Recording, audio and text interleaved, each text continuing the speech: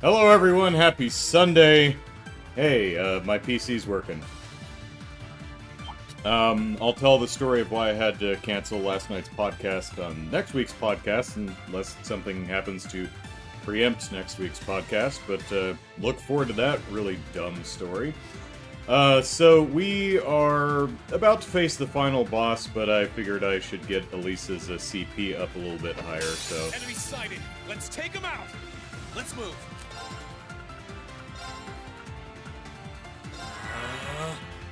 Right.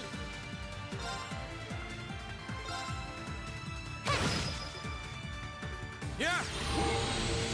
Just watch.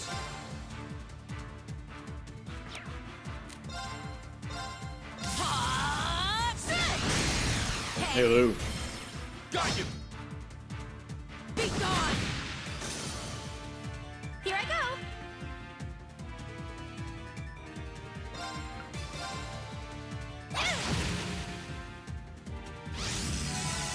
No problem. Now Dark's hands. I'll back you up. My turn!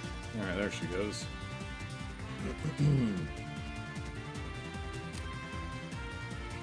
Oh.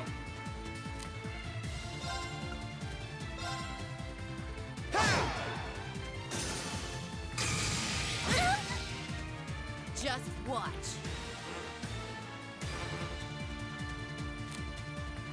They're all yours. With pleasure.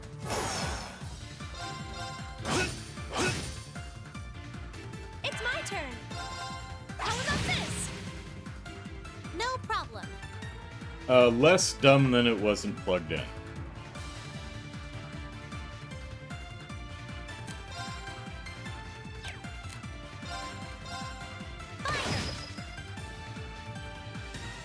Let's move!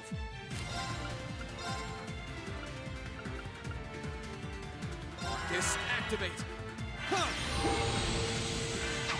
You're mine! Let me help. Thanks. Leave it to me. Yeah, there! It's my turn.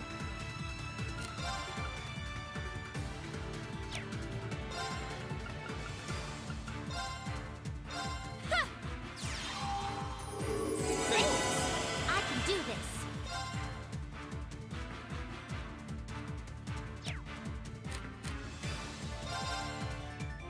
Here I go. No problem. Leave it to me. There! Time is precious. We should hurry. There we go, good enough.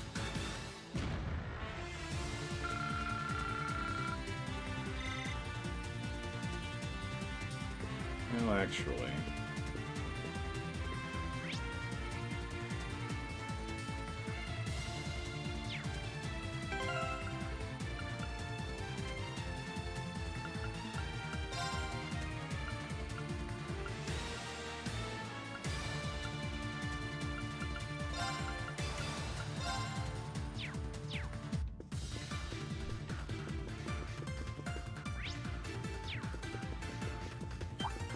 We're going to take that monster on. This one looks dangerous. Be careful. Two-chain battle.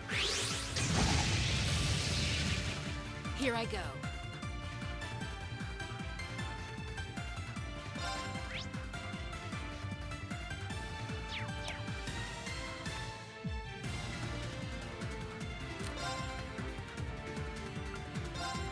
How about this? It's my turn.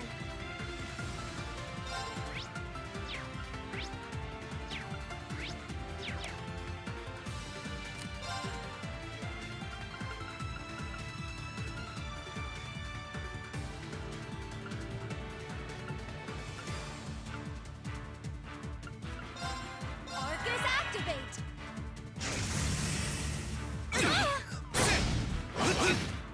Okay, this was a really bad idea.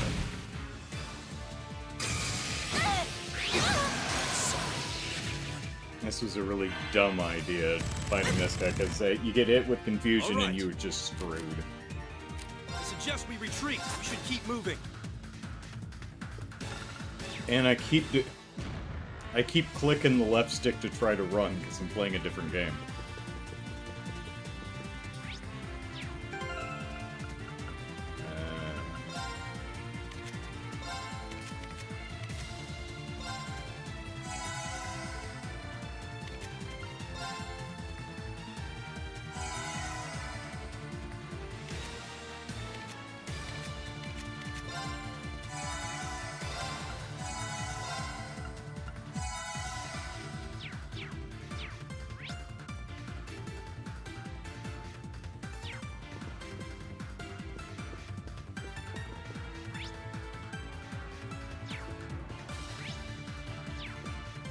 Where are you? Okay.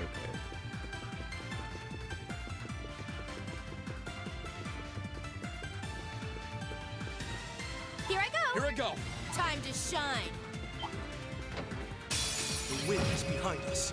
Let's go. Time to shine.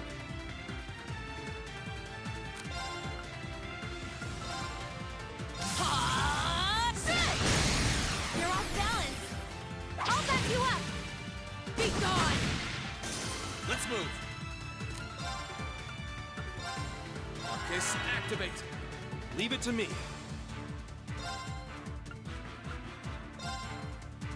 There! It's my turn.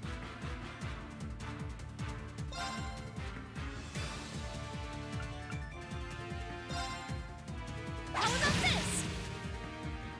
Yeah! Leave it to me. It's my turn. How about this? Let's move.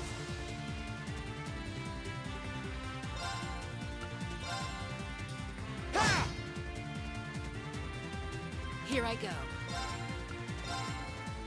Take your seat! Leave it to me. There! My turn. Just watch. Of course. Time to shine. Let's move. All right. Time is precious. We should hurry.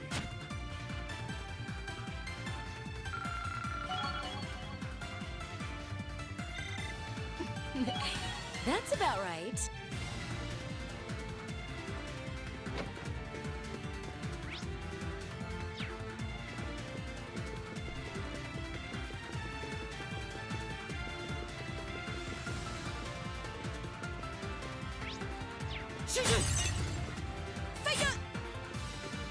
Wow, 1 week and I've just completely forgotten the controls.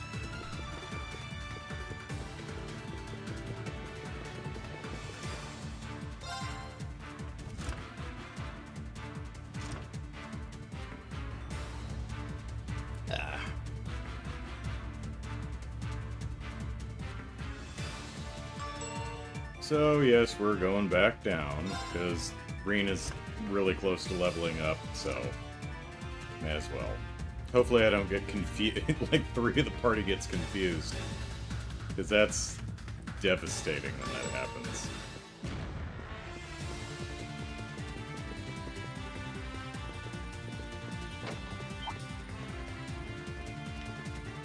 Winds, give us your blessing.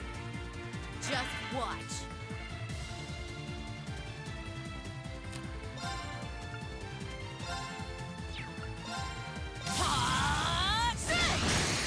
You're off balance. I'll back you up. All right.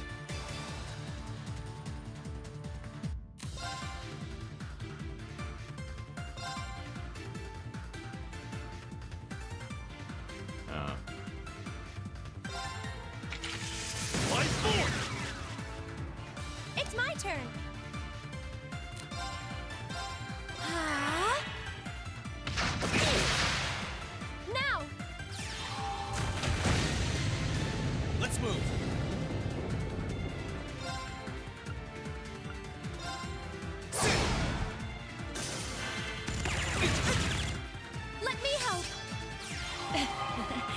I owe you one. Just watch.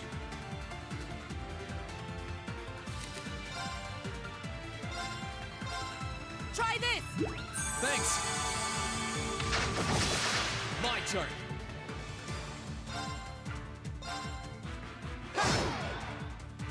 Here I go! Here's our chance! Try this! Leave it to me. There!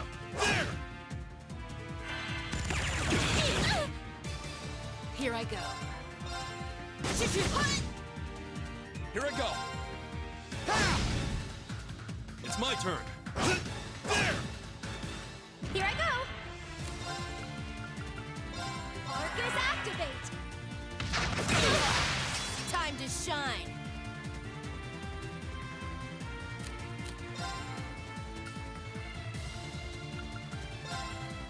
Try this! Now! Thanks. I owe you Here I one. go.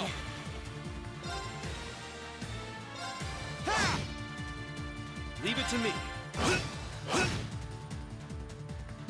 Time to shine! I live life my way. That's all there is to it. There we go. Great. Cool, now we're all up on CP. And we got a level up out of it, so...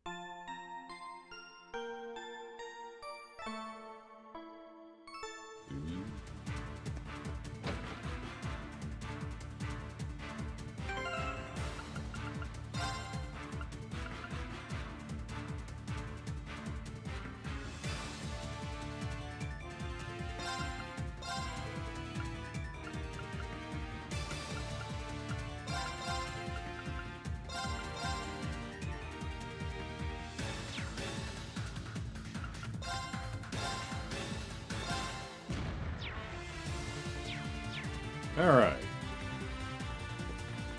Ha ha! Well, hello there. How good of you to come. Director. I've been looking forward to speaking with you, Uncle. Heh. It's been some time since we last met, Alisa. And these must be your classmates. I thought you were raised with better manners than this. Did you not think to make an appointment before seeing me? Make an appointment before seeing you? Who are you, my mother? We apologize for the sudden intrusion. However, I'm afraid the business we came here for simply can't wait. Is that so? We're short on time, so let me get straight to the point.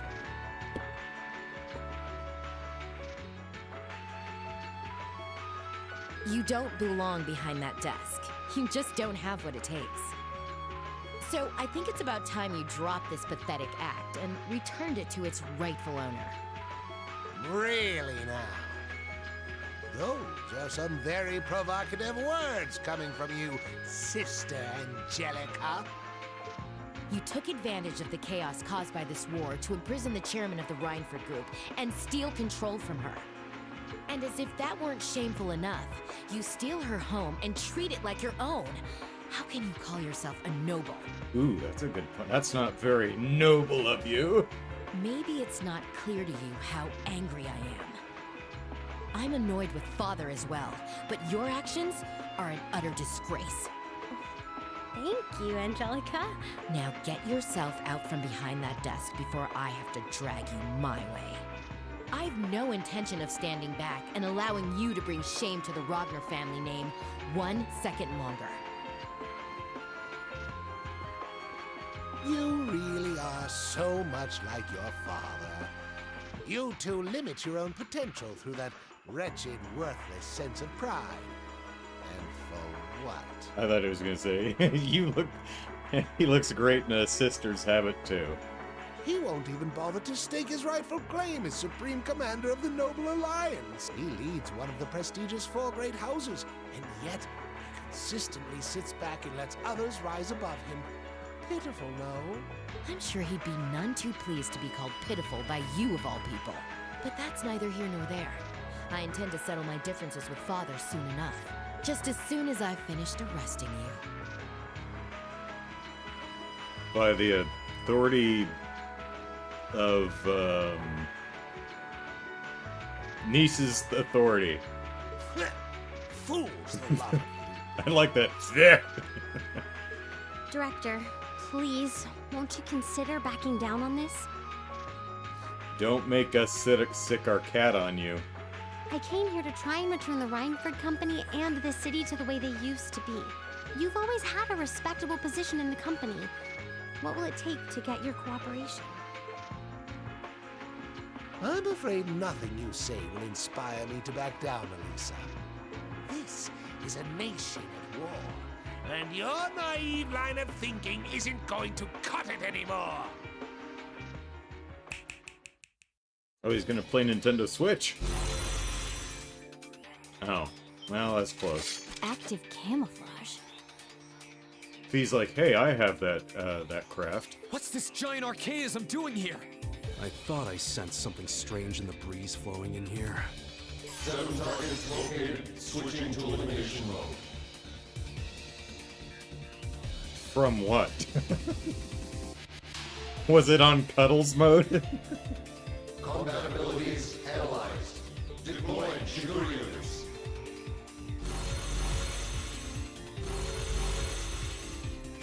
Oh, we're surrounded! Couldn't be. Isn't his blade and stance similar to yours, Reen? It seems to have the 8 Leaves School programmed into it. I thought you seemed oddly relaxed given the circumstances.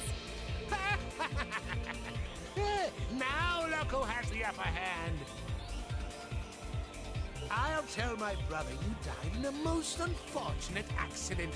I'm sure he'll buy it. Noble with a K. There you go. Shigure units deployed successfully. Commencing elimination of all targets. Here it comes! We can't afford to lose. Let's take it out! This one looks dangerous. Be careful! Here I go.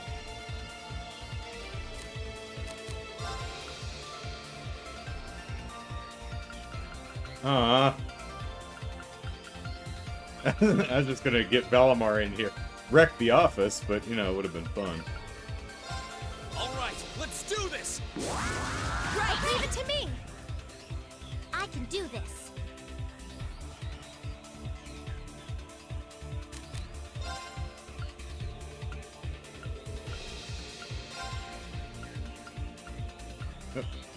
Yeah, they're rare. Him? It's actually 4 of them. Alright, Shigure. Small support archaisms used by Reg and Regenenkampf. Capable of attacking, healing, and supporting as required. Oh.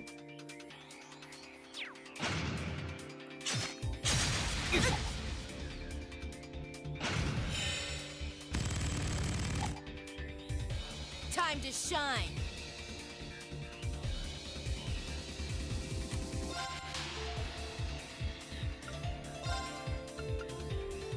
How about this? You're off balance. Let's get this party started. Understood! All right, leave it to me.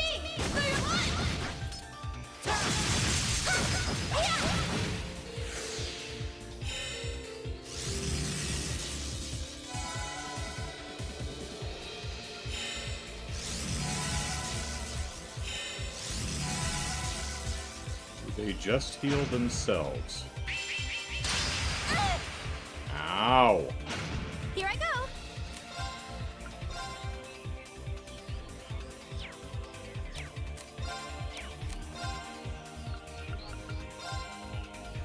Where the hell's Reen? Oh, there it is. Oh, can't get them both.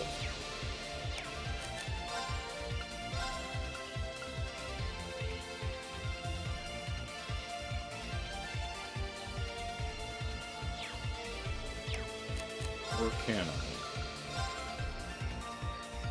No, I can't. Okay, she casts too quick. I thought maybe if she was delayed long enough, Green could just advance up into the circle, but no.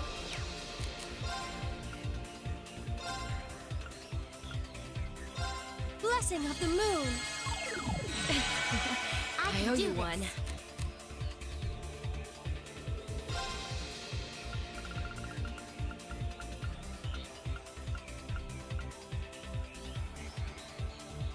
Yeah, well, we'll get it eventually.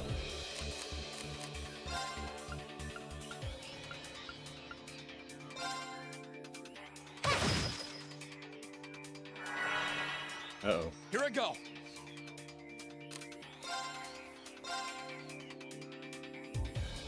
Whatever that is, we don't like it.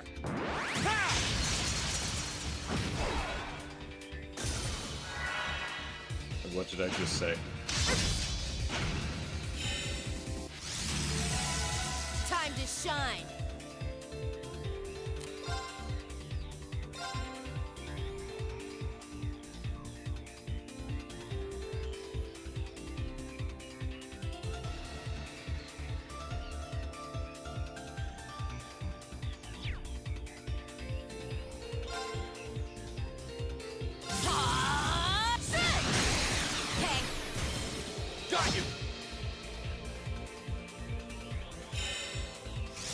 Okay, they can heal each other.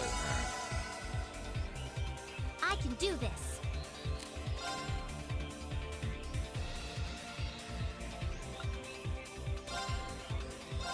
Pierce them!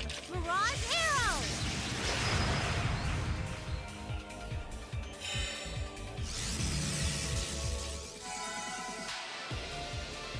Here I go.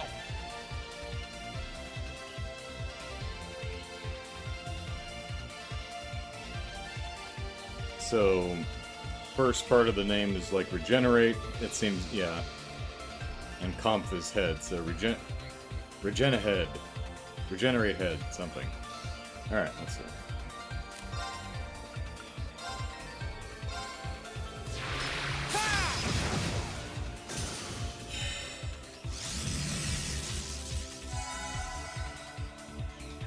It's my turn.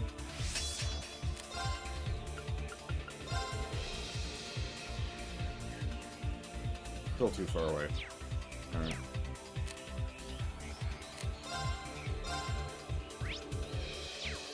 Analyzing the enemy's vitals. I got it!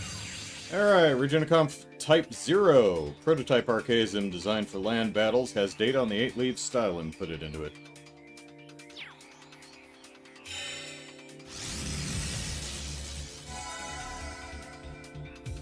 Time to shine.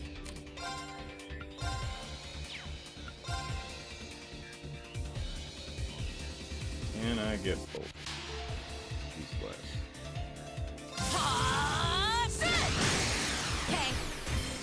Got you. No problem. Now, I would imagine it can probably, pull more. Pierce them! Summon Mirage more, rather. arrow! Now's our chance! I'll back you up! My turn.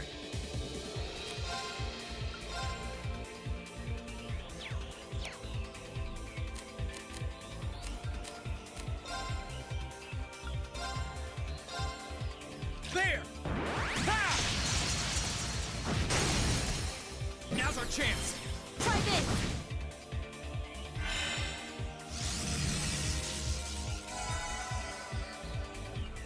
Time to shine.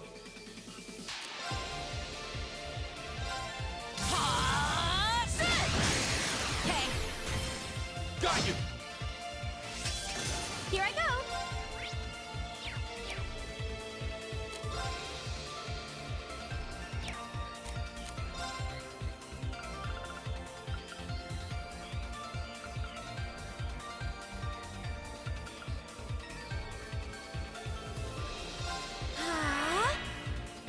go.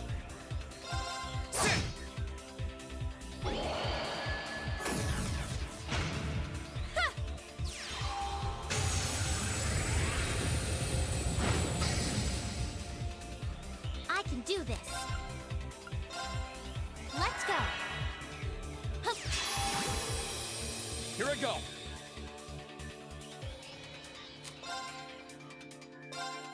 There! Ha!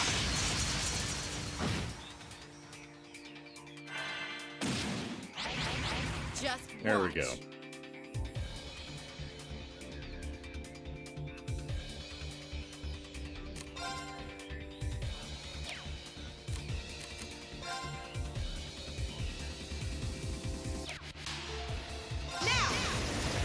Overdrive!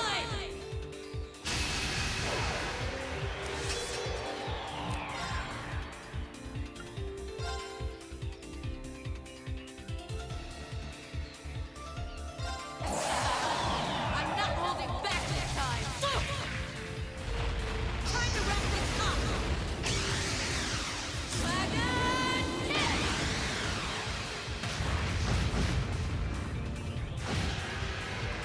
Here I go.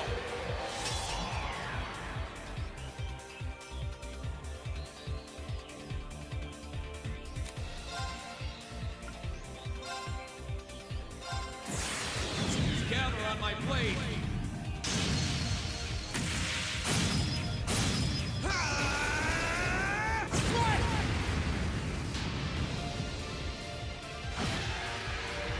Time to shine.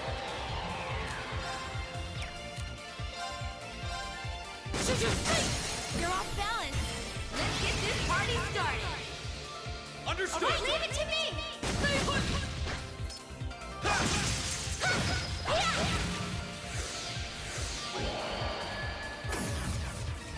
Of course.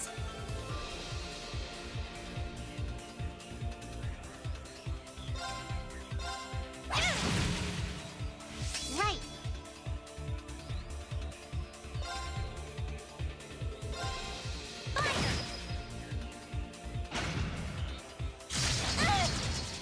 Ow! This is nothing.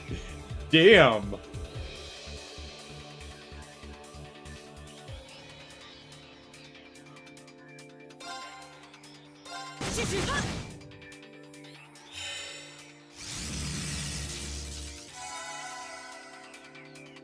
Right.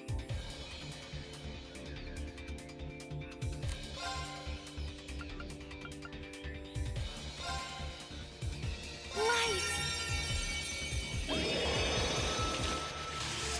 Rain upon us. Of course.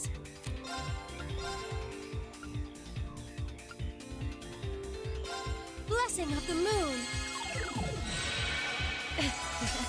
I owe you one. You tried. You're off balance. Got you. Just watch.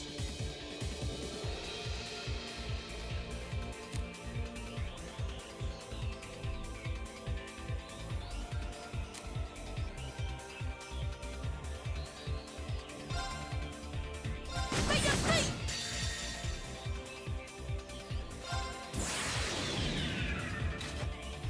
Dance for me. Dance, Foreman! Great light, reside in my bow. Radiance, arm.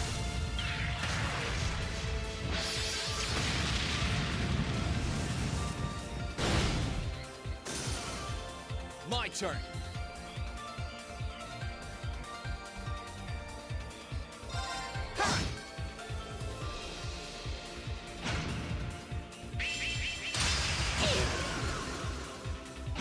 This sucks.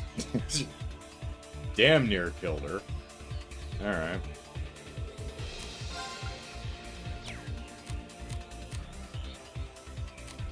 This doesn't have heal on it, does it? No, it's just strength and defense.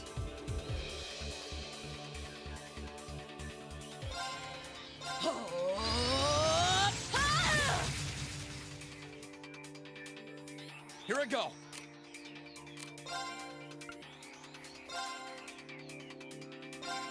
Huh.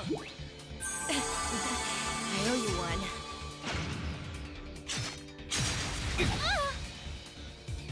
Oh, please. Now's our chance. Nice job, Elisa. I'll back you up.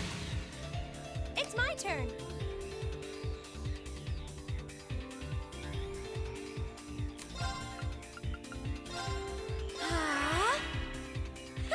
Thanks.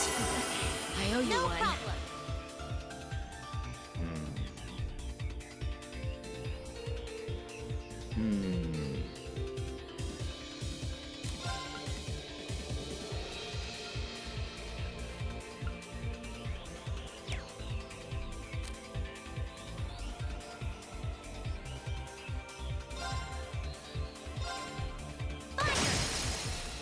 Now's our chance. I'll back you up.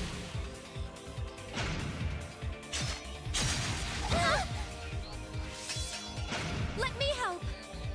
Thanks. My turn.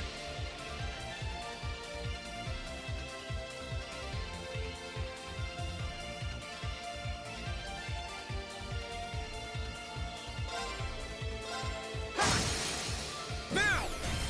Try this. Here I go. Now. Overdrive!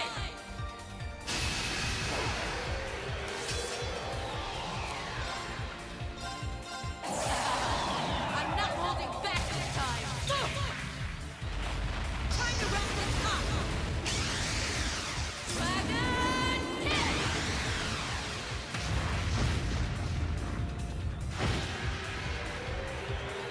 My turn. Oh, come on. CP crawled up to 199. Oh, you jerk. Oh, well.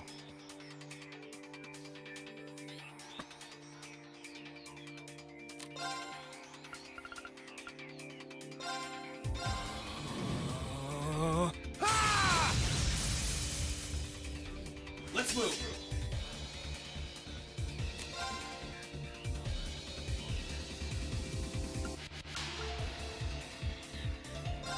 Burn to ash.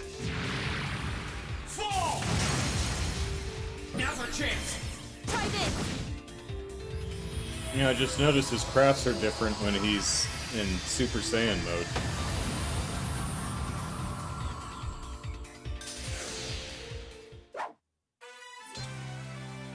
Man, your Taito skills are something else. You're not a bad swordsman yourself. Let's see, Jazzy says Sky Remake is in the top 10 highest rated games of the year. Oh, good for it. No partial credit for 199, sadly, says Brian. It's like, yeah.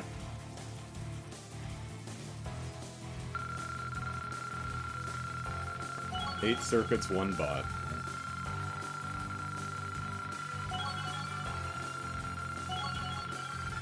$24,000 EXP for a lot. Of course, we had a 3.1 multiplier on that, so nice.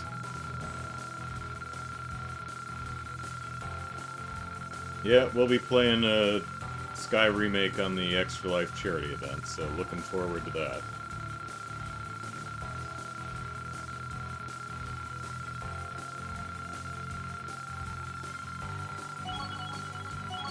Yay!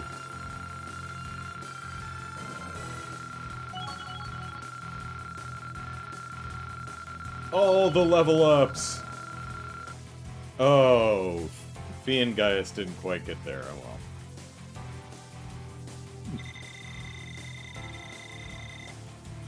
I did it! You did it! Flame Dragon, okay. Let's see. Strikes with a Flame Dragon. Yep. What's Flame Dragon do? That strikes with a Flame Dragon. Oh, alright. Hey, where do these stairs go? They go up. Burn and faint 50%. Okay. That's about right. I'm so glad. I hope Angelica does not walk off with all my quartz. If I get the chance, I may have to strip her of her quartz. stripper orbment. I feel stronger than ever. No complaints here. I'm awesome. I mean, you didn't quite get one extra level, but, you know. Variant Beam. Aragetlum fires a beam of light. Okay. It's strength and defense down. Okay. Success.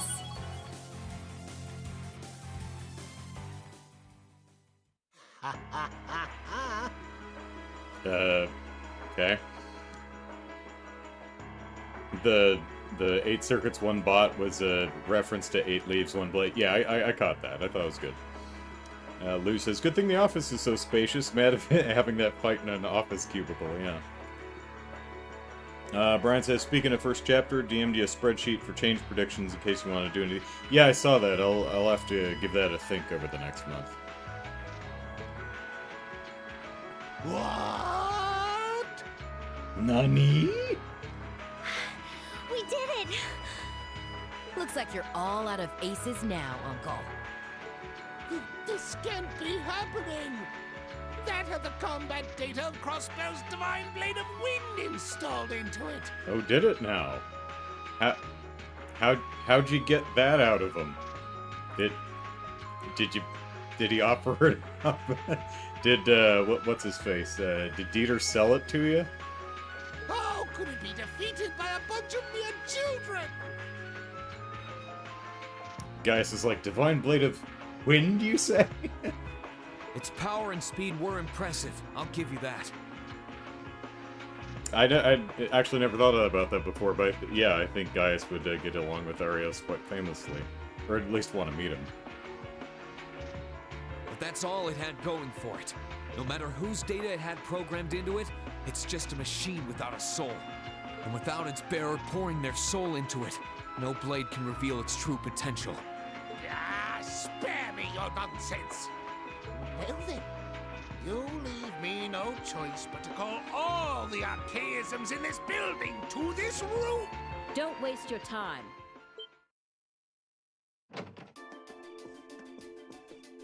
Did we do good, Mother? Praise us, Mother! Sharon? We seek your approval, if not your affection. Huh. I guess everything went all right on your end? It certainly did. All the building's security systems are under my control now. Every one of the archaisms inside it has been disabled as well. I'm afraid it's over for you, Master Heidel.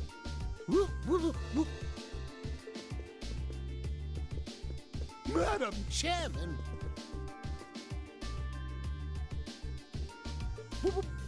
You've got this all wrong! Yes, I was acting under the orders of the higher-ups in the Alliance. I swear on my life I didn't want to do any of this. On your life. You have my compliments for managing to outwit me. I gained my position by doing the same to the former chairman, so I'm in no position to criticize you for your actions. I won't fault a man for being ambitious. As a person of similar ambition, you made the correct choice. I did? But waltzing in and making yourself comfortable in my family's home is an offense you need to be punished for. Yeah!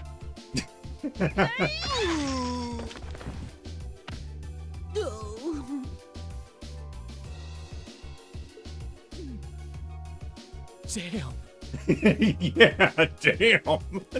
Slap, slap, and then straight to the solar plexus. She's not just a snazzy dresser. What a splendid volley of blows, Madam Chairman. She really is your mother, Elisa. My heart's all aflutter. That means things are back to normal, I guess. It's not a coup. Hello. Get wrecked, he says. Yeah. Why are you still standing around here? You don't have an appointment. You can leave everything here to me.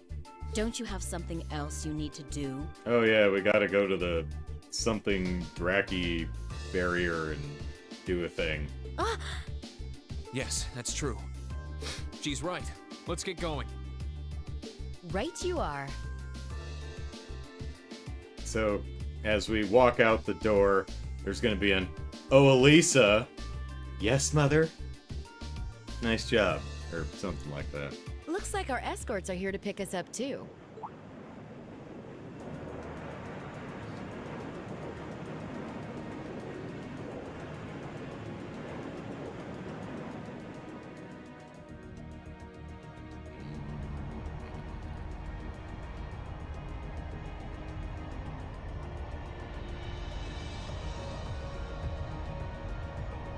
The Courageous! It must be here to pick us up. Reem! Angie! I take it everything went well in there? I think it's about time we wrap things up. Hurry and get on board. Just, open a window and jump, I guess. Now the preparations are all complete. Time for Father and I to settle our family dispute once and for all. The next section contains a Divine Knight battle. You may adjust equipped EX orbs as necessary.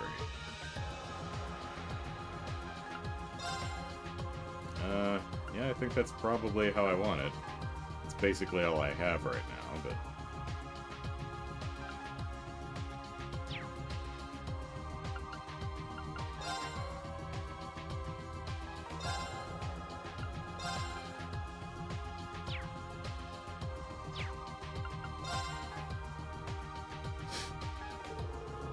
Class 7 departed Roar City aboard the Courageous, Ellipsis, and they were quickly on their way to the outskirts of the highway where they planned a rendezvous with Angelica's supporters in the Provincial Army.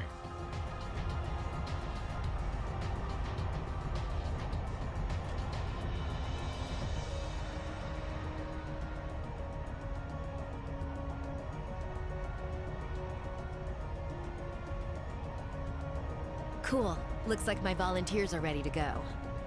I don't know if she could get anything other than like a driver's license in that breast pocket, the one with the zip. But, you know, it's probably one of those fake pockets that so many ladies' clothing has. It's kind of like some of the fake drawers in my kitchen. Yeah, they're decorative, but they don't actually open. There's no drawer there. Ugh, I hate that so much. I'll see you later. Bye, Angelica. Give me back my Good quartz. luck, and take care. Just be careful, okay? Don't worry about me. I'll be just fine. Even should I fail and end up tossed into the fiery depths of hell, I'll crawl my way back up again. For not even hell could keep me away from this land rife with beautiful ladies. Truly, I have found Shangri-La. I mean, unless...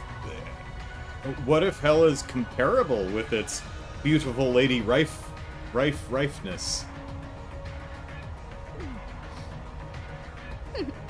You remind me so much of my brother. You're like, get a collect call from hell. Hey, it's Angelica. Turns out there's a bunch of hotties down here. That kind of, not surprising, I guess, being hell and all, but I'ma stay. You know we're worried about you, right?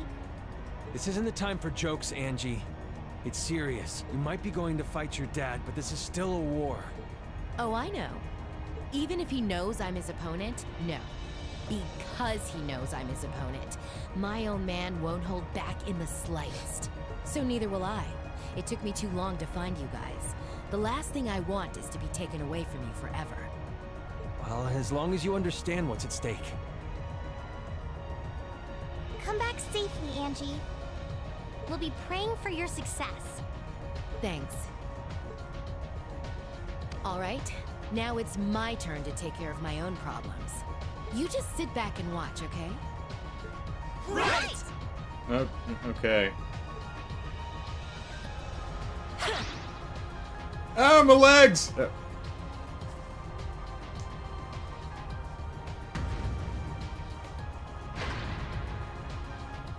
Nice. Looks like it works just fine. Lady Angelica! All units, we will hereby begin advancing on the short straight barrier. Brave heroes of Nortia, lend me your strength. May the Schwartz Drake be with you. It is only with your aid that I will be able to defeat my father and secure this province's rightful future. Yes, ma'am!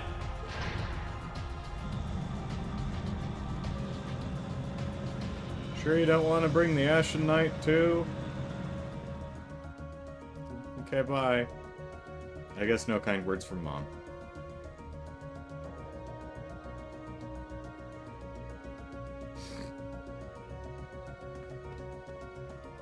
Your lordship!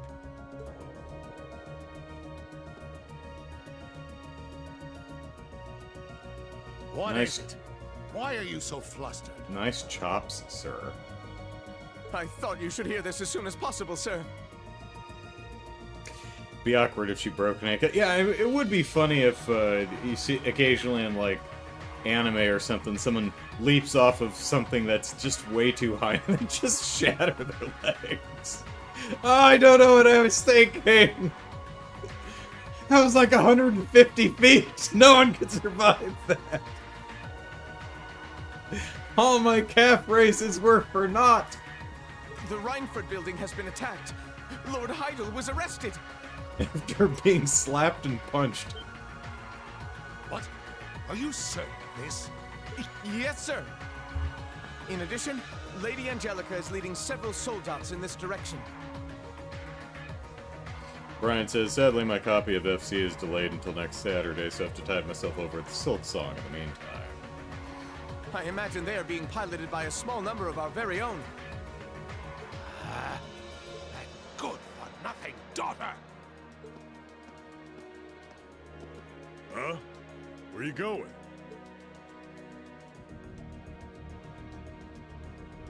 What do you want? You off to settle the score with your daughter? Let me lend a hand. I didn't come all this way to do nothing. You stay out of this. This has nothing to do with you, or even the Noble Alliance. This is a father disciplining his child for going one step too far. Yeah, how dare you arrest my brother? You remain here and stay on alert for the 3rd Armored Division coming from the Nord Highlands.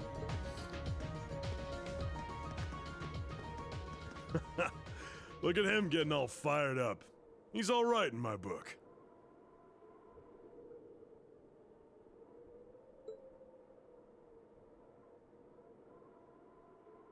Can't say I'm a huge fan of getting in the way of a family matter like this, but this is too good a chance to pass up.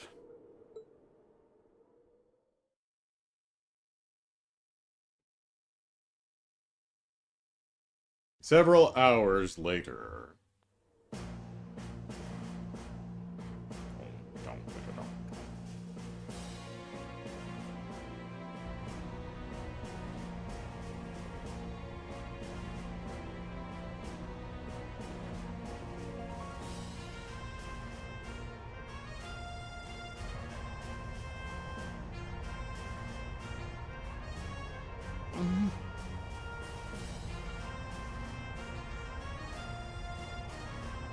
The situation is really tense down there. It feels like they could start fighting at any moment. Tense, it's unlike them casual wars. Good luck, Angelica. Lady Angelica, something's happening in the fortress! That looks like...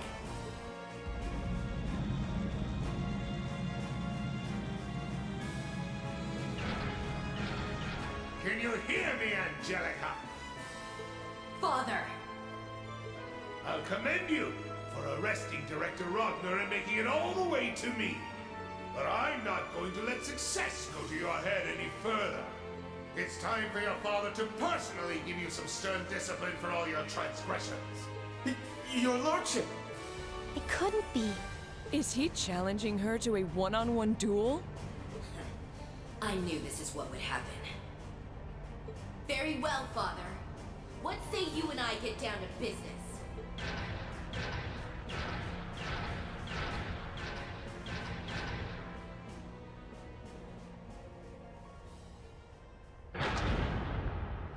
Begin!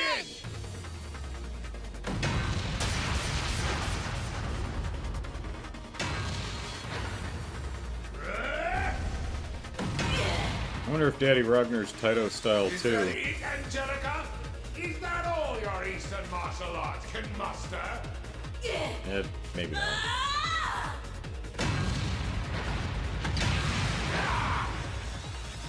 Please, I'm more concerned for you, Father. You'll need more than just raw strength to win against a Taito practitioner.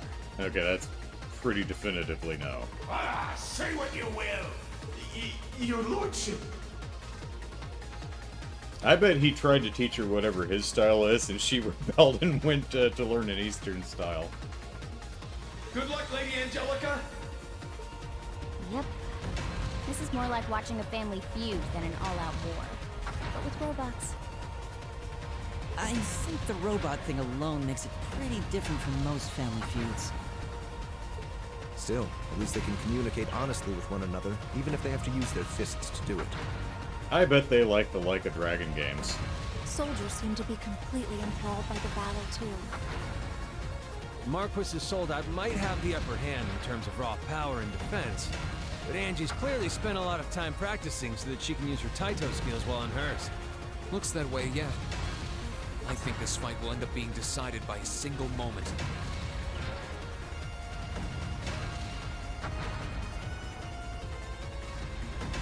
Francis, speak for yourself, Elliot. My family feuds frequently involve robots. Go on, Angie. Oh no!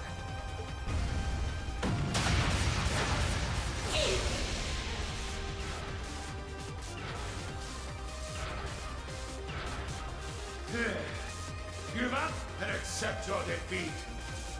You don't stand a chance against this Hector Soldat in hand-to-hand combat. So hurry up and resign yourself to the inevitable before yours ends up smashed to pieces with you in it. There's no way to know how a duel is going to end until it's over.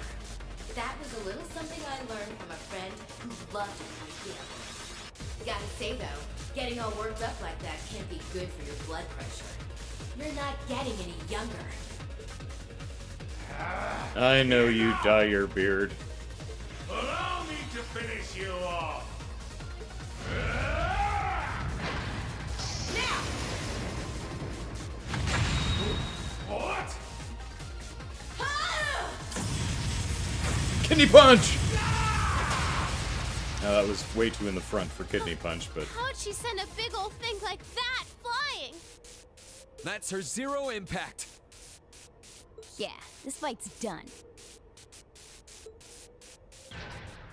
that's That was Not- a close one, but I pulled through in the not end. the best sound effect.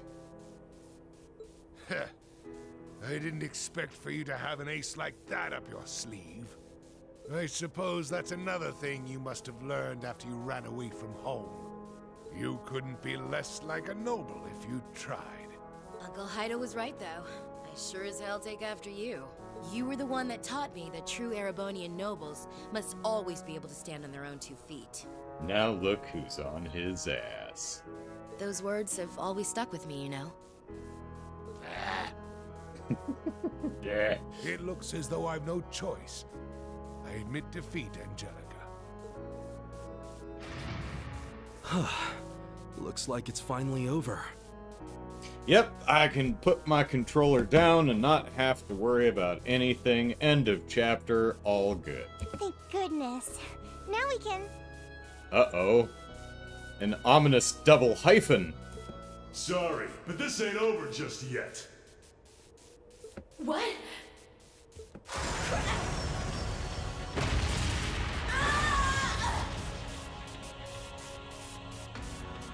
Angie!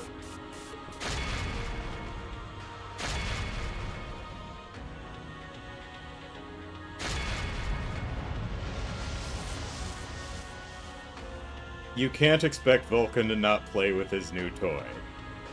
Is that another new model? It's gigantic!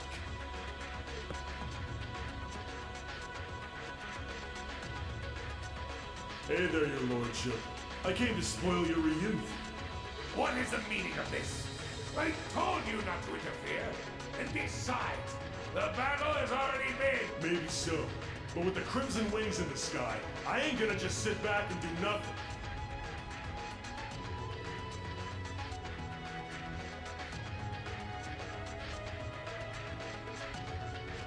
I've got a job to do, and me and this here Goliath are gonna do it!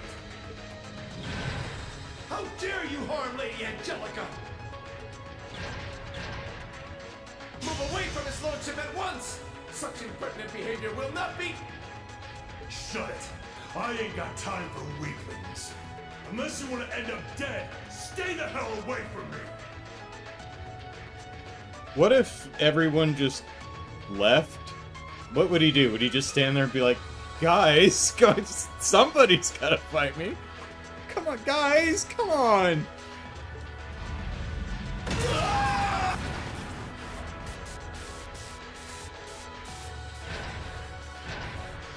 Did the sold-out airbags deploy? Power is I hope incredible. But there's no way a soldat that massive moving like that's gonna hold out for long.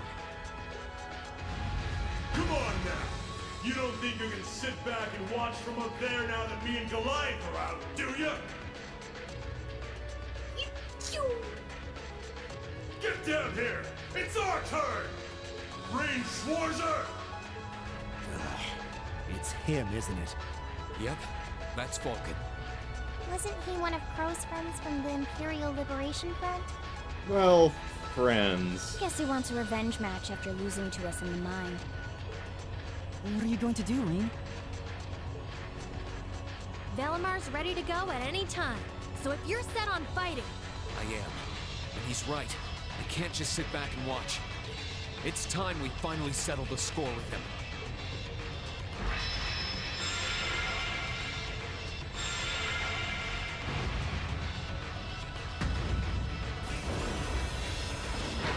Take care, Rain. He's an exceptionally dangerous foe, to say nothing of the soldat he's piloting. Good luck. Thanks.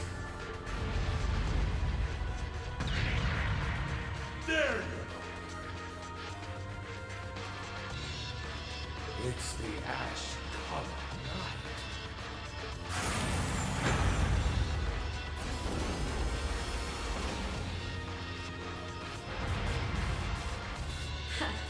Here comes the star of the show. Kick some ass, Rain!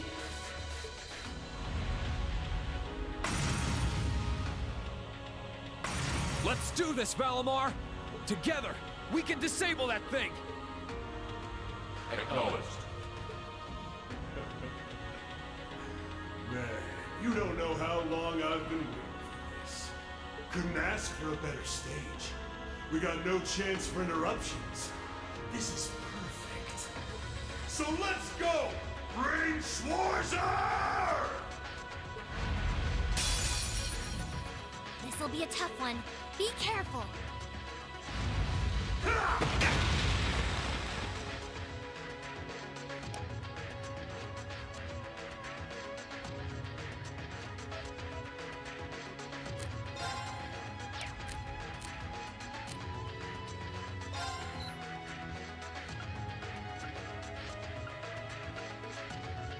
Oh, so no head, just left arm, right arm, and body. No problem.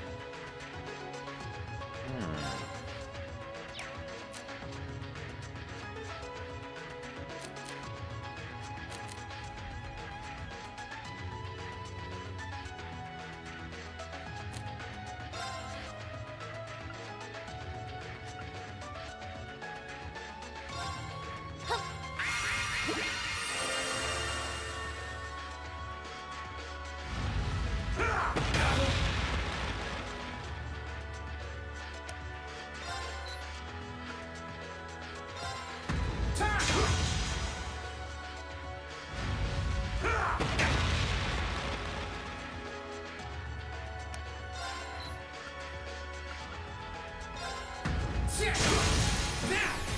Gotcha! No problem.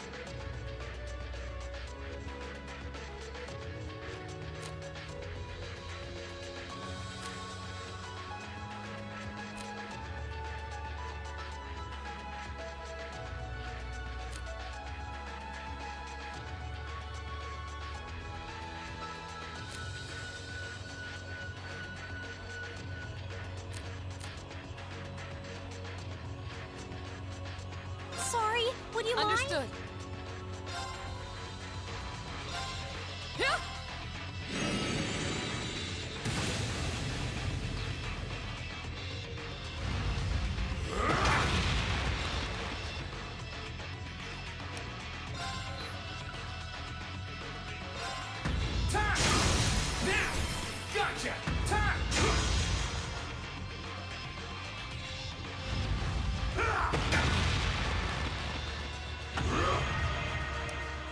Huh. Don't like that. Bring it on! Leave this to me!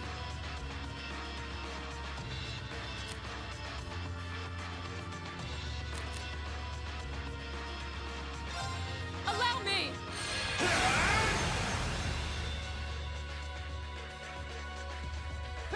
Gotcha!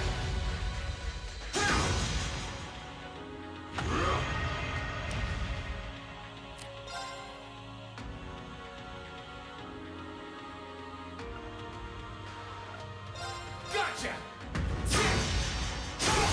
Let's go! Gotcha!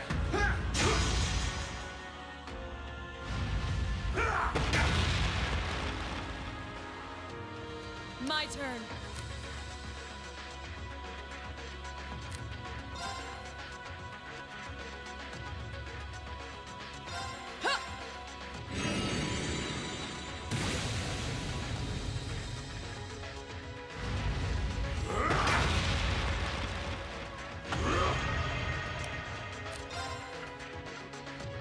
Gotcha!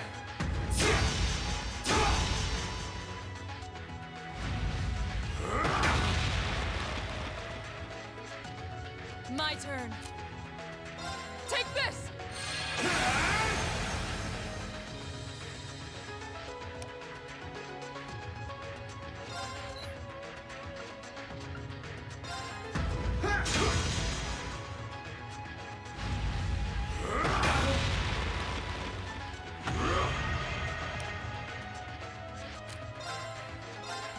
Gotcha!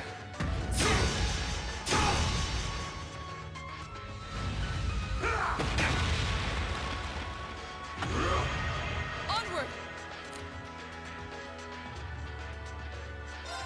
Allow me!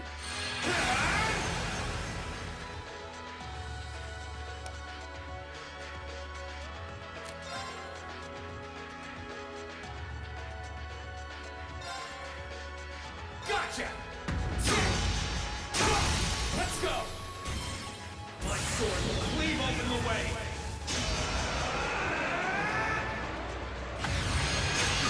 Like domination! It's working! Keep it up! My turn.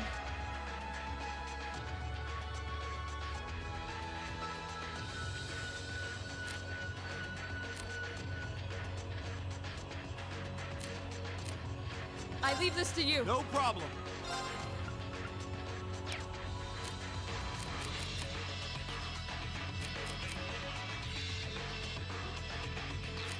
Can you handle this? I'll show you how it's done.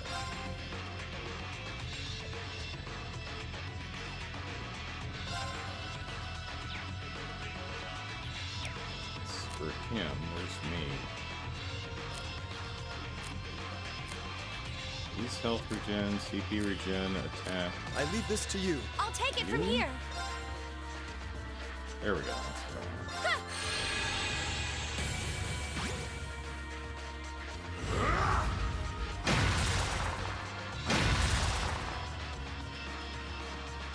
Ah, my spine.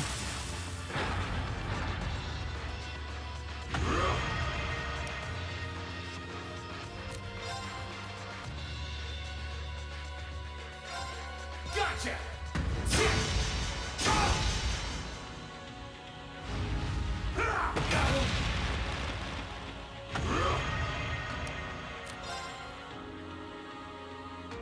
Gotcha!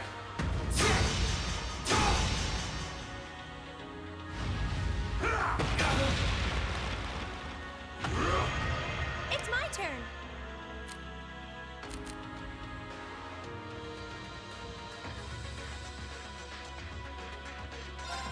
Allow me.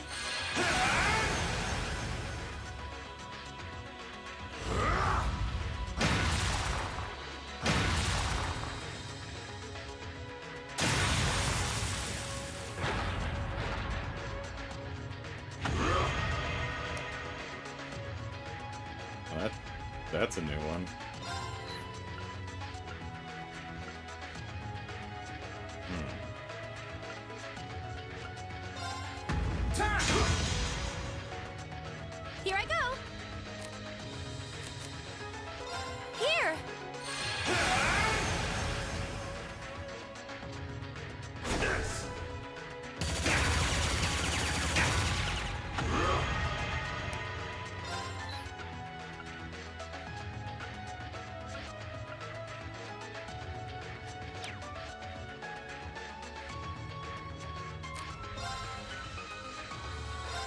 Gotcha!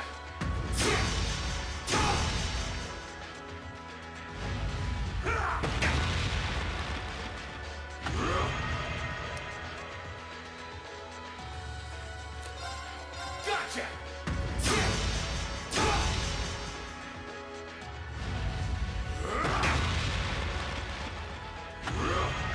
It's my turn.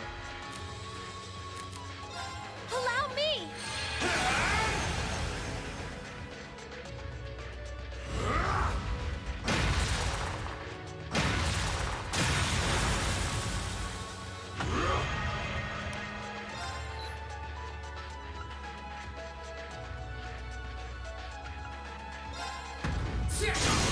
Let's go! Gotcha! Here I go.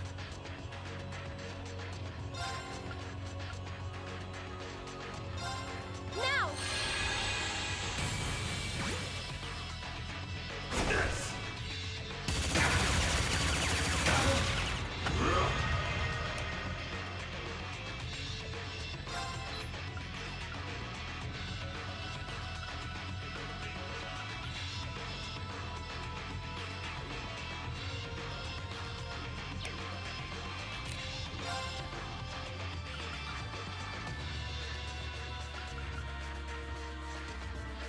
Gotcha! Let's go! Gotcha! Time!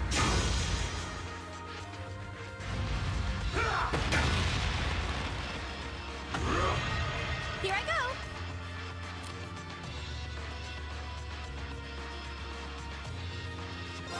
Allow me.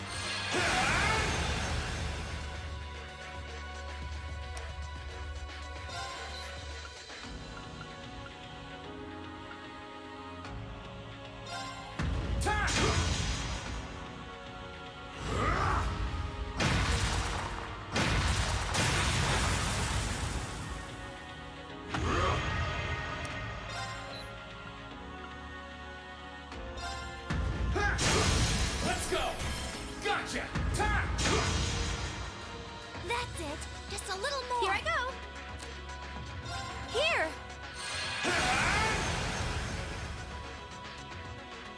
This!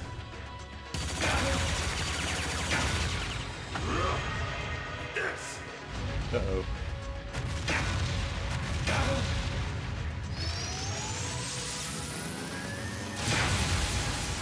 Well, that's less than ideal. This is bad. Yeah.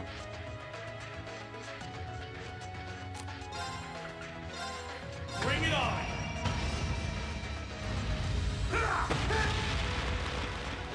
Gotcha!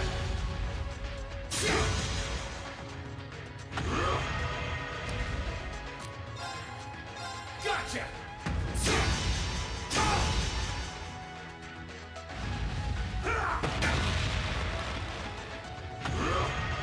This isn't looking good. Allow me. This!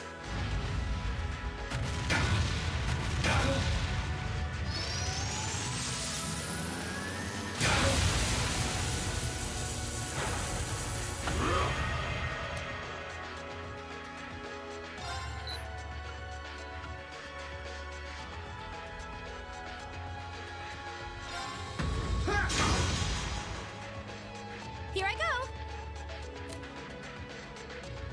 Allow me.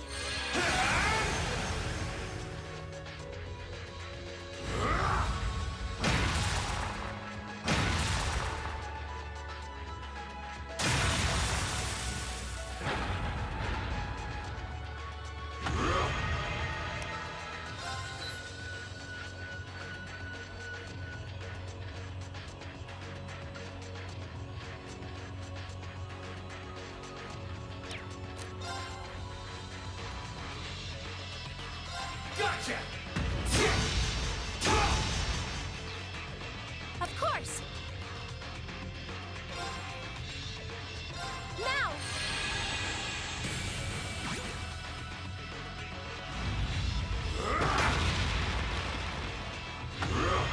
Let's take another turn there, it's fine.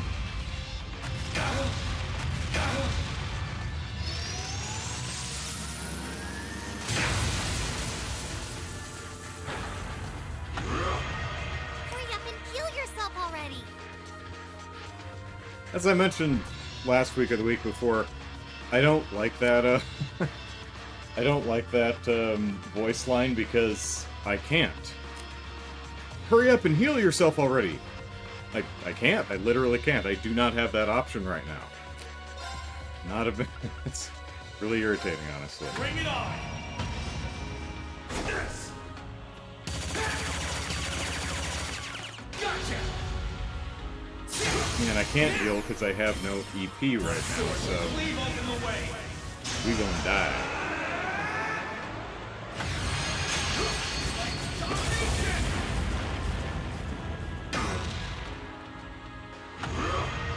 This isn't looking good. No. Yeah, because we can't heal, and no amount of defense is gonna protect us when we've got 7,000 hit points left. Here!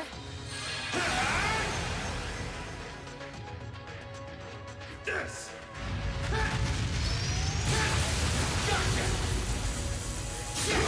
Oh, we countered? How did we pull that off? Did we still have Morning Moon on? Okay, I'll take it. Bring it on! Oh, well, he's just gonna go again, so... Yeah, he decided to take another turn, so... Nothing you can do about that. Although, it looks like we're still on Morning Moon.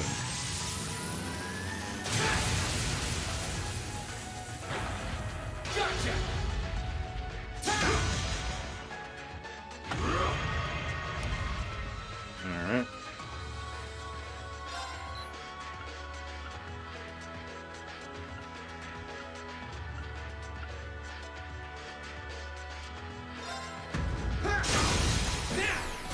Gotcha!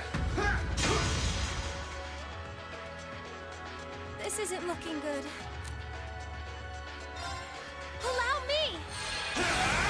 Alright, we may be able to squeak through this.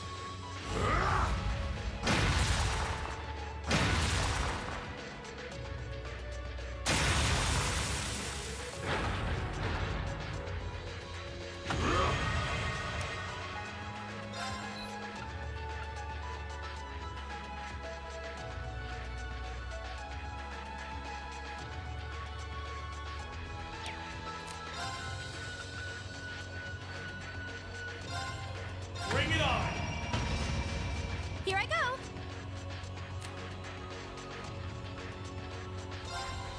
Allow me! This!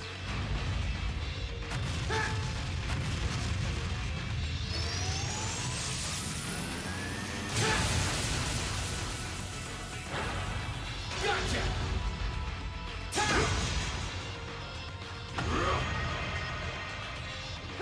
Gotcha! Now! Gotcha!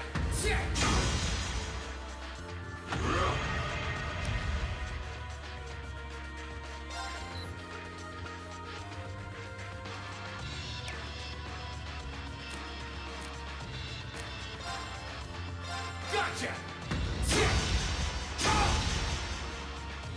Here I go!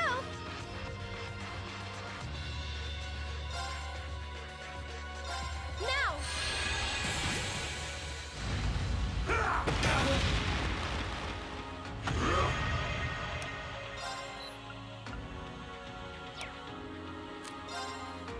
Gotcha!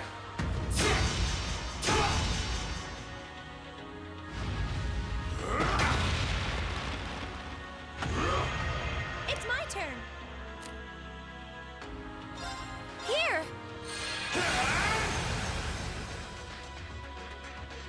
This!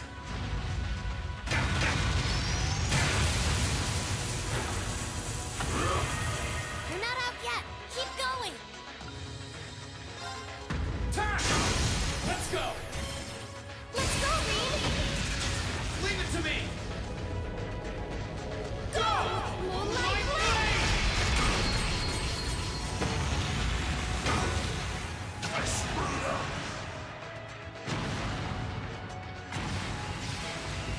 That was fun. That was dicey, but we pulled that off. Huzzah!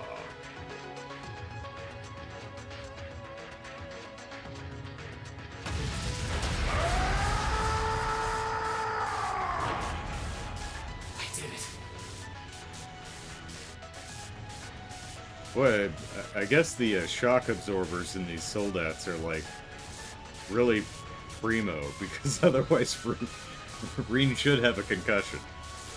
He won! He really won! An impressive achievement, considering how stacked the odds were against him. Yeah, with that schmuck taking extra turns. I was watching the turn counter. I saw you sneak a couple in there. Oh, yeah! That's our Reed! I knew someone who was in the same class as C would put up a good fight. Sure, I might have lost this fight too, but I couldn't have wished for my flame to burn brighter one last time before it went out for good. What just happened? I knew it! Watch out, Reen! Don't get too close! Supporting a frame that huge was putting a massive strain on that thing's orbital engine. It could blow any minute now, and the blast will probably take the whole soul dot with it. What? No, I gotta go in there and get him. Vulcan! Get out of there quickly! If you don't hurry, you're gonna die! I don't need that in my conscience. Sorry, but this is just how I wanted it to be. I did what I set out to do. I can't say I don't have regrets, but I'm satisfied at least. Satisfied with regrets. Okay. Are you an idiot? If you go and die, it all amounts to nothing!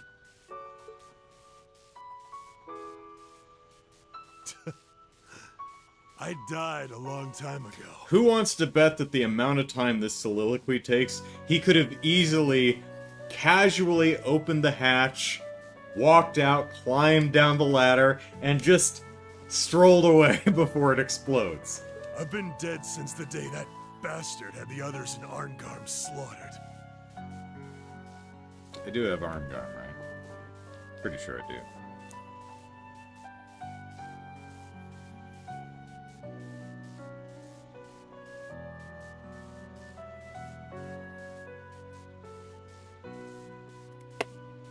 At least now, I can finally be reunited with them and G.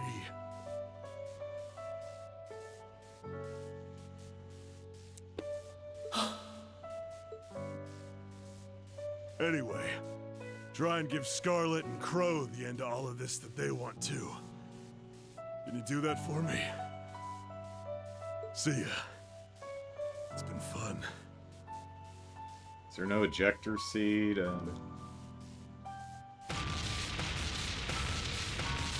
Reed! Get away from him!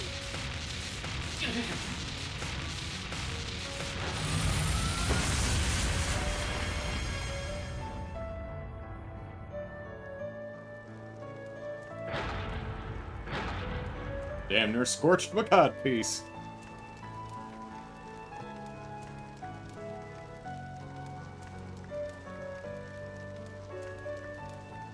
Well, I don't see a corpse.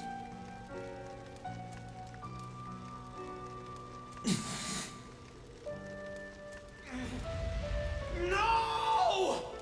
People die in a war! Reen. What's this world coming to? Was this really what V wanted? How did this happen?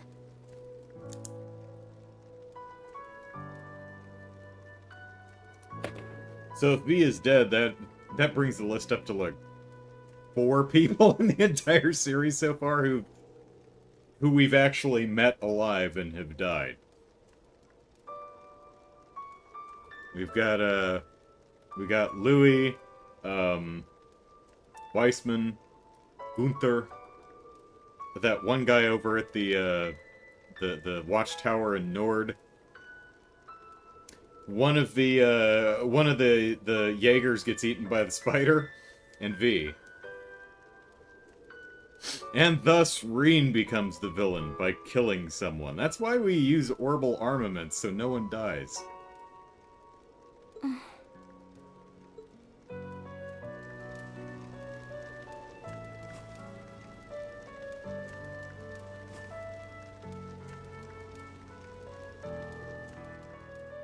Ragnar's like, I told him to sit this shit out. This ain't on me.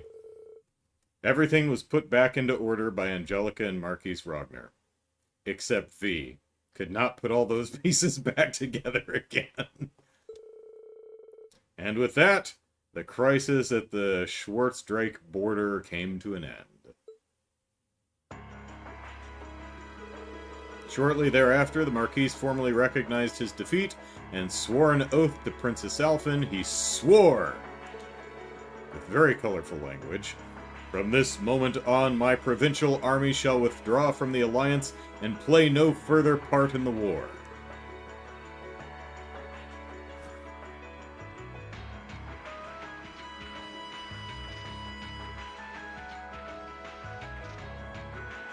Oh, I mean, okay, but Osborne 2, yeah. Oh, G, that's 7, thank you. Lisa's mother also returned to her position as chairman of the Rhineford Group, and never made time for her daughter, or acknowledged anything she ever did. In no time at all, she went to work reuniting the various divisions and quelling the chaos that had arisen. The problem is I read the prologue for, at the end of Trails to Azure, so it seems like Osborne either didn't die, or is resurrected, or has a doppelganger, or a twin brother, or something. Sifting through the information she had acquired, she discovered that the soldats were primarily being produced in the West. This knowledge in hand, she drove herself to investigate further, doing all within her power to guide the war to a conclusion.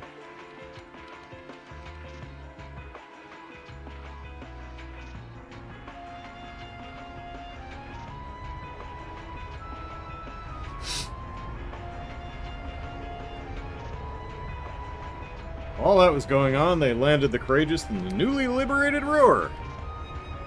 Alright, let's see.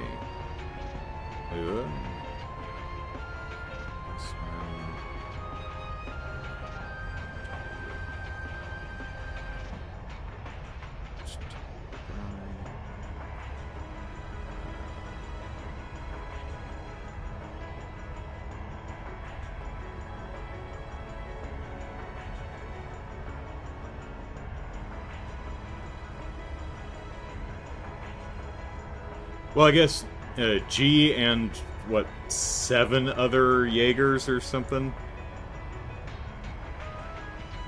In the basement of the Orcus Tower.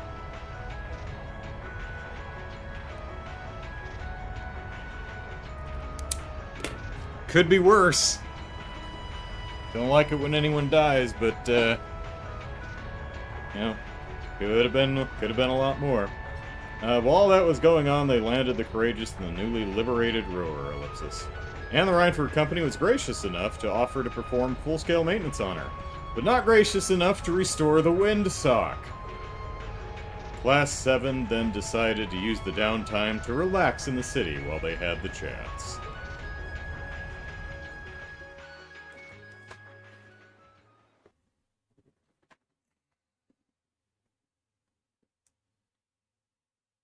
Oh, and thousands of creatures that we've killed just walking from place to place.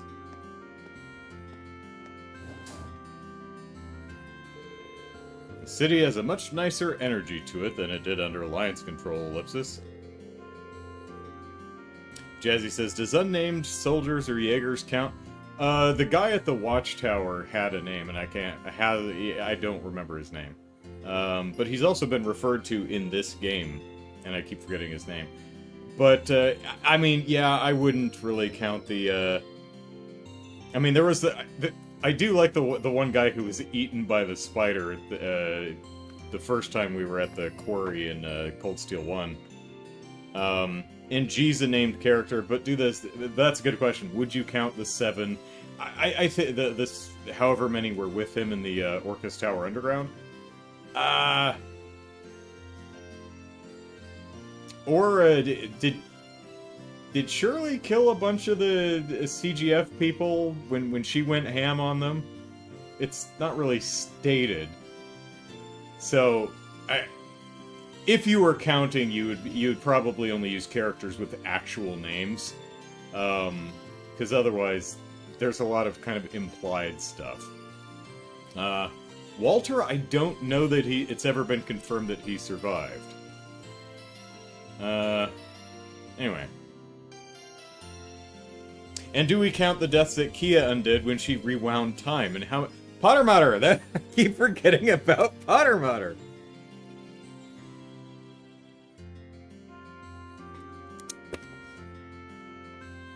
It's kind of like when I did the list of for everything but Wii U games. You get into little details, and it's a judgment call on all of it. Anyway, must be due to the chairman returning to her post in the Marquise declaring neutrality. I'm happy to see how things have changed, but this piece came at a steep price. Ellipsis.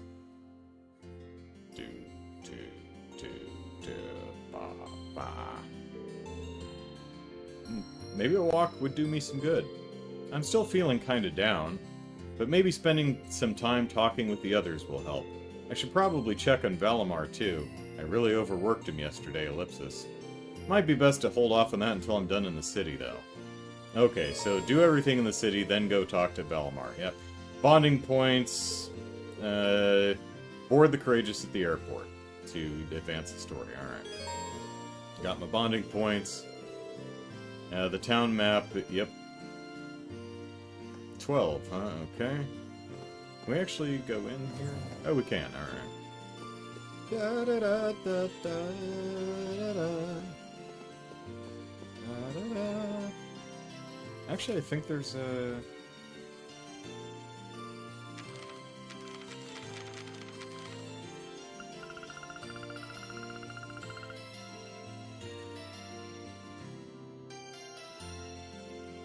Enemy slain, 3,036, so...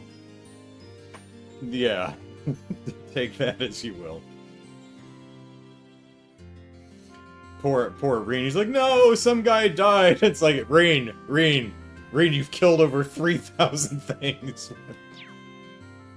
It's like, well, I mean, I didn't personally... Look, I, with some other children, killed them. Lithuania or something like that? Lusitania. Close.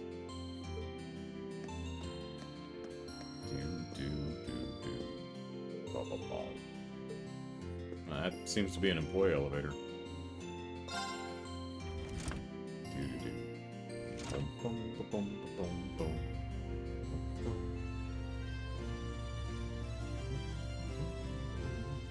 I like how this window doesn't, or this elevator doesn't have windows, so they're doing a camera move where they're starting the camera high and then lowering the camera to kind of simulate that the elevator's going up. I think that's a fun choice.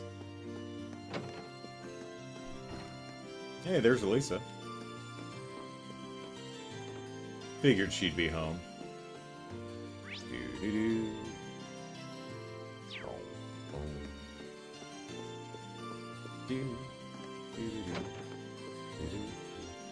And Princess Alphen. Da da da. Da da da da.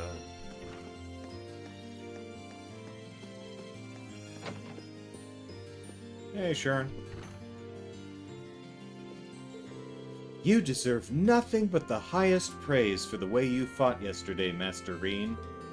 Were it not for your assistance, I doubt I would have been able to even rescue the chairman, much less liberate Ruhr. You have my most heartfelt thanks.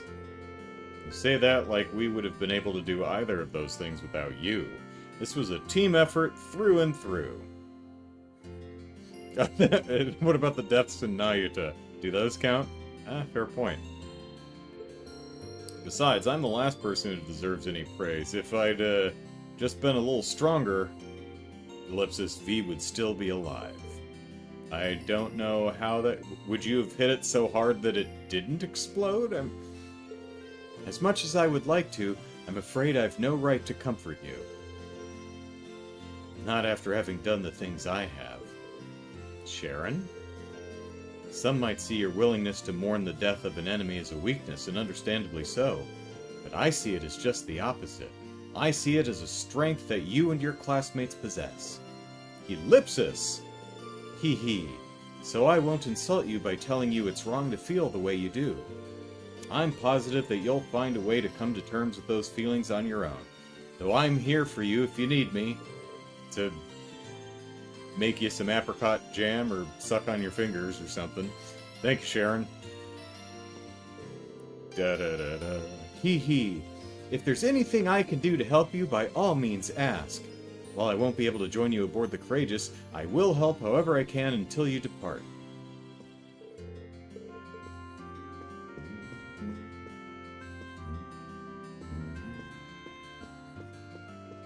No, I don't know, Jazzy.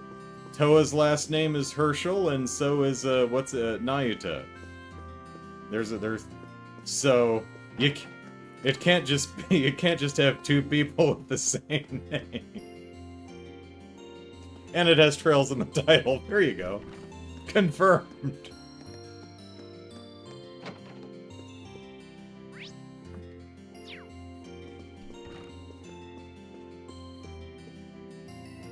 What up, princess?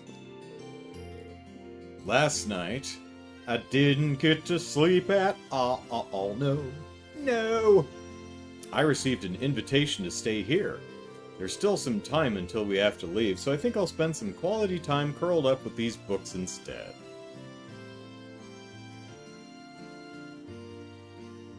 And it's shown up on official polls of our favorite, least favorite Trails games. Oh, and it's crossed over with Ys, so everyone who's ever died in any of the dozen Ys games counts too. Sharon's coffee can't be beaten either. In fact, pulling myself away from here may prove to be a real struggle. What's the... Brian, what's the game you were playing a little while ago that I think this game exists in that world or something like that? Was it Tokyo's Xanadu or something similar? My memory, it must be refreshed. I can't keep everything up here. There's not enough room. Maybe I should join her for a while. She seems like she could use some company. Yes, someone who says maybe I'll grab some tea and curl up with a book is definitely someone asking you for your company. Reen is good at reading people. Mind if I stick around a little longer? Oh, won't you stay just a little bit longer? Not at all. Hee hee.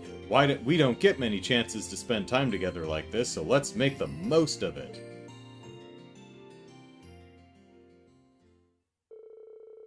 Reen could never say no to some of Sharon's coffee, and in fact asked her to make another pot for them. With that, he and Princess Elfin spent some time perusing the countless books gathered in the library. This coffee really has a nice aroma to it. Tee-hee, doesn't it? Sitting back and enjoying a cup of Sharon's coffee, engrossed in a book ellipsis, I think I've found the very definition of bliss. Hey, we've got Dorothy up on the Courageous. You want her to recommend some titles for you? Tokyo Xanadu. Okay, I was right. Jesse, I have a crazy theory that Adol never died at 60 in the North Pole, but found a portal to Zamoria there. I've not played any of the Ys games. Well, I've not played well, that sounds dirty. I've not played any of the... I played one of the early ones. I think it was 1 or 2. And I played it, like, more than a decade after it originally came out, so it was, like, really tough to play. I do have, I think, Origins, though, that I'll probably try playing at some point. That I'll definitely try playing at some point. Just gotta make room on my, schedule. Haha, well, I can see where you're coming from. It never ceases to amaze me how many books there are in here. Or even the variety of topics and genres represented. I guess Gwyn had always had a pretty broad range of interests, though, so it makes sense that his library would be as diverse. Indeed, but the only... Ew. Ugh, pardon me.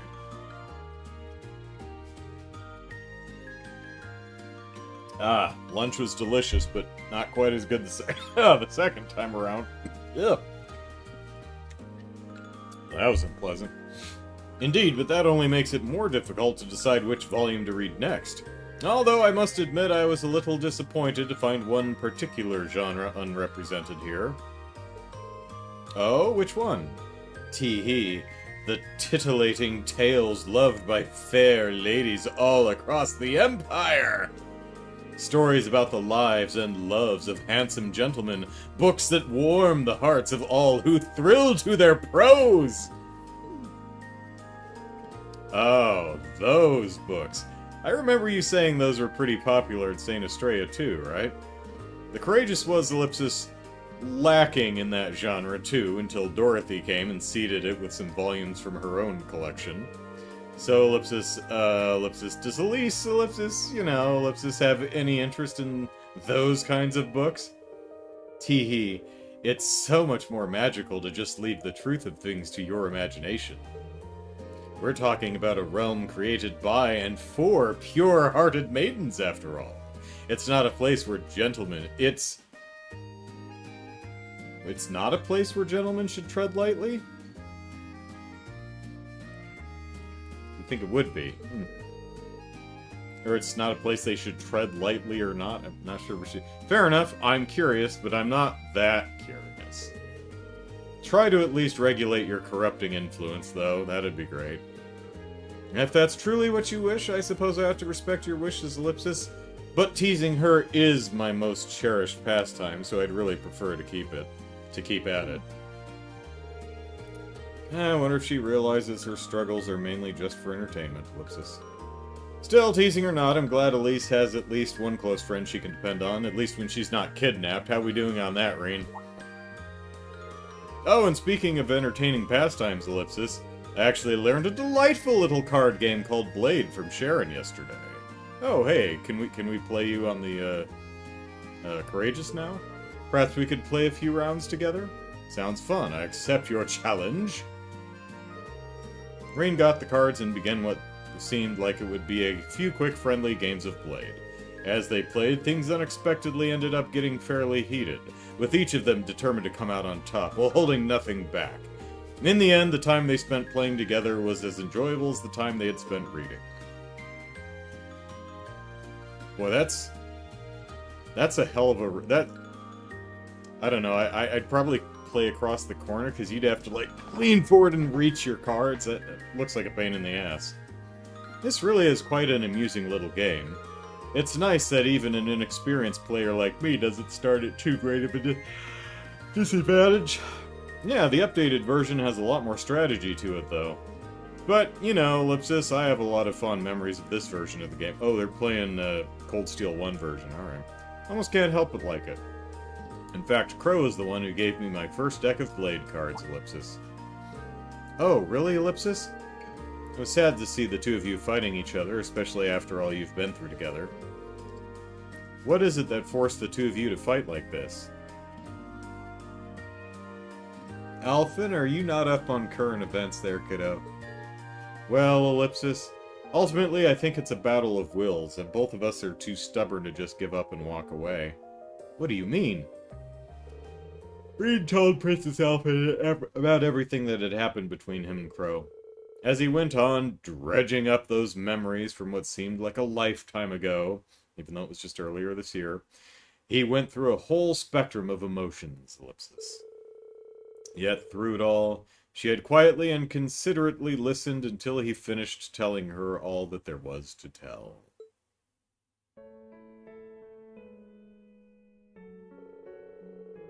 You could think of it as a high-stakes game of Blade, Crow on one side and me on the other.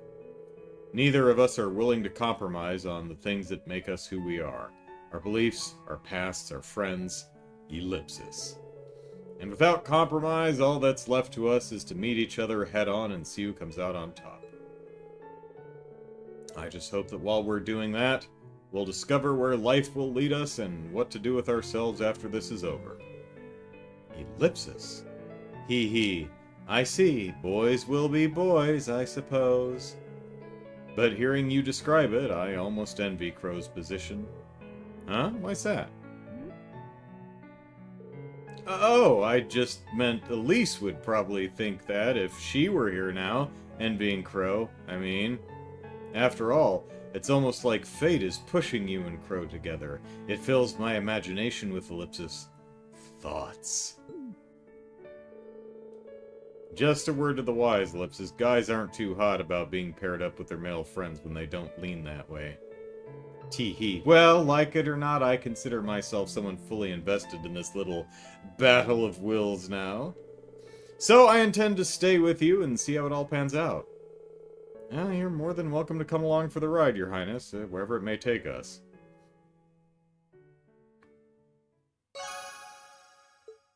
And our bond has strengthened. Huzzah!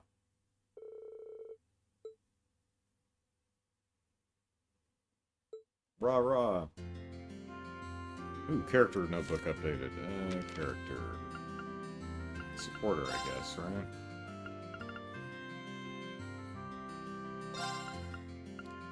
Boys are beautiful. She appears to be quite knowledgeable in a certain genre that's popular over at St. Estrea's Girls' School. St. Estrella, singular, Girls' School.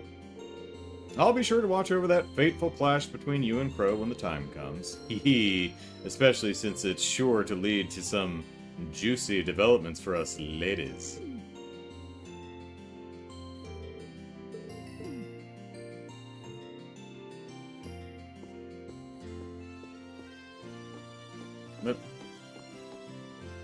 Oh, hello.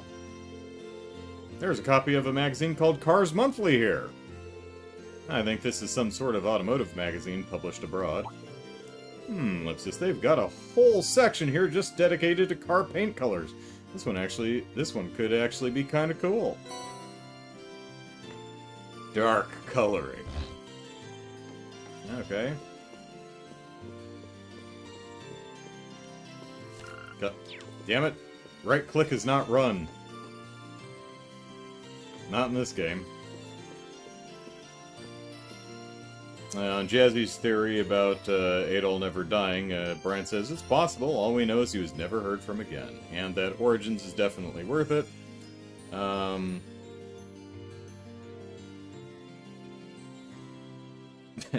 Alphin ship Reen and Crow. She's like, well, if I can't indulge in sibling love between, she's like, the whole Reen and Elise thing ain't gonna pan out, so maybe I'll set my heart on Reen and Crow. Da da da da da da da da da da da da doobly doo.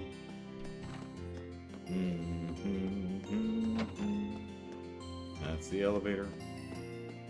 Bum, bum, bum, bum, bum. That is still not the run button.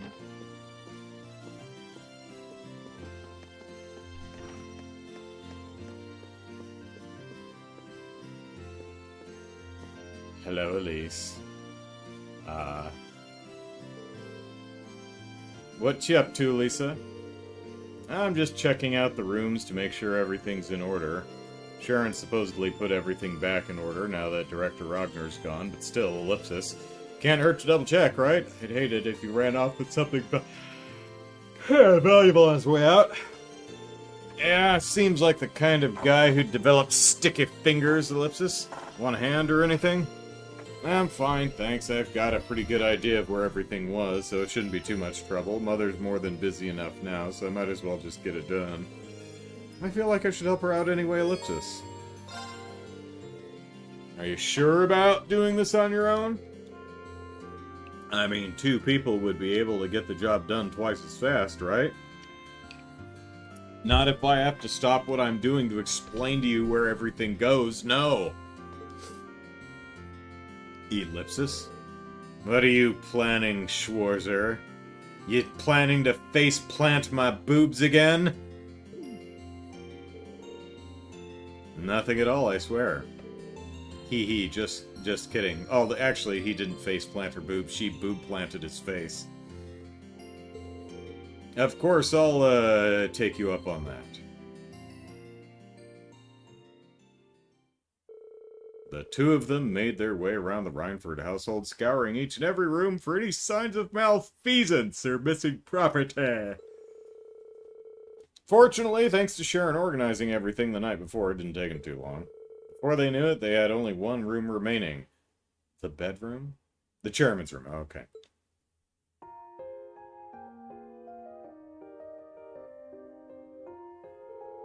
Oh, is she gonna find some little writing or knick-knack that shows how Mommy's so proud of her little girl?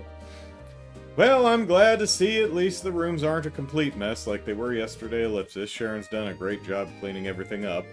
And it doesn't look like there's anything missing either. Pardon me. Well, that's good news. As much as I feel bad criticizing Angelica's uncle, Heidel Ragnar must be an absolute slob. You'd think as a noble he'd at least pay a little more mind to cleanliness. Or pay people to clean. I feel sorry for his housekeeping staff. Okay. I mean, if he has a housekeeping staff and it's still not clean, either he's generating filth faster than a staff of professionals can keep up with it, or they're just not very good at what they do. Yeah, it's probably more than being a noble. He thought he could get away with never having to clean anything. Imprisoning your mother seems to have inflated his ego, Ellipsis. You're probably right. Suddenly having power over someone he was never able to stand against must have been a real treat. Either way, we're almost finished up here, so Ellipsis. What is it? Oh, I just noticed something sticking out slightly from between two of these books. I mean, I want it to be a scavenger hunt from Blue Blanc, but... Huh? This is Ellipsis! It's a photograph of you as a little girl. And that looks like your mother, which would mean Ellipsis. Yeah, that's my father. Why is this hidden away on her desk, though? Maybe she pulled it out to look at it every now and then while she was working, but didn't want anyone to know. Honestly, I'm surprised too, but here it is. I don't think there's any doubt that it's important to her. Hi, Ellipsis. Guess you're right, Ellipsis. Lisa put the photograph back where she'd found it, and the two of them finished checking the rest of the rooms. Well, Irina's just waiting for Orbital Photoshop so she can erase Elisa from the picture. Once their work was done, they treated themselves to a well-deserved rest.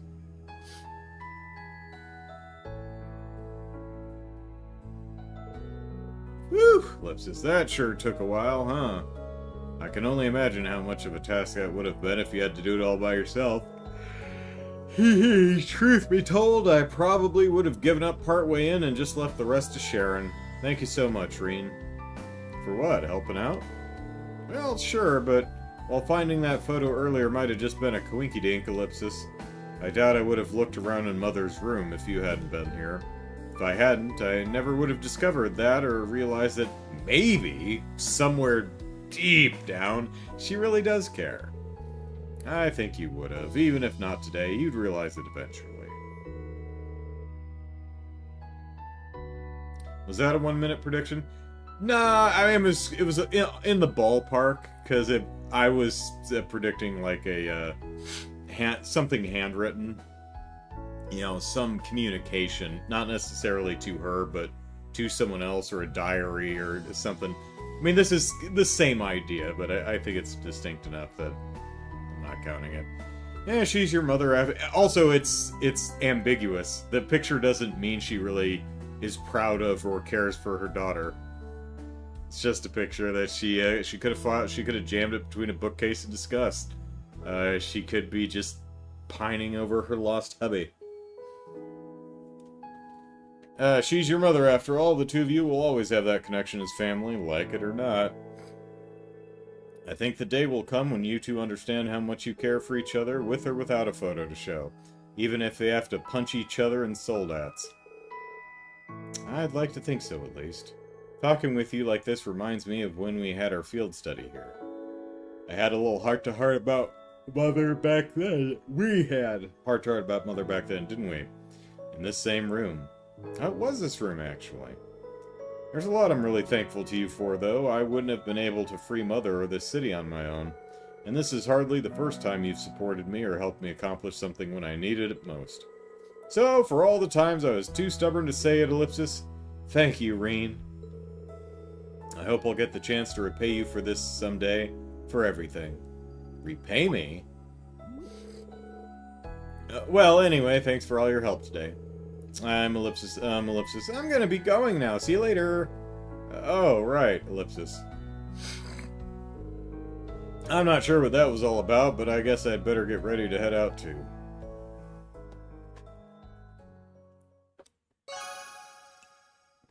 Your bond with Elisa has strengthened. So strong.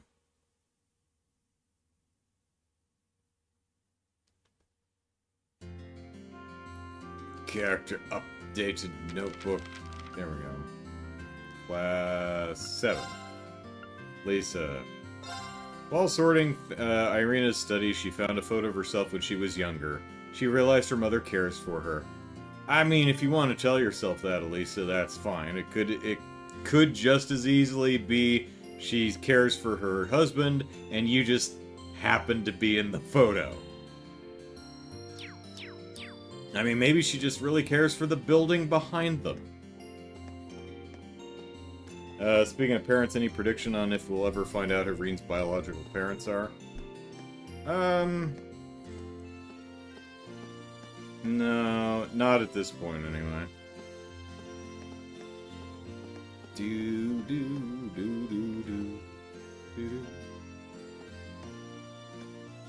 Or, well, if we'll find out, yeah, I imagine we will.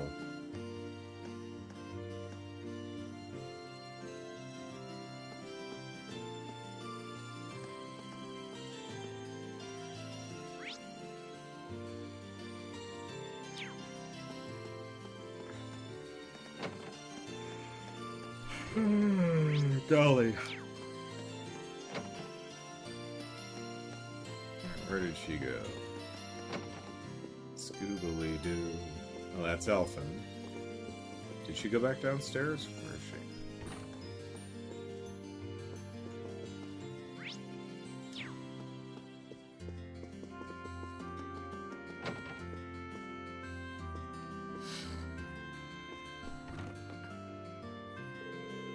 I can't believe I let the perfect opportunity slip through my fingers, Ellipsis, like sands through the hourglass. I'm such a coward, Ellipsis. Did you say something? No! Just thinking out loud. I still have stuff I need to organize, so mind me leaving me alone for a bit? Yeah, sure, no problem, Ellipsis. By the way, Ellipsis, thanks. I'll be back aboard the Courageous as soon as I'm done, so you can head back without me. Well, that's pretty clear, even... Demon Bunny. I mean, it's not as bad as the ones in, There's a hovering bunny. Oh, the gramophone is hovering, too. So is the, little, placemat.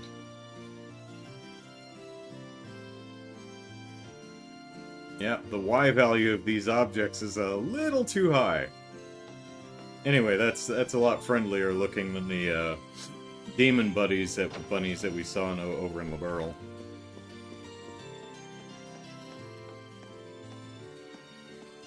Cold Steel 2. His parents weren't anyone particularly relevant. Cold Steel 3, but his grandfather is Emperor Palpatine. Yeah. Scoobily-doo. Yeah, check something real quick.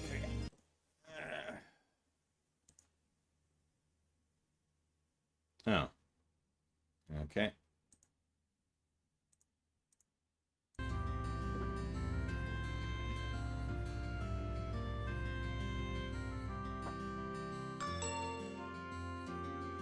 Back in just a sec.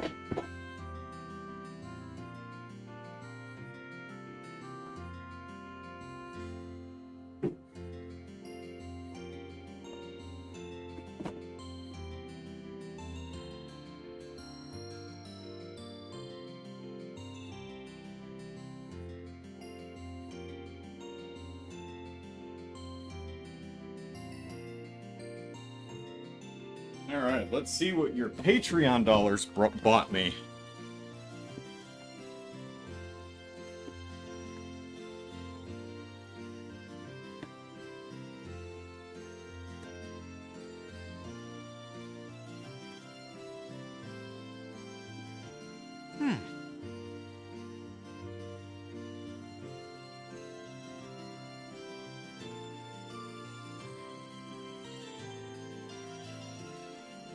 There we go.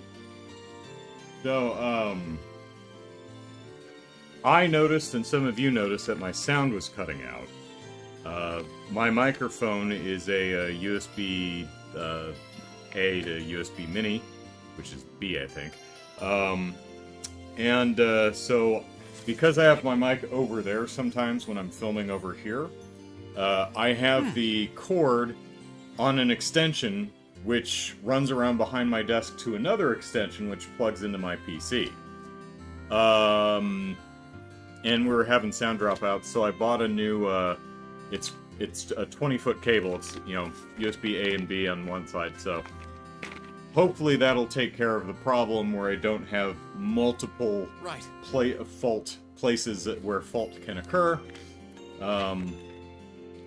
So, because the last thing I want to do is the sound cutting out during the charity event. What else do we got in here? Protein. And more protein, so. I did not use the Patreon monies to buy protein. Hang on, let me put my right through.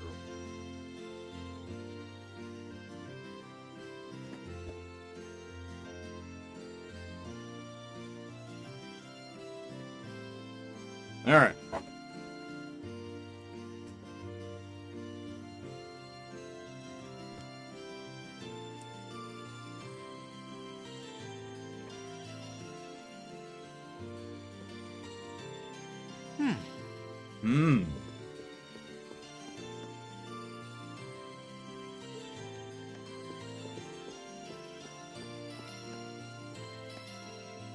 Hey, what were you guys talking about last time? You guys were buying property or something? An alarm started sounding right when I was about to close a huge deal yesterday. Really scared the life out of me. But looking around at how fired up the staff is today, I've got a feeling today's gonna go really well. It's gonna be a great day. An alarm yep, same thing. Hold on. You're one of the heroes who freed the city. What an honor to be able to meet you like this. Oh, wow, this will be quite the story at my next business meeting. Ellipsis, I really didn't do much. Honestly, your praise is probably better saved for Angelica, Ellipsis. Was he selling a car or an airship? I forget what it was. Not at all. There's no way Ruhr would have been freed if not for the courageous. So on behalf of everyone here in Ruhr, allow me to thank you for your incredible work. Well, thank you for the thanks, I guess. So good to finally be back to business again. Time to buckle down and get some work done. Hooray for doing work.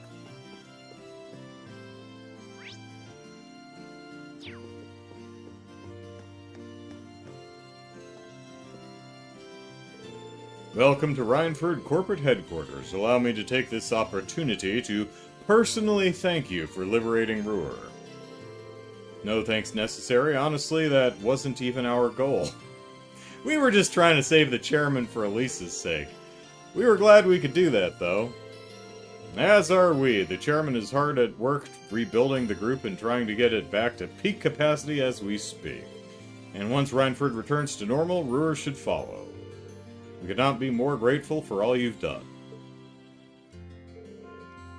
We're all truly relieved that the chairman is safe. Now that she's back and Lord Heidel has been confined to his mansion. Oh, he has to stay in his mansion. Oh, poor baby. The group should slowly start returning to normal. Man, if I ever run afoul of the law, the dumbest thing you could do is sentence me to, home confinement. Because this is where I want to be anyway.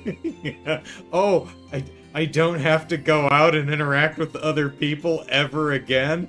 Oh no, what will I do?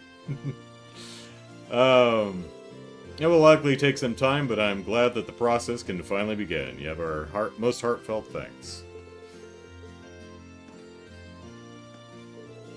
Our department's back to work too. I'm so happy. I could hug you. I'll try to restrain myself, however. Oh, I've been dreaming of this moment for so long. Hugging me? I mean, with these cat ears, I am very, very cute. Time to get back to work, no more slacking. Wow, people in this building have excellent work ethic. At least, they say they do. I haven't worked in so long that Whitney's probably surpassed me in salesmanship experience. I'll have to double down and work and make up for lost time.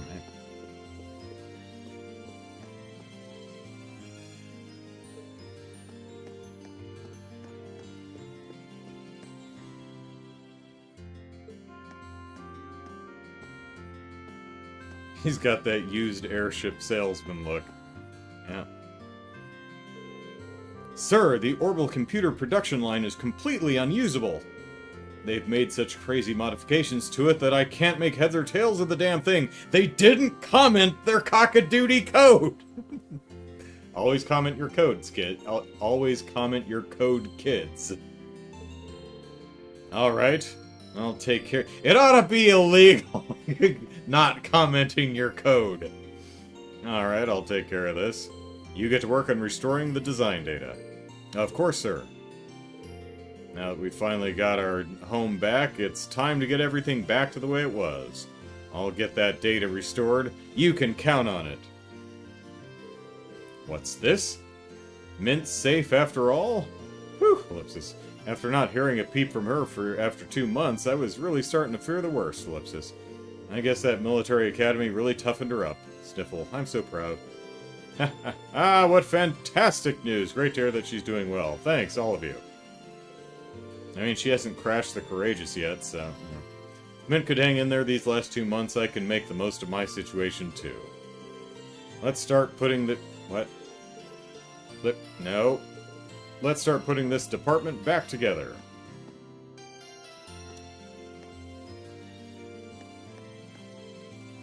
Alright, well, it's Christmas Eve. How humiliating, ellipsis. We were forced to follow the acting chairman's order to the letter, ellipsis. As awful as that was, things got even worse when we ended up letting those archaisms run rampant in the building. We're in the middle of a complete revamp of our security protocols to make sure that this can never happen again. I'm so ashamed that we let the terrorists' archaisms run loose in here. We all feel responsible for what happened, and we're reworking our security so it won't happen again. Master Reen Schwarzer of Thor's Military Academy, I presume? Lady Elisa's on the 24th floor at the moment. She's with Her Highness Princess Alphine at the moment. Will you be going to see them? Oh, that was planned. Thanks for letting me know. I mean, it was, and then I did it, so... The chairman is currently in a director's meeting. I'm as thrilled to have her back at work as any other employee here, but still, ellipsis. I can't say that I'm not a little worried about her. Since she started work yesterday, she barely seems to have gotten any rest. If Sharon were to stay by her side, I wouldn't be quite so concerned, but I've heard that she'll be departing for Western Erebonia shortly. I hope the chairman at least tries to be mindful of her health. Hey, Sabez.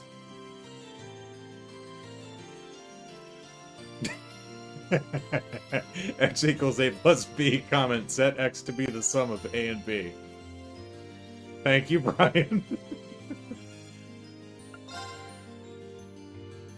There is such a thing as over-commenting your code, too. Hey, Rhineford medal. I'll take one.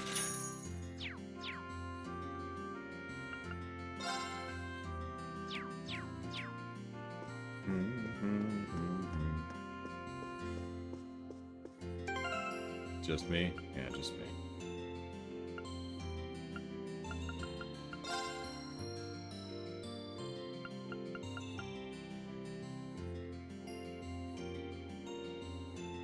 Oh, so Flame Dragon is an upgrade of, what the hell was it called before? Flame Slash or something?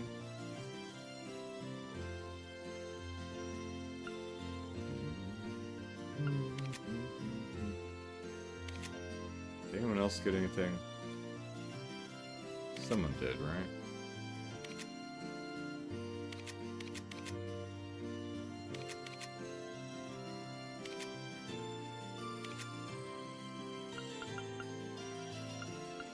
Variant beam, that's what it was.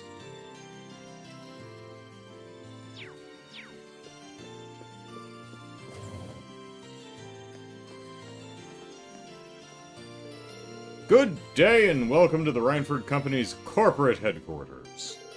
It feels so great to be back to work! I cannot relate to any of these people.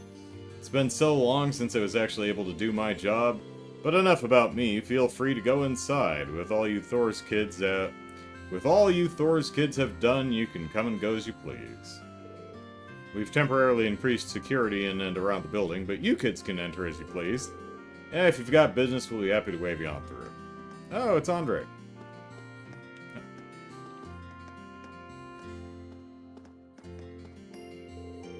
Woohoo! I'm working again! These people are nuts.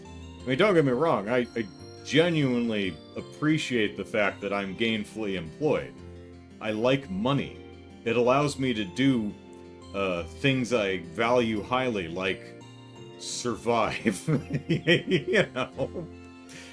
Eat, pay rent, and, yeah, buy the occasional video game. Woohoo, I'm working again. RF group-related shares are back to normal again, too. Yeah! I should go tell our clients. Ah, what a day to be alive. All of the factories in the city are starting to resume normal operations, too. That's our Irina. She knows exactly what she's doing. What a gal. What a gal.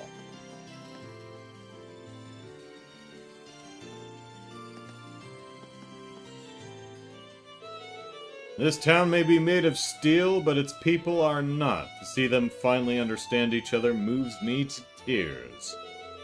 I'm so proud of all of you. Do you hope to become preachers of love as well? Preachers of love. You have a lot of potential. Ah, perhaps I could take you under my wing and make you my students. No. Hi, Angelica Fan Club. Just as I thought everything was sorted out, Lady Angelica tells us that she's going to be leaving us Ellipsis. I hope she's not planning to flirt with any girls elsewhere in the country. She's such a playgirl. She has us, so why would she ever need anyone else? I can't control her wandering eyes, Ellipsis, but I'll only ever have eyes for her. Hee hee.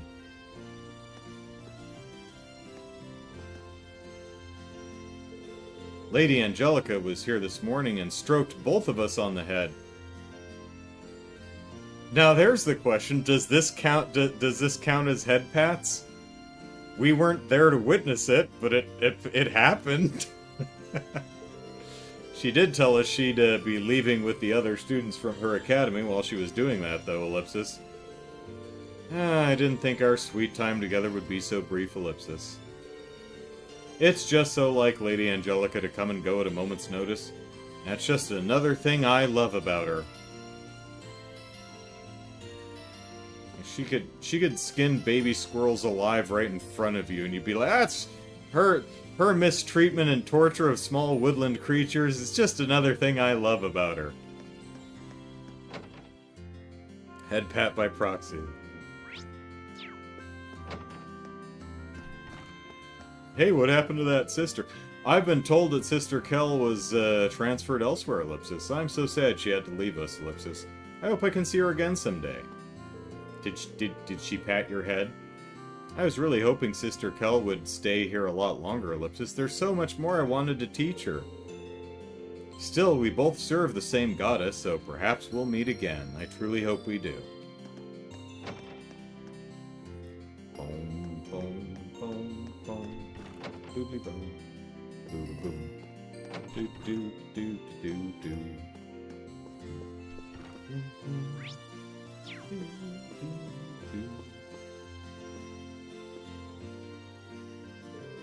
Now that the Marquis has changed his position on the war, peace has finally returned to this city. Until someone attacks us. It seems this was what most of the soldiers wanted all along, deep down. Conflicts that are incredibly tragic for everyone involved. Even more so when they're between family members. In a sense, though, we Erebonians are all a part of one great family. I can only hope the bitterness that has divided this country ends soon.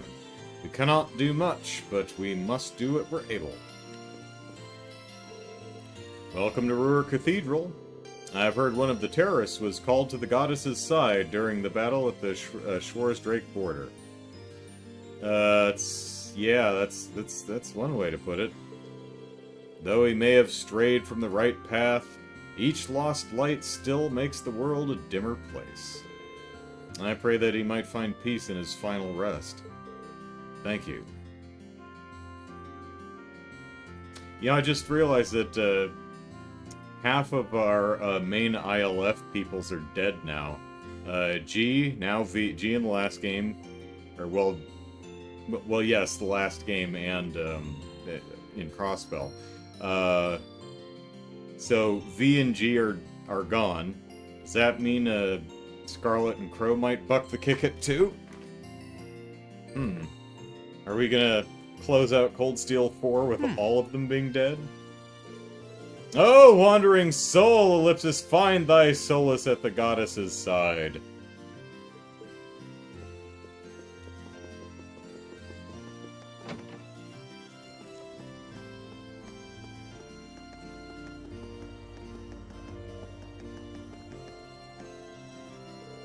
The Marquis is currently resting in his mansion. To be perfectly honest, I'm relieved that things ended this way. We all care about both his lordship and Lady Angelica. We wouldn't want anything to happen to either of them. No one who backed Lady Angelica in her plans is going to be punished for it. That's perfectly fine by me. I'm just glad this came to an end without hurting a hair on either of their heads. Shame about that V guy, though. We're no longer part of the Noble Alliance, nor will we play any further part in the war. We will not, however, permit anyone to threaten the safety of this province. Our pride is still intact. Look at that shit texture behind you and tell me your pride is intact. Suspicious persons will be arrested on sight. Oh, dude. No, that is not the way. You don't just arrest people who look suspicious. Or you shouldn't, at least. So don't push your luck. We might not be participating in the war, but we will not hesitate to defend the order of our province. Don't forget that for a minute.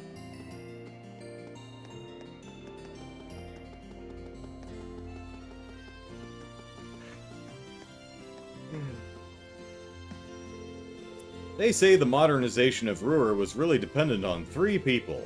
The first, the former Reinford chairman, Gwyn Reinford. Second, President Schmidt of the Ruhr Institute of Technology. The third isn't nearly as well known, but it's the genius artisan jackass. Ellipsis. They're all amazing, but they apparently don't get along very well, so you won't see them working together very often. Shame too, Ellipsis. Imagine what sort of incredible things they could make if they all worked together. I'd love to see those 3 men work together on something one day. No matter what they'd make, I'm sure it would be a thing of beauty.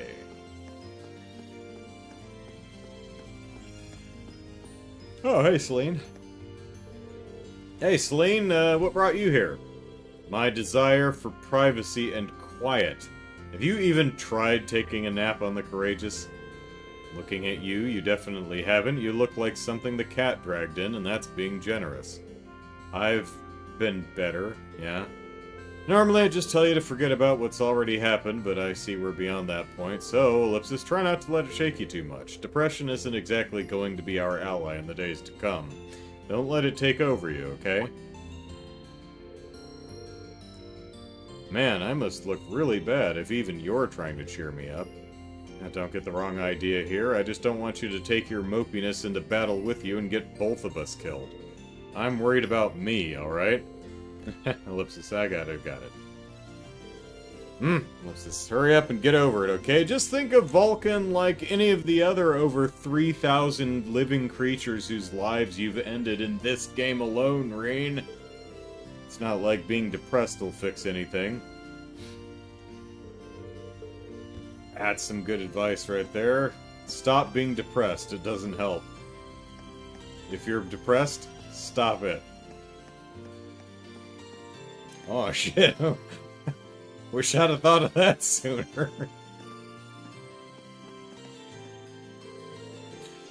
Roar's back to the way it was. This is the best.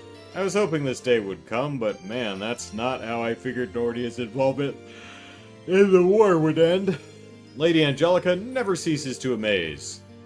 You could look all over Zamoria and you'd never find another noble like her.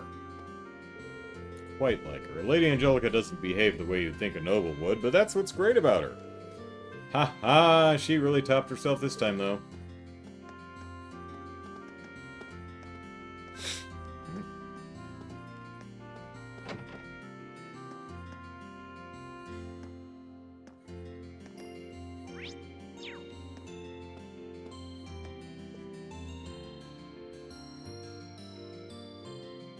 Is that salad? Very liquidy looking salad? Or is it green soup with big old chunks of stuff in it? Yeah, at least the bread service looks good.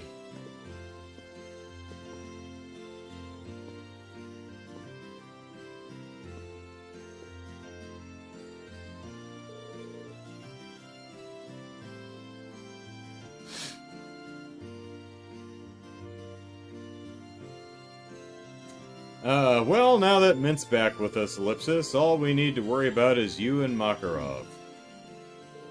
As I've explained to you numerous times, Makarov and I are certainly friends, Ellipsis.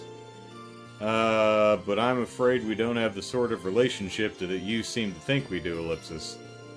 Oh, have you got a problem with my baby brother? What's your deal? That's not what I'm saying, Ellipsis. Sure, he's a little clumsy, and maybe he's sorta unkempt and prone to getting lost all the time, but he's my family. So if you've got any issues with him, just tell me and I'll field them in his place. Go on, lay it on me. She's been acting like this for a whole month now. And I think my daily stomach pains have something to do with her cooking, Ellipsis.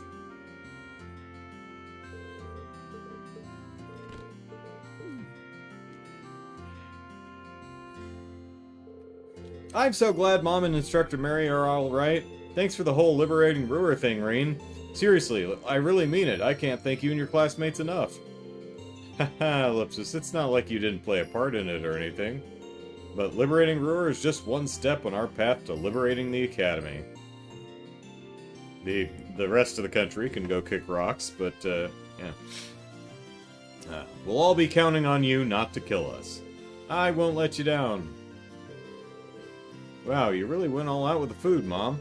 Hee hee, of course I did. What better cause for celebration than seeing your daughter for the first time in ages? Nom nom nom. Ah, this is the best. There's really nothing like your home cooking.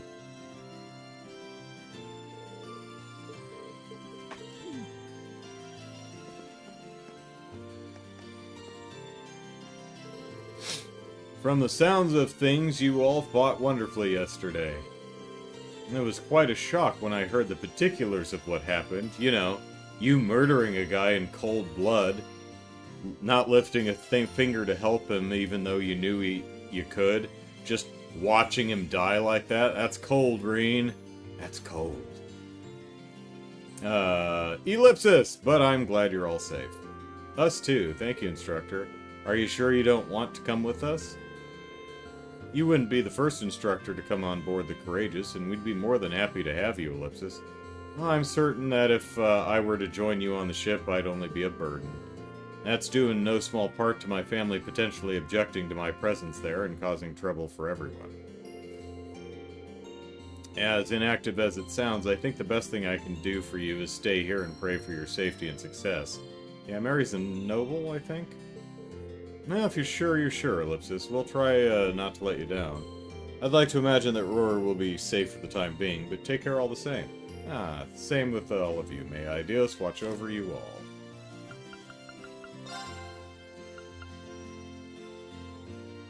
Yeah, the daughter of a count.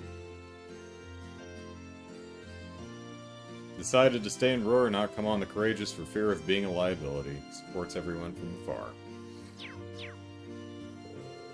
I will stay here and pray for your continued safety and success. As soon as you succeed in liberating the Academy, however, I'll be right there.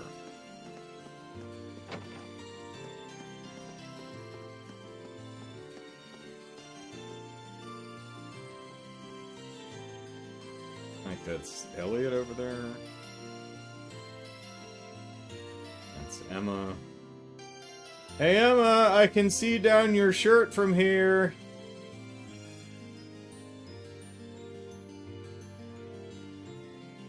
I think that's Machias.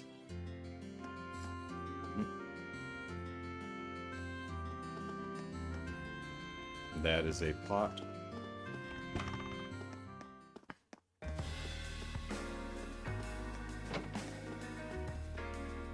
Oh, seriously, the funniest outfit in Stellar Blade, blanked on the name there for a second, is now, Miss Blade has a variety of super short skirts that her fanny is constantly peeking out of, and she pitches forward at a literal 45-degree angle when she runs. So you're constantly staring up her dress. But the funniest outfit that I've seen in the game so far is another miniskirt, but it just takes away all pretense and removes the portion of the skirt in the front and the portion of the skirt in the back. So it's a partial skirt. It just has skirt, like, on the hips. Is the weirdest thing I've ever seen. I'm like, huh. Yeah. It's okay. Cut out the middleman. There we go. What happened at the Schwarzdrake barrier is the talk of the town, with you watching a man die. Yeah, it's hard to believe that ash-colored night really exists, though, Ellipsis. I've heard all the stories about the Great Knights ending conflicts, Ellipsis, but maybe this means they're not just stories after all. That ash-colored night is just like the way the Great Knights are described in the ancient legends. Perhaps that means these old stories are more than just stories.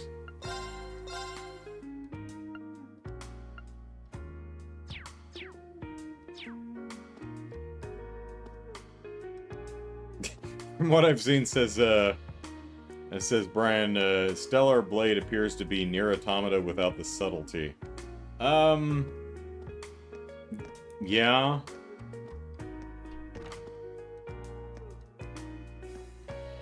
It's certainly more in your face. It's surprisingly paced a lot differently, though. I'll talk more about it on the podcast, but it's certainly different from my impressions from the marketing, at least in how the game plays, you know, pacing-wise. Sounds like you had quite the ordeal over at the Schwarzdrake barrier. It's over now, though, which means you've got some time to relax a little. And you know what'll help you relax? A cocktail. Here, I'll teach you. Don't worry, it's non-alcoholic. Sweet bleu! I hear you've been keeping busy. I also hear that there was a fatality during the recent battle that you could have prevented and just decided not to. Feel free to take the time to rest and unwind. Whip the chair. Oh, hey, Jared. Gonna hate it, says Jared. I hate the new YouTube UI.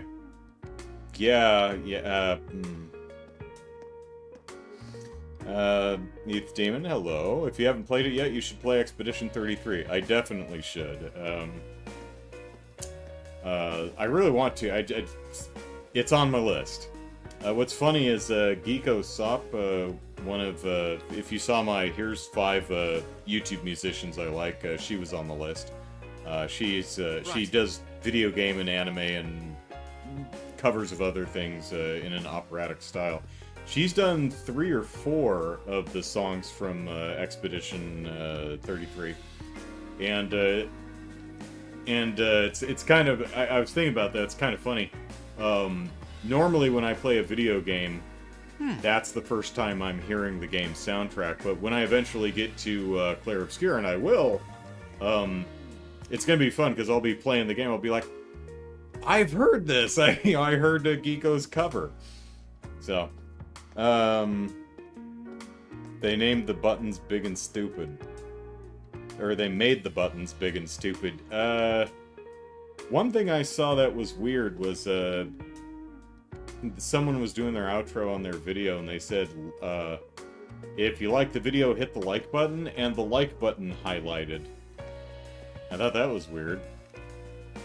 And I rewound the video and it did that every time, but it doesn't highlight the subscribe button when you say subscribe, so... But yeah, I've been yelling at YouTube, earlier in the year, they, like, doubled the size of the thumbnail image, which restricted the videos to, the whole recommendation page to, like, 3 videos per row instead of 6. So you used to be able to see, like, 24 videos per page, but they increased the size so far that you could now see like 6.5. So I've been yelling at them every single day since then, and they finally reduced the size to a good compromise that would allow 5 videos per row instead of 6, but you know, still that would be 15, maybe 20. I don't know if there's enough to actually get a 4th row to see it, but I think that would be a fair compromise. You can use the thumbnails are larger, you can appreciate the details more, but you still have a lot of videos to look at. Except they're stupid, and there's just a bunch of wasted white space on either side of the grid, and it's still 3 videos per row. They could easily expand it to 5, not changing the size, because there's enough room for it, but YouTube is genuinely very, very stupid and run by terrible people, so... yeah. Let's see.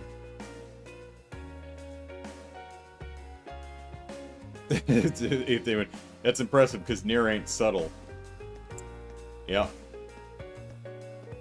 Nier Automata was one of the best games I've played in a long time since its Naruto. Yeah, Nier Automata was one of the very few games that that I had watched the marketing, went, it doesn't seem like it's for me. And then I played and loved. It was one of those games where I was, was getting great reviews and everyone's talking about it. I was like, really? Because it doesn't look very good. So I played the demo and went, oh my god, this is amazing, I need to buy it. And I bought it, I played it, I thought it was great. Marquise Ragnar withdrew from the Alliance? That's good news. Now I can focus on my work without worrying about war on my doorstep. I've got a lot to prepare with the end of the school year around the corner, along with 2 students who are dangerously low on credits. It's almost time for the students to move on to the next grade, which means I have a lot of work to do.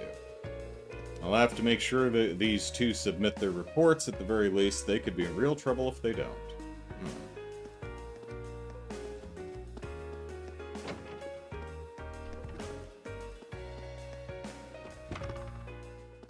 But yeah, I've certainly got some opinions on Stellar Blade that I'm looking forward to sharing next week.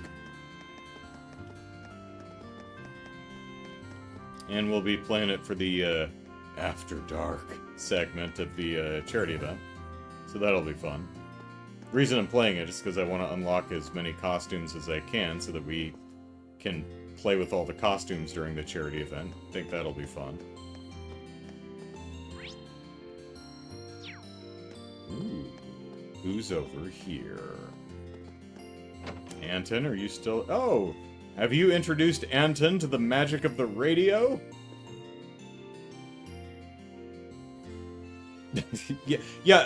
Nier Automata is not subtle, but it's also not what it's going for. Subtlety's not what it's going for. It's still very good, though. But yeah, subtle as a brick to the face, sure. I'll agree with that. But it's also narratively really well done. Both in its environmental storytelling, in its literal narrative, in its characterization, and the emotions that the game expects and attempts to elicit from the player, I feel it's very successful at eliciting. So, I'd say that, narratively, story-wise, character-wise, that the game is a huge success. Subtlety be damned. This maid insisted that I try listening to the radio ellipsis. While I hate to turn her down, I'm really not in the mood for it right now. We interrupt this broadcast to bring you an important news bulletin. A man named Ricky was spotted in Heimdall. We have just received word that an airliner has been hijacked ellipsis. Well, that sucks. Yeah, this isn't exactly cheering me up either, ellipsis. I don't have time for this. I need to go find Ricky, ellipsis. She says listening to this will cheer me up, but I'm just not feeling it, ellipsis.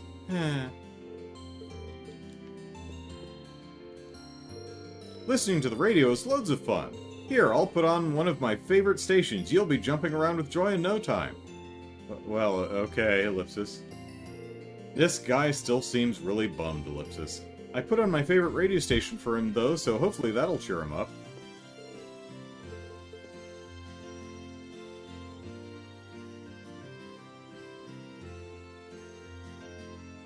Jared says the buttons are comedically large, like it's for a 5-year-old or 80 or... Are you talking on, May just be me, don't like their milk. Are you talking on mobile? If it's on the desktop or browser, desktop browser, I haven't seen any button size changes. Though I could look real quick. Just out of curiosity.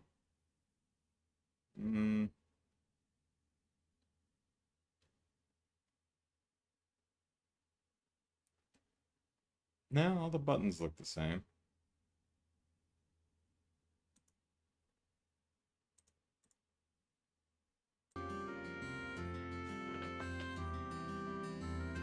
Let's see. If Damon says Nier Automata game of last gen, current gen game of the gen would be Baldur's Gate 3.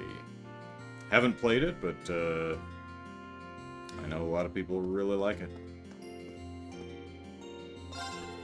I played the first Baldur's Gate and bounced off it really hard, really quick, because I played it probably more than a decade after it came out, and it's just like, I can't deal with this. It's too old now, I can't do it. I can't physically walk to the end of the screen and then drag the screen and keep walking and then drag the screen again. It's driving me nuts. I hear Chairman Arena has been restored to her position and Heidel Ragnar has taken a leave of absence from his. All of which is a massive relief to me. If the RF group returns to its former glory, our customers should come back. I just hope the war doesn't drag on for too much longer, ellipsis. I'm so very tired of it. I studied economic and management theory at a university in Heimdall, ellipsis, but no degree of teaching could have prepared me for the realities of running Autel during a civil war. Never again, ellipsis.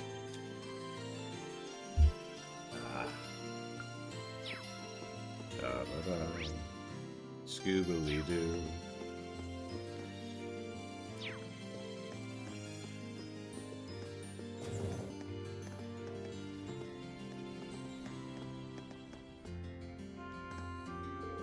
I'm proud of Marquis Ragnar for knowing when to stand down. He recognized his defeat honorably, and swore to Her Highness that he would take no further part in the war. That's how a real man should behave. Makes me as proud as ever to be a citizen of Roar and to see him do that. Marquis Ragnar may have been defeated, but he still behaved honorably and did himself proud. That's how a real man... Yep. Whoops, still not the run button.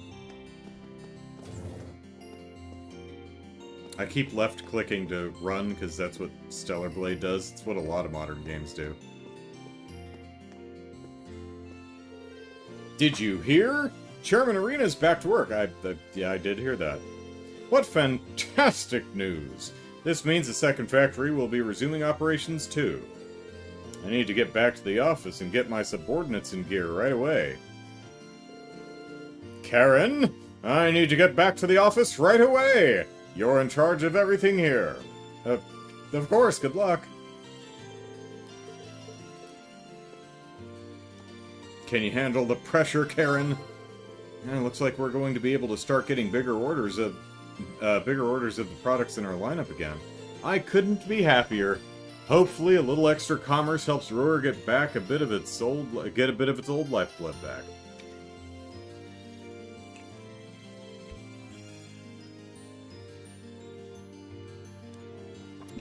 I'm curious, what would my game of die year be? What have I played this year? Let's see.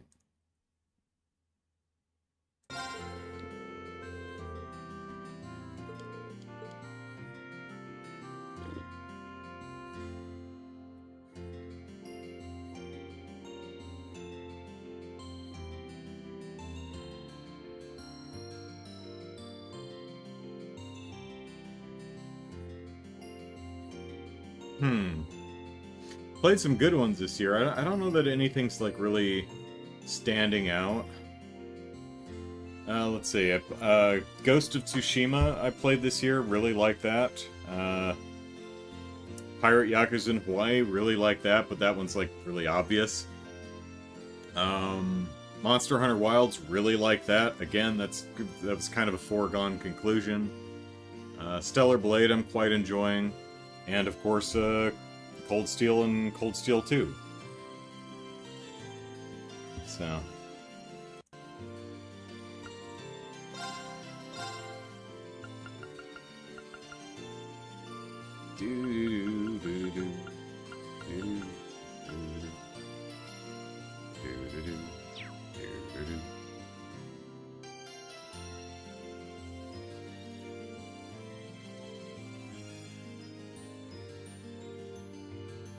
Eighth Demon says, current game of the year is Expedition 33.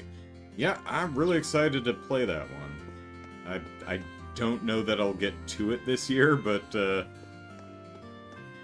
is definitely on the list.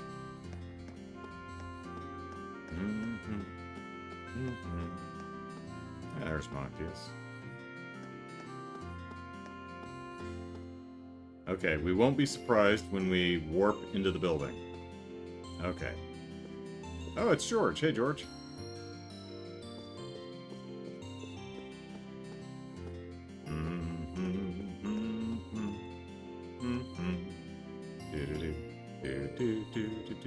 I hope he didn't go too far, Ellipsis. More than anything, though, I just hope he hadn't gotten himself into trouble. Ellipsis, wasn't he the person we helped during our field study here? He seems worried about something. But I don't know if I'd be able to help him all by myself. I'll come back with the others and ask him what's up when I can. Really hope he didn't get too far, Ellipsis. Right. Whew, Ellipsis, I'm finally done. I don't want to see another account for a long, long time. After what happened, the Institute's going to be making an effort to distance itself from the Alliance, at least for now. Which means that things should finally be able to get back to normal here. And that's music to my ears. I don't want normal, I want better! Now all we need is for President Schmidt to not pull some crazy stunt, Ellipsis.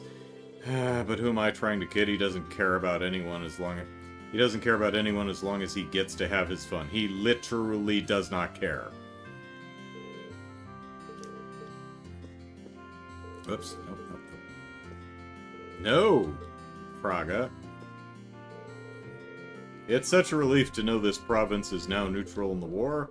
What our students need is an open, free environment that fosters their creativity, not lots of military funding. I think we of this institute need to give some thought as to how best to proceed, however. Some members here assisted the Alliance with their research, so I need to ask them what they intend to do now.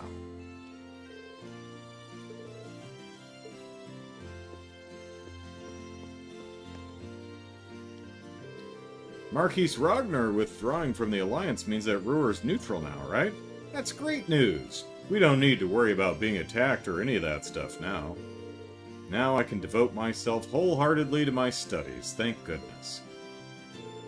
One day I want to be a researcher as capable as Liberal's Erica Russell. Well, I just want Erica Russell back in the game because she's hilarious. I mean, I don't know how different, and don't tell me, I don't know how different Sky Remake is from first chapter, but if they just added Erica Russell, I'd be like, okay. Not gonna say no to that. She's one of the many geniuses who will lead technological development forward. Hee hee. Now that things have calmed down in Roar, I need to really buckle down on my studies to reach that goal.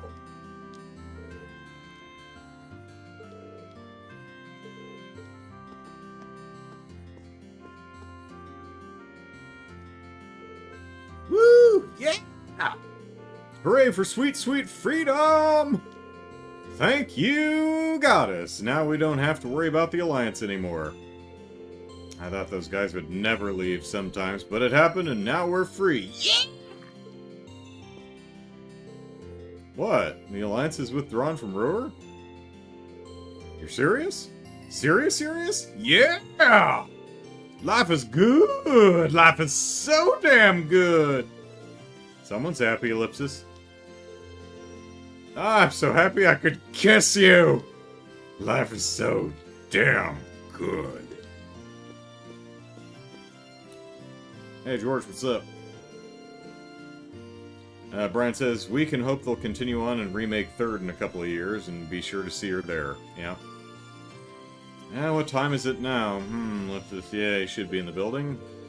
I'd really rather not see him, but I've got to do what I've got to do, I guess. Time to try and arrange a meeting, Ellipsis. Knowing him, he's going to be exactly the same as I remember Ellipsis. Well, whoever he's here to see, he doesn't sound too happy about it, Ellipsis. I've done everything I can to avoid seeing him for a while now, but desperate times call for desperate measures. Maybe I should ask Harves and Gregor to set up a meeting for me? I should probably say hi to them either way, Ellipsis. Alright, well, you have fun with that, George. I'm going to talk to Marcus. Hi, Marcus. What the hell are you staring at? Are you staring at the orbital generator thingy, or... Looks like he's staring straight between them. I'll be taking a look around the Roar Institute of Technology soon. It's practically the premier technical university in the country, so I think any time I spend there will be to my benefit. I would imagine so. And we did go inside during our field study, but that was just for Professor Schmidt's request, so we didn't explore much. Still, it's very you to make a break for the nearest school when we finally get a little time to rest. Well, if there's something I can only see while we're here, why wouldn't I? Maybe you should do the same. No better way to lift your spirits than to get your mind off of what's getting them down? Yes. Ignore my problems. That sounds like a good idea. I'll keep that in mind, thanks. Maybe he's right, Ellipsis. Checking out the Institute probably would cheer me up. Let's do that. Yeah. I think you're onto something here. Would it be okay if I tagged along? Well, of course, I was kind of hoping you would. Shall we? Yes. Yes, we shall. Oh, hey, it's the orbital remote-controlled car. Whoa! What was that? Sorry about that, guys. Hey, I recognize you two. Ellipsis. You guys came here for a field study one time with your other classmates, right? Hit the nail on the head, but Ellipsis... Mind explaining what those two tiny cars are? Actually, I think I remember seeing them during our field study too, Ellipsis. I think they only had one, though. These babies, they're a new kind of toy that we're developing. We're calling them orbital remote-controlled cars. They're basically little cars that run on orbital power that you can drive around with these radio frequency control devices.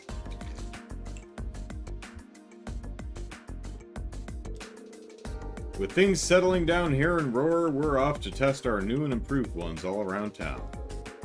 Oh, that's some impressive technology, Ellipsis. You've replicated the look of the Rhineford Company's Lux line of vehicles very well, too. Did you get, like, permission to do that? Because unless you didn't, you can't sell these. You'll get sued. Oh, do you recognize them, Makius? And with the number of cars on the roads of Heimdall, you start to recognize different models after a while, so eventually decided to start doing some research into what each one had to offer.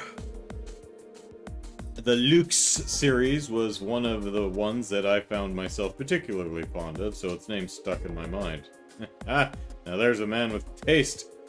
If you can appreciate the beauty of these little babies, you're gonna go far in life. Actually, you're just the kind of guy who we'd like to give this thing a little test run.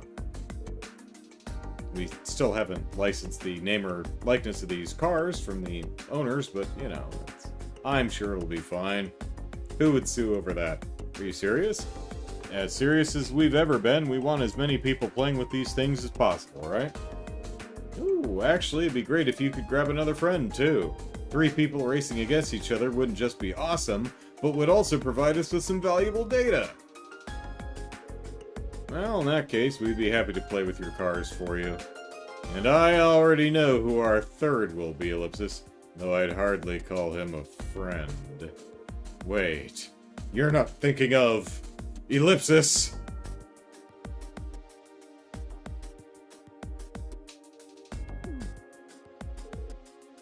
Yep, he was. Brian, do I want a missable checklist for this section? Wait till I'm, closer to, the trigger is getting back on the Courageous, so I'll ask if I missed anything before I get back on the ship. Appreciate it. Of all the things you could summon me out of the blue for, a toy car race, still, it's not as though I have anything better to do. I accept your challenge, hedonist. Ha! Smile while you still can. I expect you to give this your all too, Reen. Alright, if you insist. Well, now that you know the controls, Ellipsis, do I? Of course, the course will take you from here around the front of the RF building and to the top of the steps over near F. Hopefully, someone doesn't get scared or startled or trip and fall over the railing or down the stairs. You're going to have to chase after your cars, though, since the orbital waves have a limited range. Well then, shall we get started? Take your positions. Ready, Ellipsis set, Ellipsis go! And you have to run after them, guys. Their cars left the starting line, and the race of the century began. The 3 of them chased furiously after their cars, struggling to adjust to the unfamiliar controls.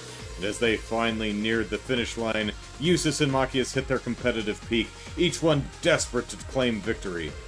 Ah, get the hell out of my way! Kneel before me, fool! Guys, calm down a bit or you're gonna... Oh. What? Impossible! Those cost 80,000 Mira apiece!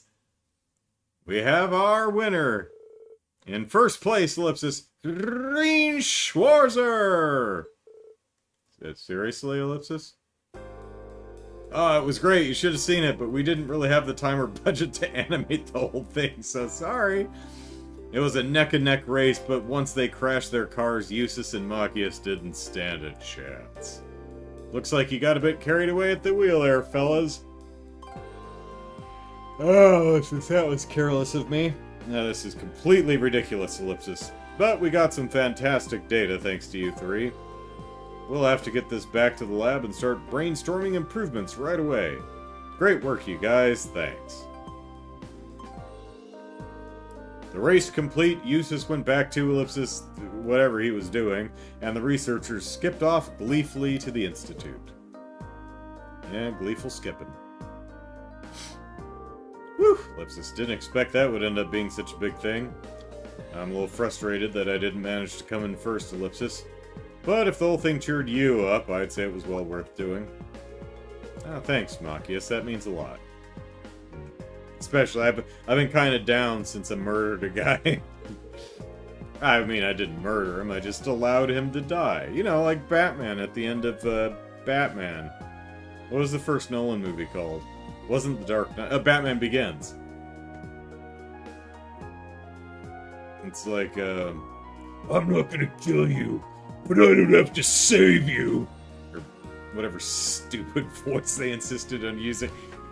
Man, sometimes you see a creative decision and it's like... So, am I the odd man out? Did seriously no one say no? Did no one raise their hand and go, no, that's terrible? Or was it a matter of everyone knew it was terrible, but no one was comfortable telling Chris Nolan no? Who knows? Hey, no need to make a big deal out of it. On a more pragmatic note, I can see something like toy cars becoming very successful during wartime. Just another reason for us to fight for peace, I suppose. Yeah, that's a fight I'm sure we'll win. Besides, if these things ever make it to market, we can have another race. Aha, sounds good to me, Ellipsis. Next time, I'm taking Eustace down. Yeah, Ellipsis.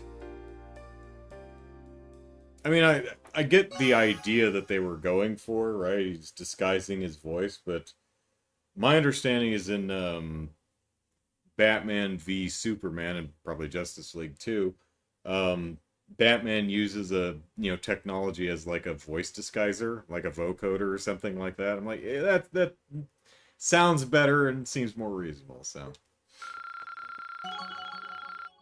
oh well, creative decision I don't agree with. Boo-hoo. Green and Machias reached link level 5. Rush and 2 and Rush 2. Alright. Those remote-controlled cars are fascinating little toys, aren't they? If they hit the market, I'll be the first in line. Even if I have to sleep out in front of the store to do it. Even if I have to kick small children out of the way.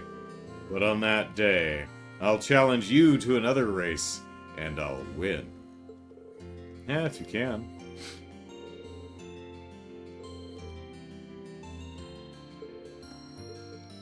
Alright, where are we standing? We are... Well, okay, we're way over here. By Vanilla's house.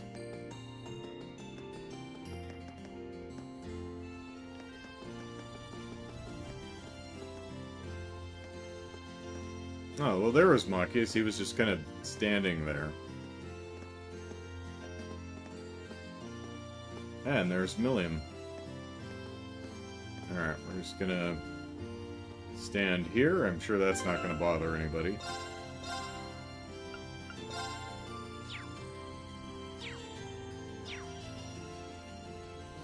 Alright.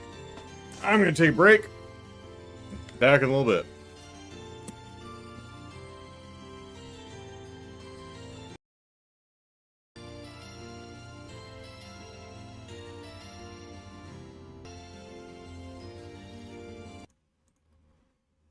Well, Swizzle Sticks says I is gonna try out one of my new protein powders.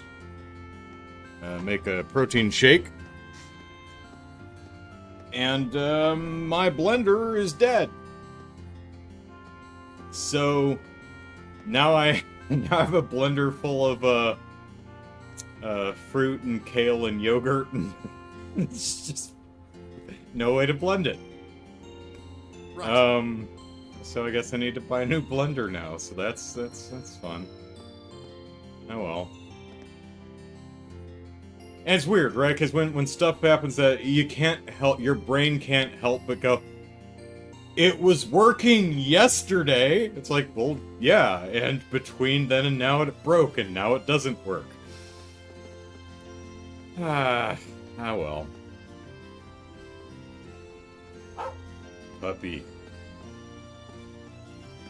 How close would you like me to stand to you, sir? There we go.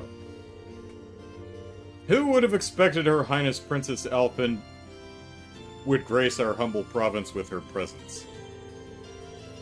I'd heard that she was under the Alliance's control of Heimdall, but do old rumors matter at this point? What matters is that she's out of the capital and free now. She's the hope of every single Erebonian.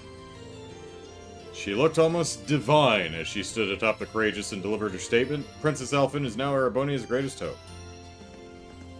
And yeah, I made sure that it wasn't the electrical outlet. No, my blender's just dead as a doornail. No power to it at all. No indicator lights, no nothing. It's just a very dead blender. Oh well. I'm gonna guess we can't leave. Yep. Can we go to the airport but not on the ship? We can, okay.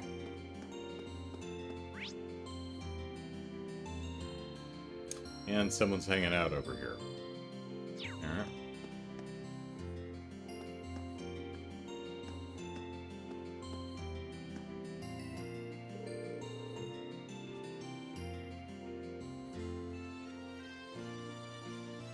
Good day to you. You must be one of the Thor's students.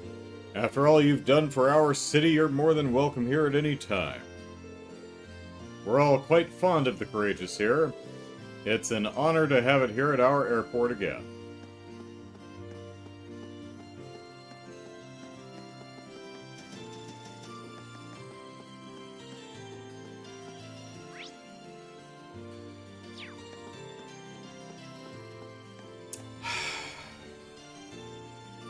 You know, I bought 2 tubs of protein.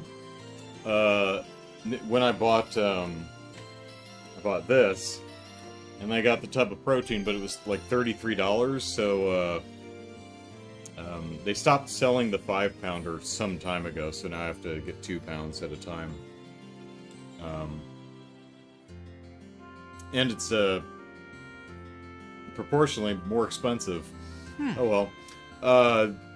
So I added another one to get it over $35 for free shipping. If I'd known my blender was dead, I would have thrown another blender in there instead of another big thing of protein. But well. Oh, invisible wall, huh? This ship sure is running late, Ellipsis. Maybe it had to take a detour to avoid a battle or something, Ellipsis. I mean, that'd explain it. No sense in risking your passengers' lives by flying over a heated war zone. Well, I mean, next time, go with the Kapua delivery service. They're always on time. Except when they lose stuff in Crossbell. Ships, yeah, battle, yep.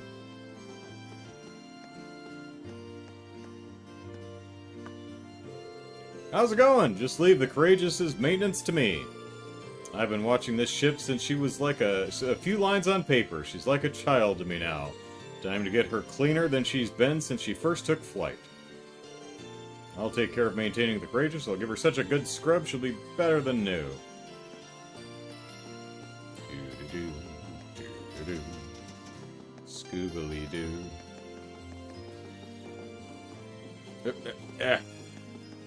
Alright. Is that Fee? Who is that? Yeah, it's Fee. Yeah, I don't see a windsock either, Fee. Heading back to the ship, Reen? No, not yet. I'm just wandering and trying to figure out what to do.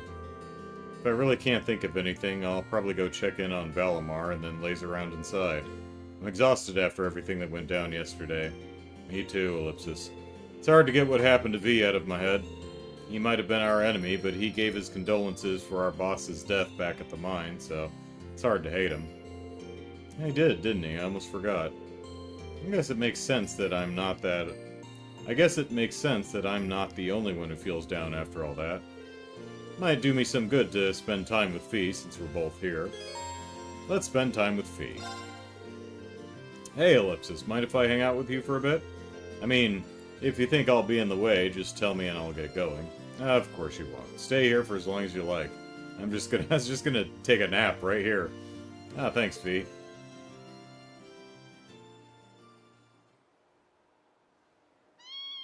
Meow. Is it milk? What's a kitten doing here?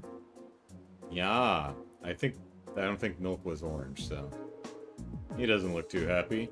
Maybe he's been separated from his mother? He's not wearing a collar, so I'm guessing he's a stray. Ellipsis.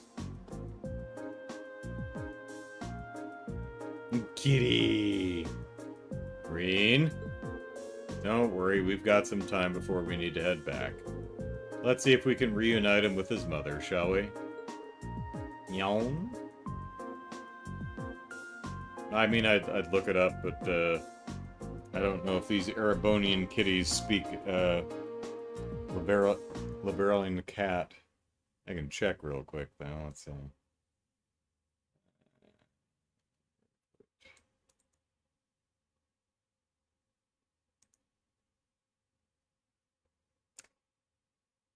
Yeah, meowing is what did you just say, oh hairless one? It's an expression of reproach.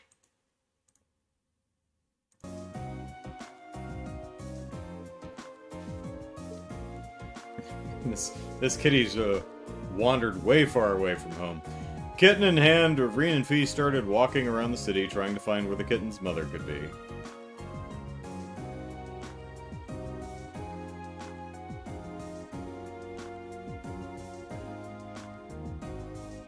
No, I'm not this kitten's mother.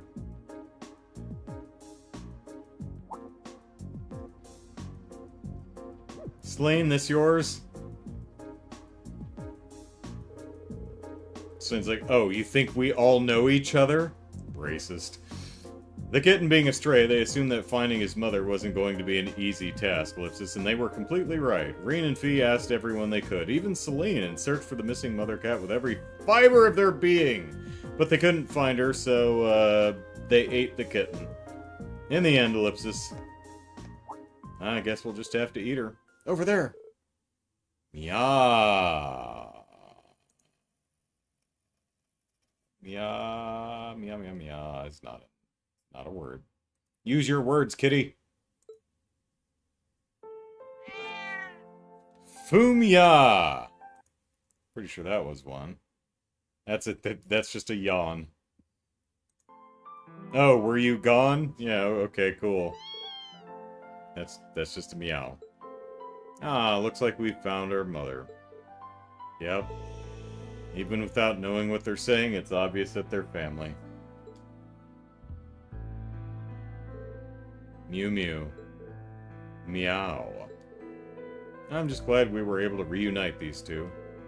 Me too, Ellipsis. His mother must have been looking for him all this time.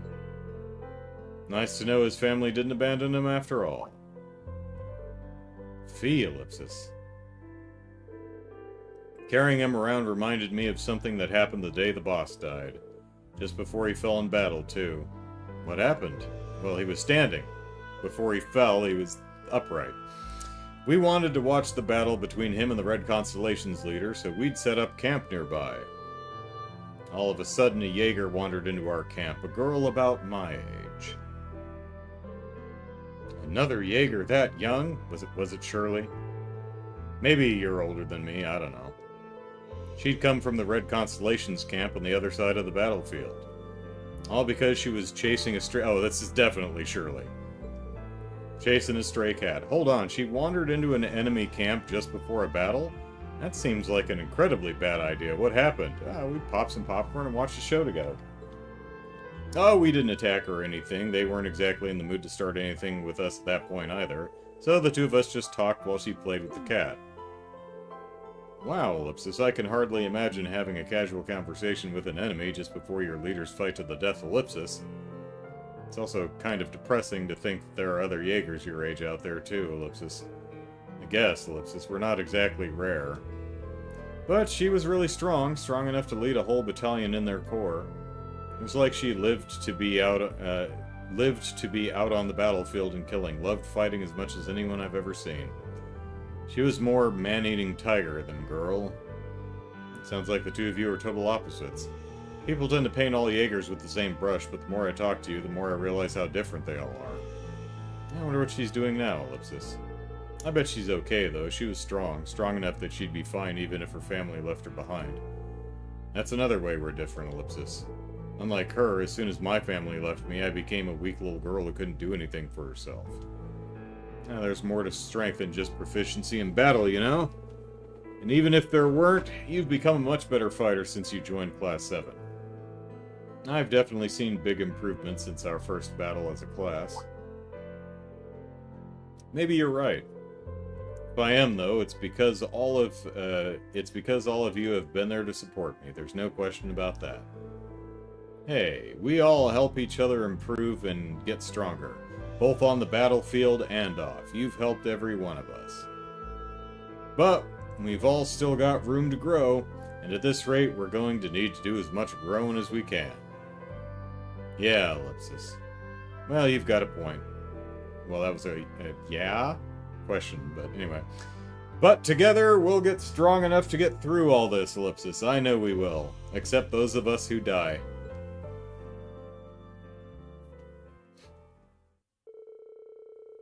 Our conversation at an end, they watch the two cats scurry off into the distance and get hit by a truck.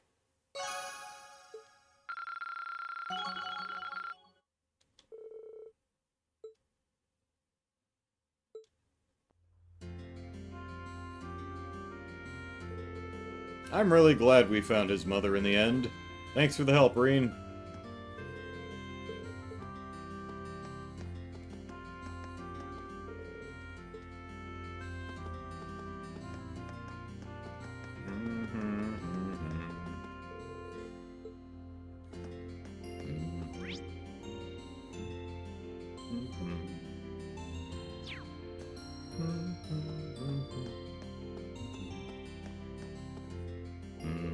I'm sorry, but I'm afraid this factory is closed for the time being. The Rhineford Group is currently reorganizing after what happened, so for now this factory is out of service until further notice.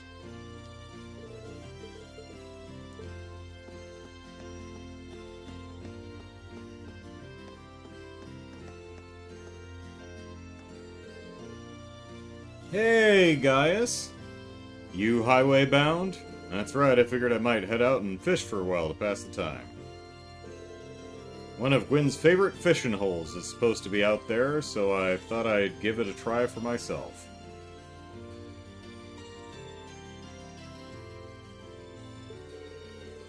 Ah, yeah, I know that one. It's not far from where our boat first landed. Just be careful, though. The monsters have gotten a lot tougher than they were when Gwyn used to fish out there. Oh, I will. Don't worry about me. In fact, you shouldn't be worried about anything at all. Take some time to de-stress yourself while you've got it. Everyone has times when they just need to open a window and let some fresh air into their lives. I'll give that a try, thanks. Looks as maybe fishing with Gaius would let me open that window he mentioned. Let's fish. Well, how about we fish together? If it's a good enough way for you to unwind, it's good enough for me. That's what I like to hear. Reen and Gaius then made a beeline to Gwyn's old fishing spot on the Spinaby Road. Once they made it there, the two got right to fishing. Pardon me. Oh, goodness. Yeah, we might be high enough level to try and take on at least the cryptid that's over by Corellia Fortress. Or rather, in the ruins of Corellia Fortress. Yawn. Feels like ages since I just put my cares to the side for a while and cast out a line like this. Yeah, Ellipsis, ever since the war started, we've had no shortage of things to be worried about. It's probably healthy for us to take the opportunity to unwind every now and then. Yeah, even now I'm feeling all the built-up tension just kind of soften and melt away. Did you fish much back home? I got in some good rod and reel time, sure, hardly as much as Gwyn, though. He used to take me out on his boat to fish, especially when he could tell I was feeling down about something. Ah, really? He always seemed so composed. I guess I just assumed that nothing ever really got to you like that. Man, that's embarrassing to admit. We've all got our worries. Nah, don't fret about it. Sure, I feel down sometimes, but it always passes in time. Back home, I was always surrounded by people who cared about me. Mom, Dad, my siblings, neighbors in the settlement, Ellipsis. Whenever I started feeling down, they were there to cheer me up. And I always tried to do what I could to be there for them in the same way. Sounds like a good life. And that's how you became the very dependable Gaius we all look up to. Ah, well, I don't know if I'd go that far. Still, I'd like to think that if there's ever anything you need, you'll be able to rely on me. This class would never have come as far as we have if we hadn't supported each other along the way. Ellipsis, you're right about that. I'll make sure to keep it in mind. Someone sleeping? Oh. Is this my life now? Must I kill? Monsters! Damn, Ellipsis, we might have noticed them earlier if we'd been paying more attention. This reminds me of back when I rescued Lieutenant General Vander a year ago, Ellipsis. But at least that time I had a horse. Well, this time you've got me. True, together we can take them. Drawing their weapons, Reen and Gaius fought valiantly against the horde of monsters, Ellipsis. And despite being vastly outnumbered, they triumphed by making the most of each other's strengths in combat. Ellipsis. Well, I'd say we managed to beat the odds, wouldn't you? See, you are dependable, just like I said. It takes two to cover each other's backs, and whenever you need me, I'll have yours. Likewise.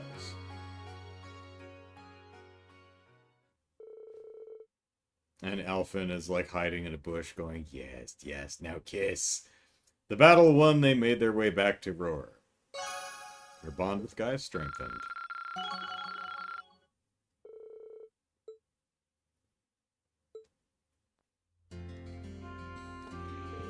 Ha ha! Monster intrusion aside, fishing with you was a lot of fun. We should go again sometime.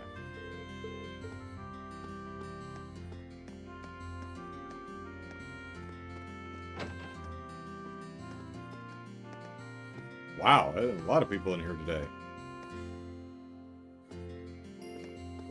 Angelica, you gonna give me back all them quartz and stuff that I lent you? Hi, Reen. I wasn't talking to you, Toa. Hey there, glad to see you're taking it easy. You've earned it, you know, after watching a guy explode to death. Right back at you, Angelica. You taking a break together, then? Aha, we certainly are. Nothing makes me happier than spending some quality time with my dear sweet Toa. George is at the Institute, too, so it's just the two of us. Just the two of us. Ellipsis, and it's about time I whisk her off into our own private little world.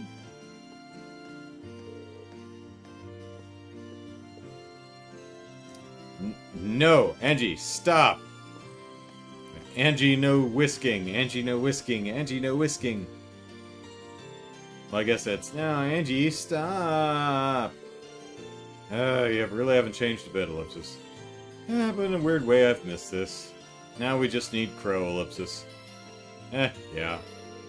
Our crew won't be complete until we drag his ass back home, kicking and screaming. I mean, even if he did murder a guy. And so's Reen, and we're not kicking you out, right, Reen? Haha, up top, but no? Alright. In case you still haven't figured it out, I'll be helping you all out from now on. Oh, really? Oh, that's great. I figured you'd be on... figured you'd get on your bike and leave. On the other hand, we have your bike, so... I will say, though, Toa taking up the acting captain position did strike me as quite the surprise. Maybe it's time for me to figure out where I fit in the grand scheme of things, too.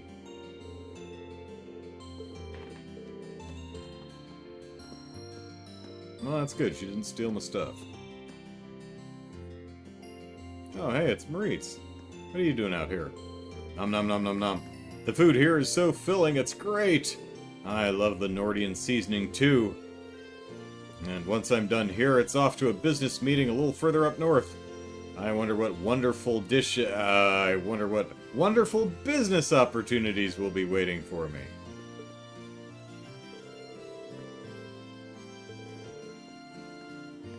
Roar, what's north of here? I mean, Ymir is northwest, and then Nord is northeast, I think, if I'm remembering the map right. So. I forgot I got a new, missed a recipe somewhere. Well, might be in town. We'll keep our eye open. Okay, let's give this a try. Wow, people can actually eat this. Oh, well done, Reen. Okay, let's give this a try. Wow, people can actually eat this. Okay, let's give this a try. Cook a normal one there, buddy. Wow, people can actually eat this. Okay, he's just really good at this. His icon wouldn't imply that, but... Okay, let's give this a try. One more. There we go. Hey, alright. Sweet Blue.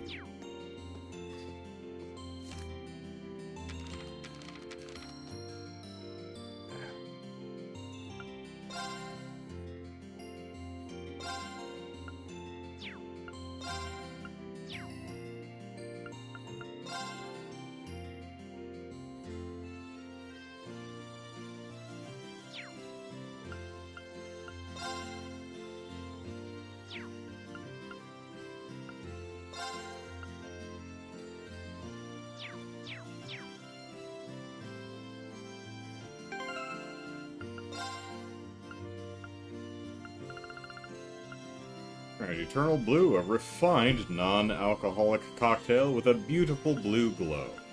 And Sweet Blue is a cool, non-alcoholic cocktail containing a world of sweetness. What was actually in it? Starberry, honey, healthy liquor, gelatin, fat, and powder. Okay.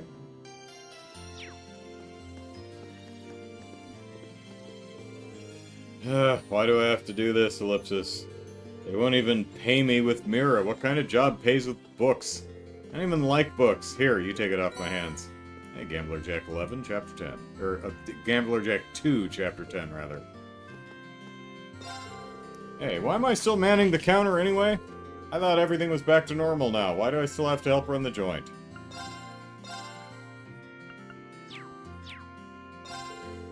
That woman at the counter won't stop eating either, Ellipsis. Man, seeing her stuff her face is making me hungry too. I'm a customer. Why won't anyone treat me like one?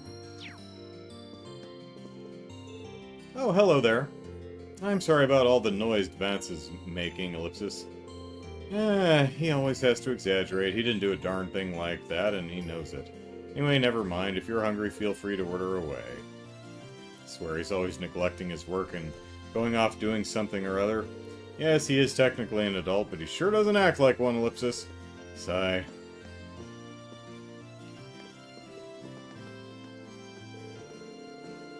That's how I ended up helping her. Who could say no to Lady Angelica? Oh, now I get you. I knew you were up to something. So, what'd you help her with? Don't tell me all you did was give her a place to sleep. Oh, of course not. You'd be better off asking what I didn't do. You should have seen me, pistol in hand, taking the guys after her out like they were nothing. As my man. I don't buy it for a second, but that's one hell of a story. And that's when I said to them, I said, you underestimate a minor, and it's the last thing you'll ever do. Come on, man, what else you got? Yeah, we want to hear more.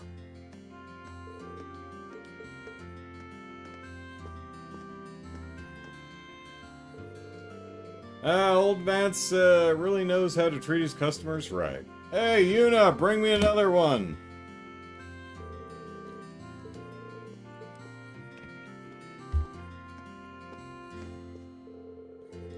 I ain't buying anything other than the you helped her bit, but that's good enough for me. Who cares as long as things are back to normal around here, ha ha ha.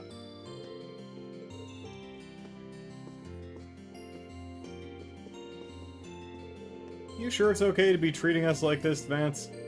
Sure am. Drink up. It's all on the house. This is a time to be celebrating.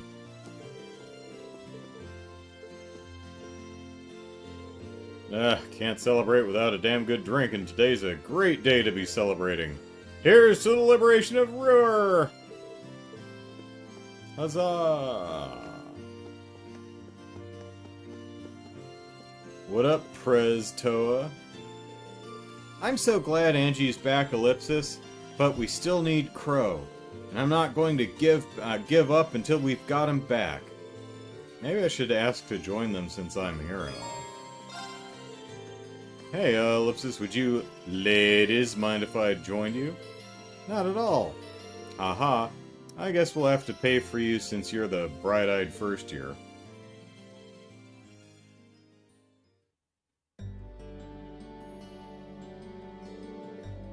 Oh, this really is relaxing. Hee hee, the tea here is nice for a working-class diner, isn't it? I've always been fond of this place. Always used to sneak out of the mansion for some booze. To relax like a sweet and innocent young maiden. Angie, you aren't supposed to be drinking alcohol, Ellipsis. Forgive me, my dear. Still, it feels like it's been ages since we were able to sit and talk like this. Settling things with my father paid off. It really has been too long. Yeah, it has, Ellipsis. Hold on, your hair's looking a little disheveled, Toa. What? Is it? Well, it makes sense that it might, I guess. It's the captain's hat. Ever since I started wearing the captain's hat, I haven't been paying much attention. That won't do at all. Your hair is so long and beautiful, you need to take better care of it. I know, why don't I comb it for you? Oh, would you mind? It's been so long since you did it, I kind of miss it. Aw, Ellipsis, they're so close, it's adorable. That should do the trick.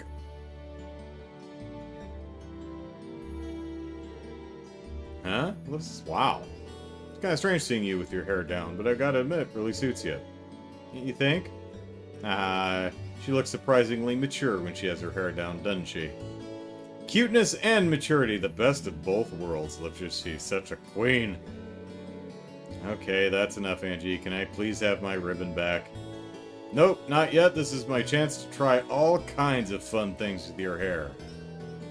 I've had a collection of ribbons stored away for the next time I got to play with it like this.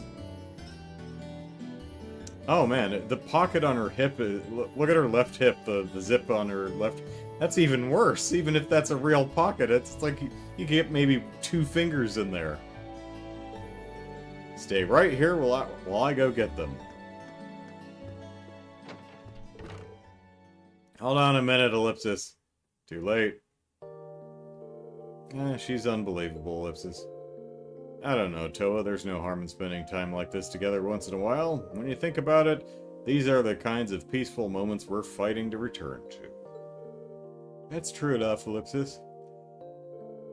Angie and I were recently talking about how things would have been if the war hadn't started.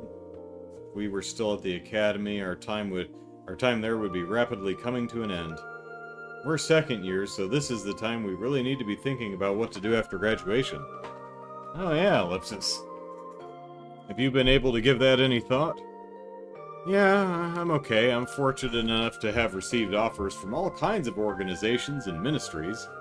George has gotten them from research facilities and institutes all across the country, and Angie seems to have a lot on her mind about what to do too, what with her family and all, Ellipsis. I've got my work cut out for me if I hope to be in as good a position as you guys when I graduate. Well, you are still a first year, so I wouldn't sweat it if I were you. You've still got plenty of time. To tell you the truth, though, I think the war has made all of us more unsure of what to do. Even assuming that when it does end, we're able to go back to our lives like they were before Ellipsis. I feel we have a duty to think about this country's future. Just picking some career off a list isn't good enough.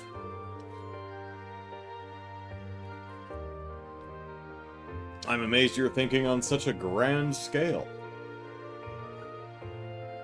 Ah, yeah. Personally, I feel like I've got my hands full just thinking about my own future, Ellipsis. I really can't compare.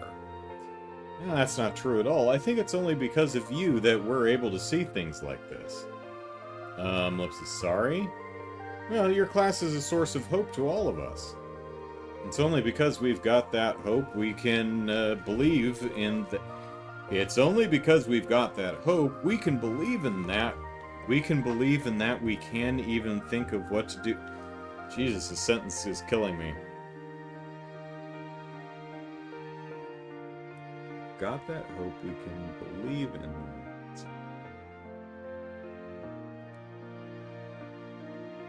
It's only because we've got that hope we can believe in that we can even think of what to do when the war's over. Okay, that's how it reads. Gracious. That one caused me some trouble. As long as you're out there fighting to bring it to an end, we can all believe that end will really come. So, Ellipsis, let's keep fighting together, okay? We were able to save Angie. I'm sure we can do anything else we put our minds to. You think so, Ellipsis? What am I even saying? Of course we can. I feel a lot better now, Toa, thanks. A lot better about the guy I let die. Hope I don't let anyone else die. Hee hee, glad I could help. Oh, did I miss something? I I've got ribbons and scrunchies and hair clips and all kind, and even these the pins, the long pin things. Oh, you're back, Ellipsis. If you wanted to enjoy a date with my little Toa, you should have asked Ree. You're the only man I'd even think of entrusting her to. I would have helped set things up nice and smooth. What on earth are you talking about, Angie? Ellipsis. Hey, Angie. Toa and I bonded. Angelica made her way over to the table and went right to work trying an obscene number of cute ribbons on Toa. Reen casually sat back and enjoyed his cup of tea, every once in a while cracking a warm smile at an increasingly flustered Toa.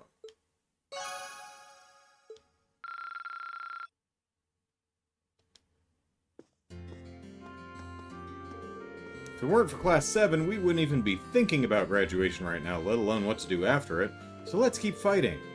If we were able to save Angie, I'm sure we're able to do anything else we put our minds to.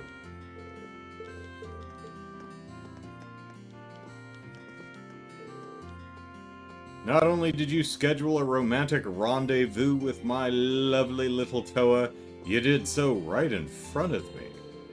That takes some guts.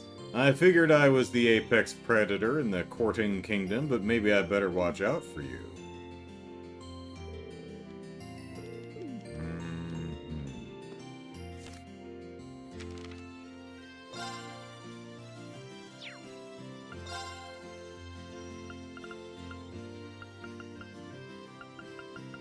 There she is.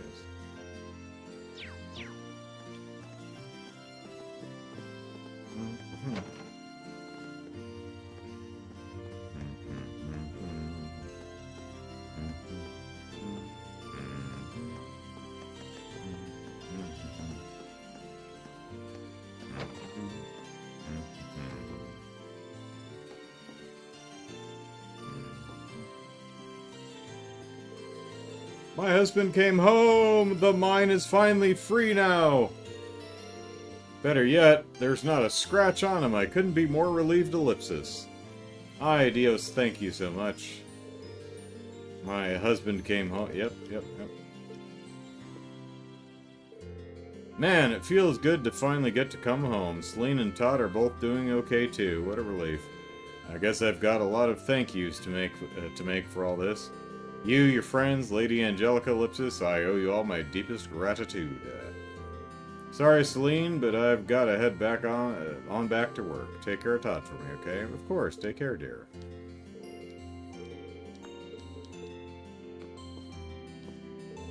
Dad came home, finally, and he's immediately leaving again. He was worried for so long, Mom was worried sick. Or he was gone for so long, Mom was worried sick. And that means he's gonna have to get me a few toys to make up for it. I'm really glad Dad's okay, though. I guess I was kind of worried about him, too.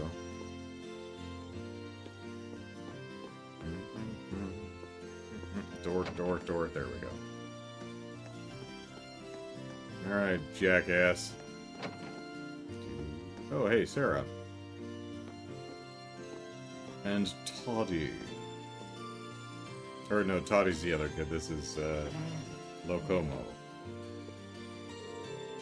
Grandpa, how do I get good at hide and seek? What are you, stupid? You hide in places where people won't find you. That's what I mean. How do I find places where people won't find me?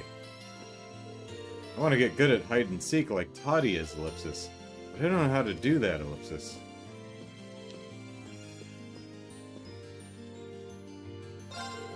Things might be getting back to usual around here, but I've got to look into a little something for old Gwen. We both know there's something going on in the shadows of this war, but outside of that, we're both in the dark.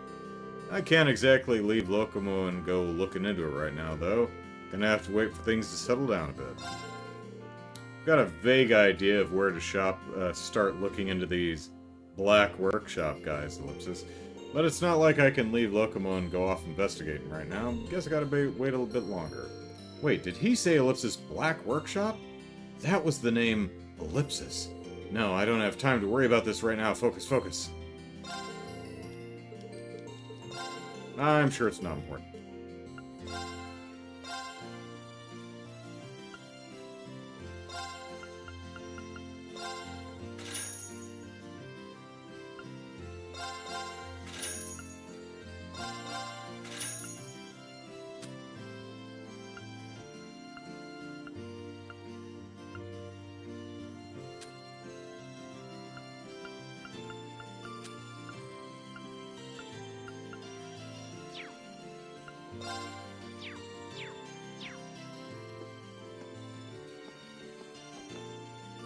Sarah! Jackass is doing some maintenance on my orbital gun for me. With a name like that, I wasn't sure what to expect when Elisa introduced me to him, but he seems like he really knows his stuff. I just wish he had a bit more of a refined, dandyish aura about him. Sort of like Gwen. Then he'd be more my type. Yeah, the inside of your head must be a terrifying place to live. Yeah, you have no idea, Reen. All kidding aside, though, you should take this chance to make sure all your gear is in good shape. There's no telling when you'll need to put it through some hard use, and it always pays to be prepared. Maybe I should take this chance to have a look around here too, Ellipsis. Well, let's look around here, Ellipsis. Say, would you mind if I hung around here with you until your maintenance is finished up? Now that I look around, there seem to be a lot of things here worth checking out. Check something real quick. Yeah. Still going on. Alright.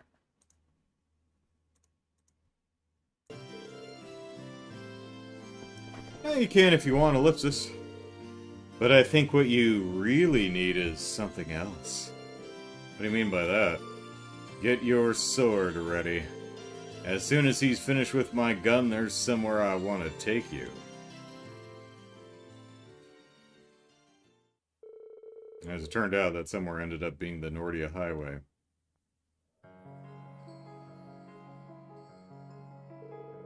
Alrighty, I don't think anyone's gonna come barging in and disturbing us all the way out here. Yeah, I doubt it, but why'd you bring me here in the first place? You told me not to forget my sword, so I'm guessing it's not a date. Who do you think you are? The protagonist of, Persona 5? Pshaw, you've never been on a Sarah date. Anyway, I hope you're ready to get all hot and heavy with me, Ellipsis, as we pour ourselves into no-holds-barred combat training. Are you kidding me? What did you think was going to happen, Rain? And this time I'm not going to hold anything back, so you'd better be ready. Yeah, it's always fun meeting someone, and you hit it off, and then you go somewhere else and challenge each other to a duel. That's where the best friendships come from. I want you to fight me like your life depends on it. Because it does. Because you can leave this little excursion one of two ways. Walking with your head held high, or on a stretcher. Arg, and what would Instructor Beatrix think if you got carried away on a stretcher? She'd think you were soft, Reen. I don't know what brought this on, but I can see this isn't one of your usual gags. In that case, I accept your challenge. You'll get only my best today. And so began their intense battle. True to her word, Sarah came at Reen with all the fury of a raging storm, Ellipsis.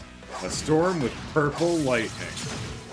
Despite bringing the best of his skill to bear, he was just barely able to withstand her assaults. Ah, Ellipsis, how are you so strong? Go Super Saiyan Reen, pull in Valimar and stomp her flat. So this is what it's like when you're not pulling your punches, huh? Damn straight. The world's not a nice place. It's not a fair place, but I've fought tooth and nail for my place in it anyway. The world takes from you too. I've almost lost count of how many irreplaceable things it's taken from me. So many friends, allies, Ellipsis. I don't even have a homeland to call my own now. Instructor Ellipsis? But I did whatever I had to do to keep on living no matter what, Ellipsis. And I stand before you now as a sum of all those ugly, painful experiences. Life will knock you down over and over again, but if you rise just one more time, that makes you the victor. That's something I've kept on believing, and seeing you students give it your all has only strengthened that belief. Ellipsis! That's why I've decided that everything life has taught me in the School of Hard Knocks, I'ma teach you. I'ma knock you hard, Reen. Not through words or lessons or fancy platitudes, but through battle. It's like, I'm probably like 5 levels above you now, Sarah. Well, I'm ready to learn. You might have gotten the better of me before, but I'm ready for round 2 anytime. Atta boy, let's not waste time chit-chatting then. You ready? They resumed their battle and the intense training continued. Reen focused everything on the fight, fending off Instructor Sarah's onslaught as best he could, Ellipsis. And after a long, difficult fight, Ellipsis...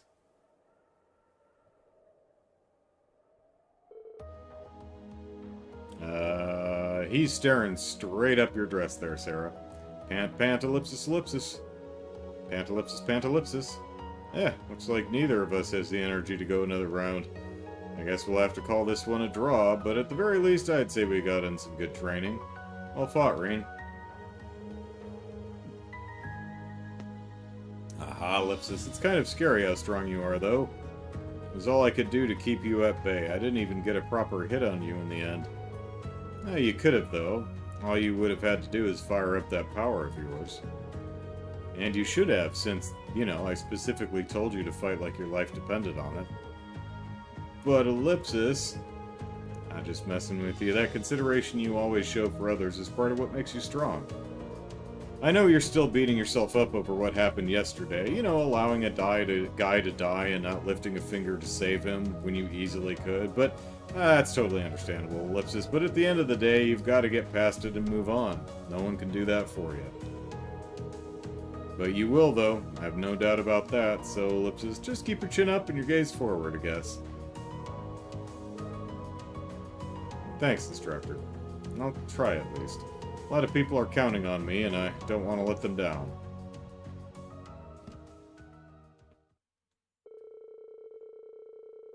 The two stayed and rested for a while to get their strength back, and once they felt better, they walked back to Roar. And we bonded.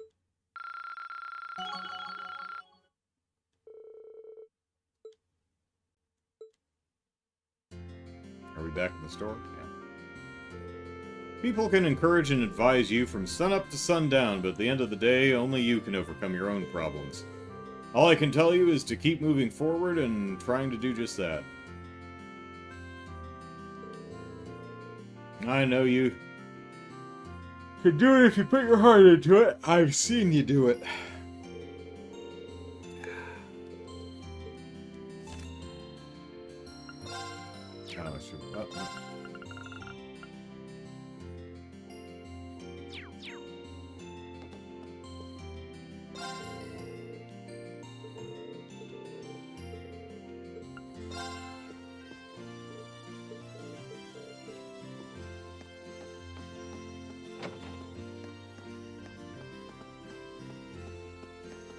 Let's see if Selene has different dialogue after finding that cat.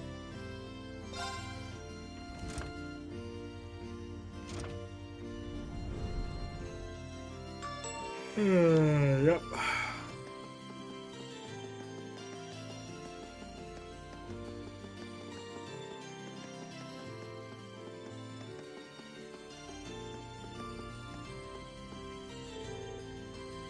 I heard you found that kitten's mother.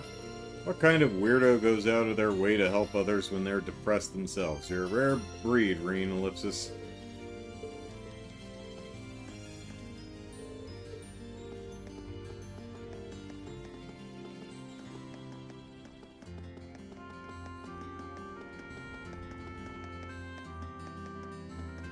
Oh, golly.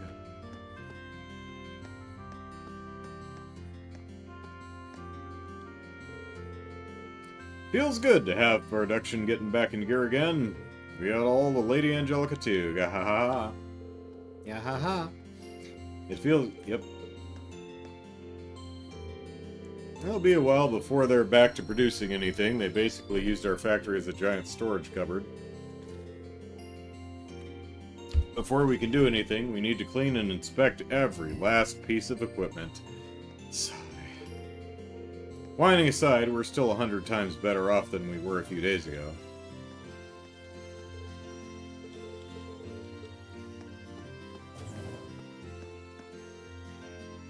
Oh, golly. Hey, there's Laura.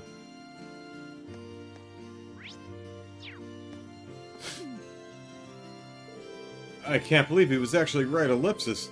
Because of that, Kleist & Co. now has a major new contract with us, Ellipsis, with terms that are hugely favorable for them. Hugo boy is a businessman to be reckoned with. I had a difficult time dealing with Hugo Kleist not too long ago. How did he manage to predict that this was coming, though?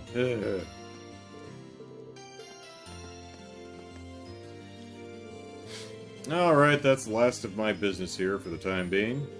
Preparations have been made, dotted lines have been signed, Ellipsis.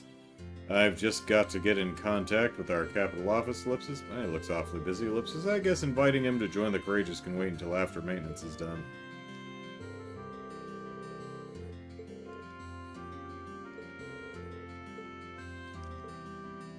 Now the prep's been made, I need to get in contact with the home office back at the capital line, Ellipsis. Bill's report, I still need to get to that, so much to do, so little time. I'm gonna leave him and come back when the Courageous' maintenance is done. The factories that turn out consumer products are at least starting to get back up and running again. We did, however, end up signing a contract stipulating that 10% of the goods we receive go to Kleist & Co. I'm impressed a young man like Hugo Kleist was able to predict that this would happen. Okay, why did you do that? I heard that Hugo Kleist was quite the businessman and a skilled negotiator, and it seemed those rumors were true. All we can do is accept defeat. What did you... You could have just said no. What did you get out of it? What happened?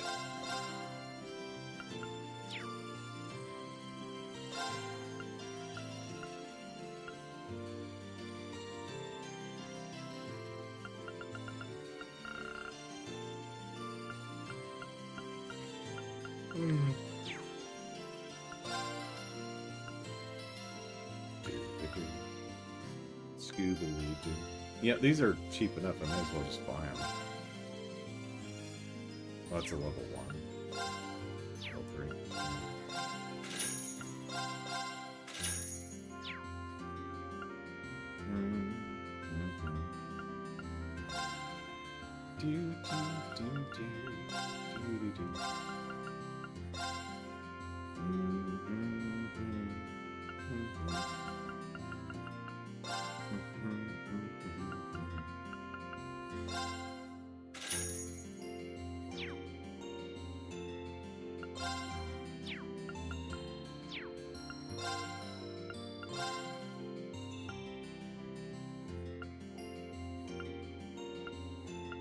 Okay, we haven't unlocked the level 3 stuff yet. We have to bind the Reinford cover for everyone individually.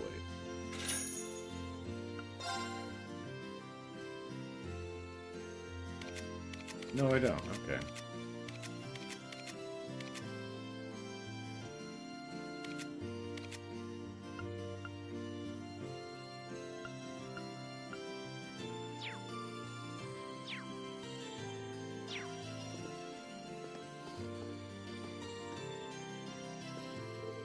This is my first time seeing Roar, Ellipsis. I must admit, very impressed. My expectations were high given the Reinford Company's presence here, but I can safely say they've been shattered. I think this single shop alone has more types of orbital goods than the entirety of Legram. I feel kind of like a child in a candy store, to be honest. There's so much I want to look at while I'm here. I wish I could go for some window shopping, Ellipsis. Let's spend some time with Laura. Mind if we look around together? Nothing like shelves full of stuff to take your mind off things. By all means. Let's see what this place has to offer.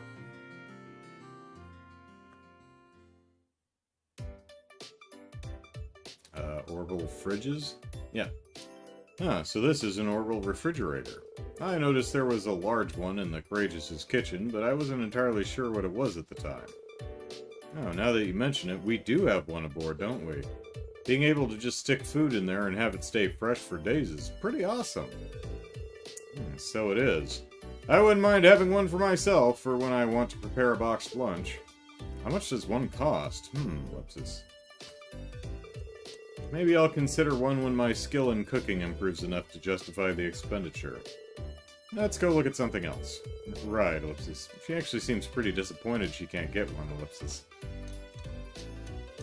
Orbital vacuums. What's this? The design is rather avant-garde. It says here it's called an orbital vacuum cleaner. You press the button on it and it'll suck up dust and crumbs. So it's like the orbital version of a broom, I guess? Oh, that does sound pretty convenient. I'd like to give it a try. Let's see, Ellipsis. Laura, carefully press the button on the vacuum cleaner. Ellipsis, I don't think you're supposed to just turn on appliances in the store like that. If they didn't want it turned on, then they did take the power out. So. Sorry, I guess curiosity just got the better of me.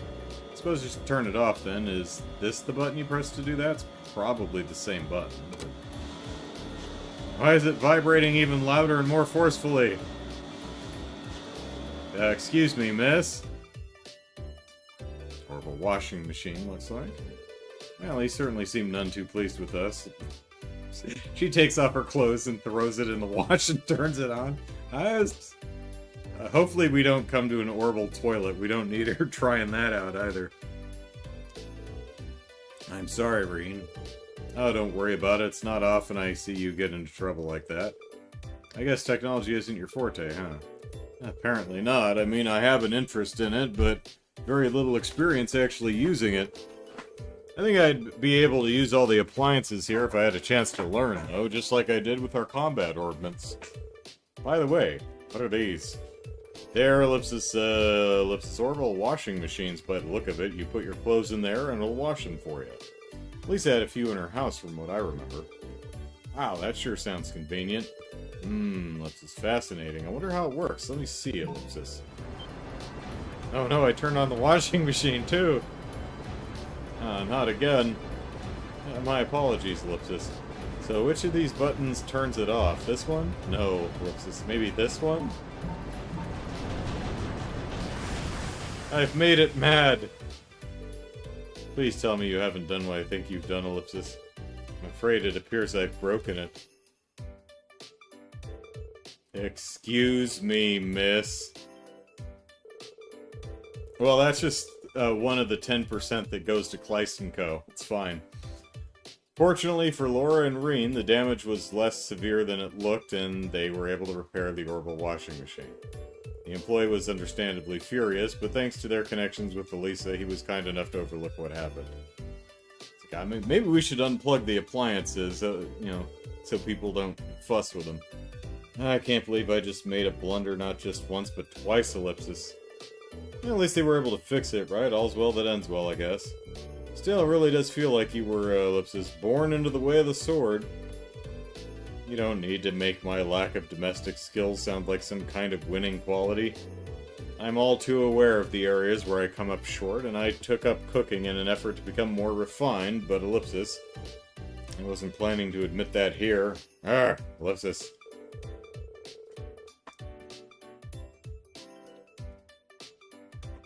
Haha, Ellipsis. Still, I'm glad I got a chance to see a side of you no one else has really gotten to see.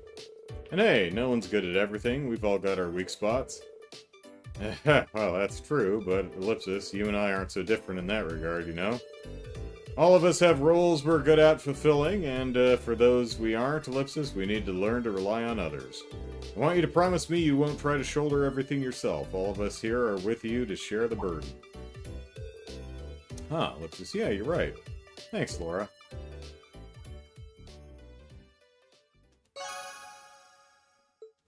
Bonding!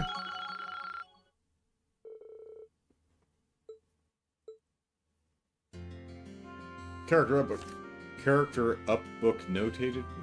Gracious. Laura. She isn't very used to working with machines and has a habit of pressing the wrong buttons and breaking things. I mean, she'd be great at QA.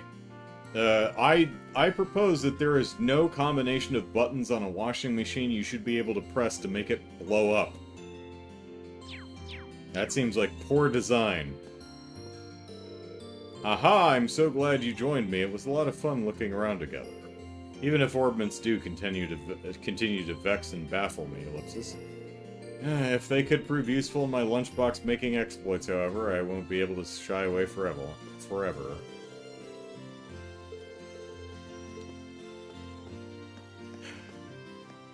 Please leave.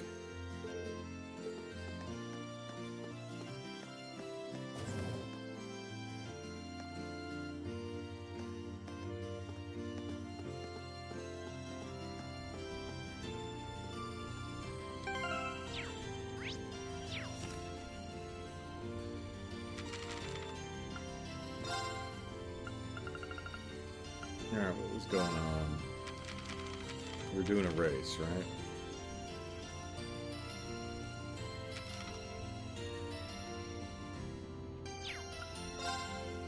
Alright, Chapter 10, the rules. 15 minutes before the first race was scheduled to start, Jack and Haley made their way back to the VIP room where they came face to face with Leonard and Nikke.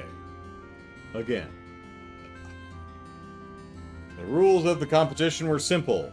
Each side would begin with 100,000 Mira. For each race, each side must purchase one betting ticket, no more, no less. Furthermore, 12 orbital cars would compete in each race. The types of betting ticket available, meanwhile, were as follows. Show. To win, the chosen car needed to come in either first, second, or third. This bet type had the highest chances of winning, and as a result, the payout was the lowest as well. Win. To win, the chosen car needed to come in first. This bet type was less likely to be successful than a show bet, but still relatively likely compared to others. As such, the potential winnings were relatively low. Exacta! To win, the chosen two cars need to come in first and second place. The bettor had to also accurately predict which came first and which came second. This bet type was one of the more difficult ones, and as such, potential winnings were relatively high. Trifecta. Similar to Exacta, except the bettor needed to predict in order which cars would come first, second, and third. This bet type was the least likely to be successful and therefore paid the highest dividends. Exacta box. Like in Exacta, the bettor needed to predict the cars that would come in first and second. Unlike regular Exacta, however, these could be in either order. This bet type was more likely to pay out than an Exacta, but because of that, it paid less as well. And Trifecta box. Like Trifecta, except the three cars would come in any order, as long as one came in first, one second, and one third. This paid out more than an Exacta box, but less than regular Trifecta. Jack and Leonard would each buy a ticket and then show it to the other before the race began. There was no limit to the amount of Mira that they could bet on one race, as long as they could afford to bet it. If either of them ran out of Mira, the other would be the victor. In all, 7 races were to take place that day, with 4 in the first half and 3 in the second. The races in the second half, the last in particular, paid the highest dividends. Each race usually took about 10 to 15 minutes. Every car was also obligated to make at least one pit stop to charge their car's EP and change tires. Completing these actions swiftly and efficiently added another element of challenge to the competition. Large groups and corporations sponsored the teams participating in the race, and the results had implications not just for the teams themselves, but for countless powerful figures and groups in the Republic who used the races as a proxy for their pride and reputations. The winning teams were also rewarded with vast amounts of Mira. The rules confirmed and agreed upon, Jack and Leonard purchased their first betting tickets, and the battle between them finally began. It's actually really interesting. Because, I mean, you can just bet you have to bet, you can't bet to lose. And it's like, you can throw it, but what are you going to bet on then? Hey there, Elliot. I can't stop thinking about our field study here from earlier in the year. Sure, it was tough, but it was fun. And V was still alive. And he would be Reen if... Yeah, Ellipsis, even if we did think he died back at the mine. I'm guessing news of V's actual death has probably reached Crow by now, Ellipsis. Wonder how he's taking it, Ellipsis. Sorry, it was probably super insensitive of me to bring up the fact that you let a man die in such a horrible, violent, and gory way. Just, Ellipsis, try and cheer up, okay? Elliot's definitely worried about me, Ellipsis. Maybe we should hang out for a while. Now let's do that.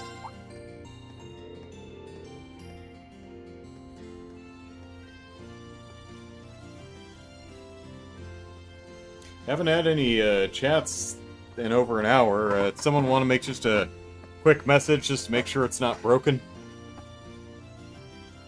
My counter says that there's still 8 people watching, and I just checked some stuff and it looks fine, but just want to make sure nothing's broken. Elliot says, I just got a great idea for something we can do together. Come with me, Reen. Oh, are we gonna fight? Oh, what's going on now? You'll find out soon enough. Let's go. Elliot dragged Reen into the Rhineford building Ellipsis, and after he borrowed a few things, Elliot dragged him right back out again. Okay, just making sure that the chat didn't, like, crash or something like that. Didn't look like it did, but just wanted to be sure. Remember that year in the Extra Life event where the chat actually did crash? But it was at 1 in the morning, so my sister and I were like, probably everyone's asleep, it doesn't matter. But it was because of the daylight savings. When time went back for an hour, the chat didn't know what to do until time caught up to where it was. That's only a problem that 1 year. It was weird. This sort of looks like the same kind of orbital guitar I used back at the festival. That's because it is. Both that and the keyboard were made by the Rhineford Company. They're display models, but they said we could use them since playing them right out here would make for good advertising. Should be all tuned up now. I've already got permission too, so Ellipsis, shall we get started? Get started. Wait, you don't mean Ellipsis? I sure do. Let's play some music. Let's jam. Just you and me putting on a concert in the middle of the street. Is he got a pick? I think he does.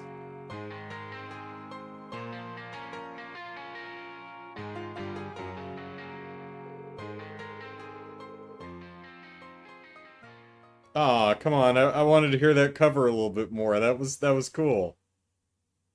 A little guitar and keyboard cover. That was great. Aw. Wish we could have heard more of that. Despite the sudden start, the two played with gusto, their focus entirely on both their instruments and their performance. A surprising number of Roar's residents had stopped to listen and clap for them too. All in all, it was a success. But they forgot to put a hat down, so... Andre didn't appreciate it at all, though. Whew, Ellipsis, that was something, Ellipsis. Impressive work, Reen. We were out of sync in a few spots, and we missed a note or two here and there, Ellipsis, but it was fun, wasn't it? It was for me, at least. Haha, yeah, it was fun. Just goes to show that music doesn't stop at giving strength to the listeners. The performers get some too, I guess. I was every bit as happy there as I was when we performed at the festival. Ha ha ha. I'm a little biased, but I'd say playing yourself is even more fun than listening, to be honest. That's probably one of the reasons I just can't seem to give music up. Thanks for inviting me to join you, Elliot. This definitely helped cheer me up. You're very welcome. Hee hee. We'll have to do this again sometime if we can, with some time to practice, hopefully. Not just us either, the whole class, just like back at the festival. Bulma-san, hello. That sounds great. I hope we get another chance to do something like that. Bonding, bonding, bonding, ding. Their street concert complete, Reen and Elliot went back to Rhineford headquarters to return their instruments with smiles of elation on their faces, and Andre gave them the stink eye. It's like, this is actually how I make money, you inconsiderate little twerps.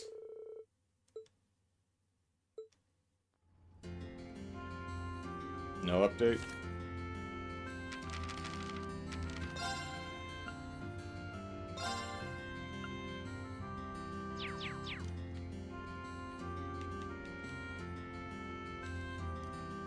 Oh. That's weird. I thought my controller got unplugged or something like that, because I was paused there for about 2 seconds. Man, that was so much fun. Performing outdoors like that felt great. Now we've got to do some big outdoor concert with the others someday, Ellipsis, and maybe actually practice for that one. Yep.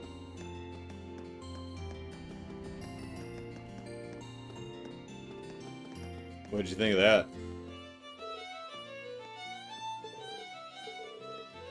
Oh, you're proud of us, huh? Okay, cool.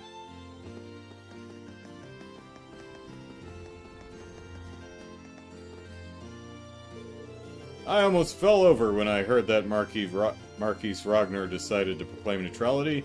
Now that he has, though, I know he'll stand by it. He's a man of his word, if nothing else. Better yet, if he does, the provincial army will fall in line too. Yeah, looks like we can finally rest easy. And if he says he's neutral, he's neutral. Nothing more for us to worry about. Roar can finally start pulling itself together again. I think I talked to you, right? Yeah. Doobly-doo. Our factory's open again. Yay! It's time to get back to making orbital lamps and orbital stoves and orbital fridges and orbital radios and orbital everything! Ah, it's so good to have work. I mean, what's an engineer without a job?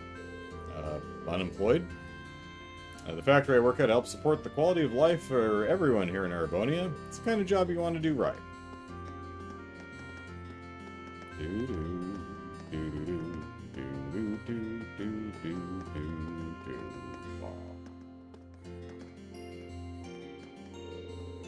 I'm on my way back to the mansion. Try as I might to bring Lady Annabelle home, she's not having any of it.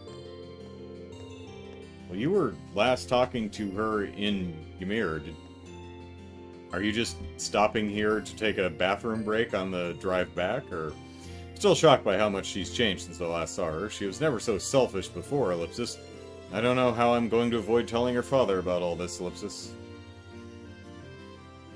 Oh, this is the train station, yeah. I told her that her fiancé, a young Mr. William Lakelord III, had gone missing, but she didn't seem to care. What? She simply looked me in the eyes and said, a real angler wouldn't die so easily, he'll be fine. Alright. She isn't the young lady I remember, that's for certain. Ah.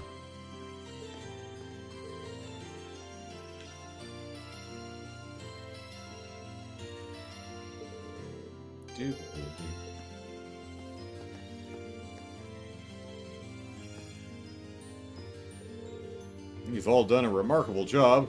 Thanks to you, we were finally able to make our return to Roar. We'll be leaving a number of our officers at this station. Hopefully that will help stabilize things in this province, Ellipsis, though there's no telling what the future may hold. Naturally, we intend to make sure that civilians can use any available train. One of our jobs is to minimize the disruption that the war inevitably brings to people's lives. I haven't seen you since your last field study here. Good to see you again. Seems to me like you've all grown a lot since then. Thor's clearly taught you well. But you can leave the cleanup here to us. We'll do what we can to ensure that order's maintained. We'll be sure not to rile up the provincial army too. You've got our word on that one. Getting along with them is in all of our best interests. Guess what? Lindy's sister is here to see her. Oh, that's nice. I'm so glad to know she's alright. Lindy's been ever so worried about her. I was like, I wonder if Lindy went to the ship or if Vivid came out. Hee hee, they're catching up with each other inside right now. I decided to give the two of them some privacy. Oh, I'm not going to do that. Oh, there they are.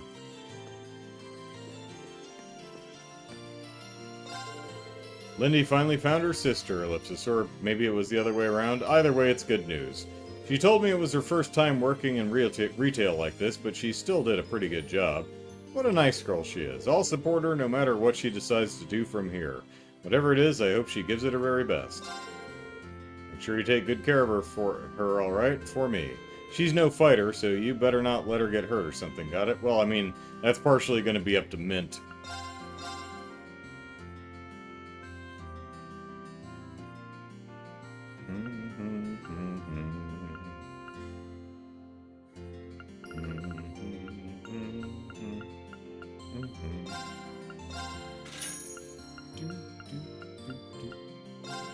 liquor.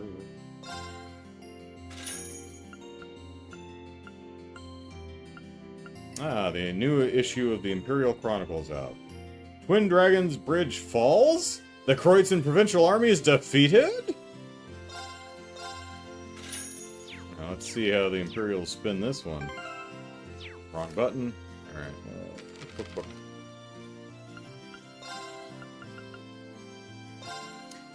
The Twin Dragons Bridge in rebel hands. Our latest cables have suggested that one of the Kreutzen province's main bases is now in the hands of the former Imperial Army's 4th Armored Division.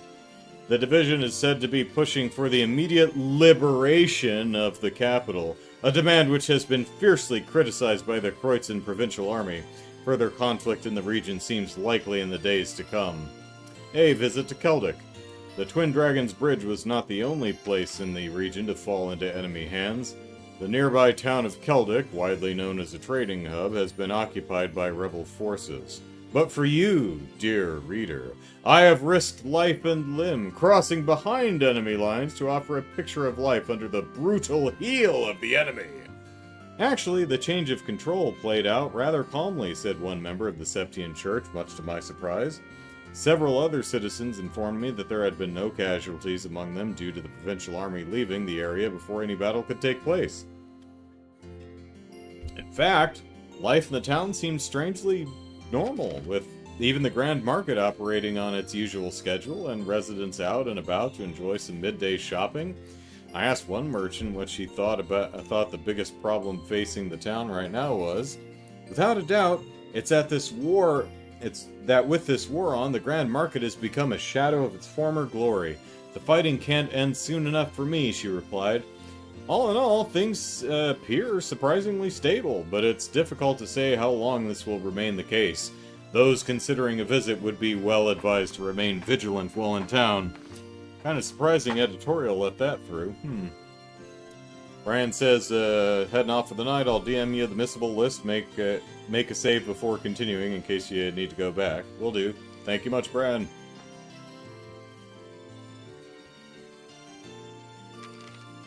Breaking! Marquis Ragnar declares neutrality. We've received information stating that Marquis Ragnar, one of the leading members of the Noble Alliance, has made a sudden declaration of neutrality and withdrawn from the group.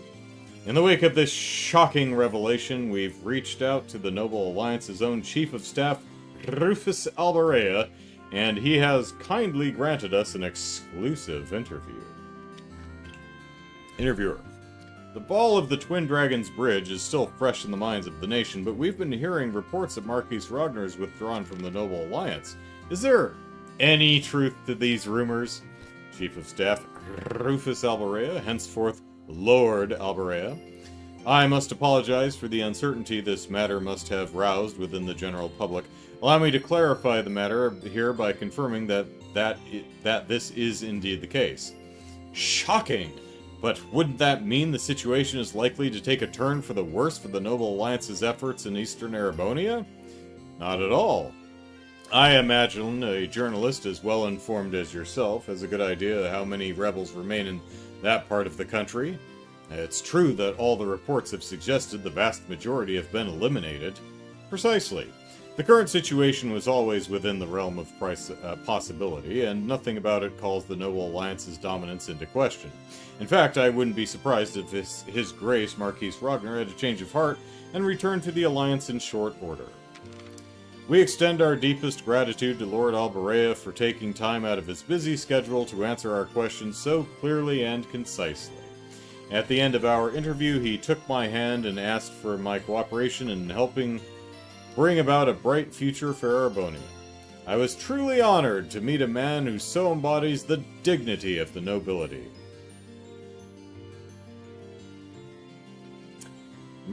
Society, Marquis High Arms sends aid. Oh, Pat's dad. Marquis High Arms has taken steps to recognize and deal with the ongoing refugee problem by offering aid to displaced citizens in his domain, the Sutherland province.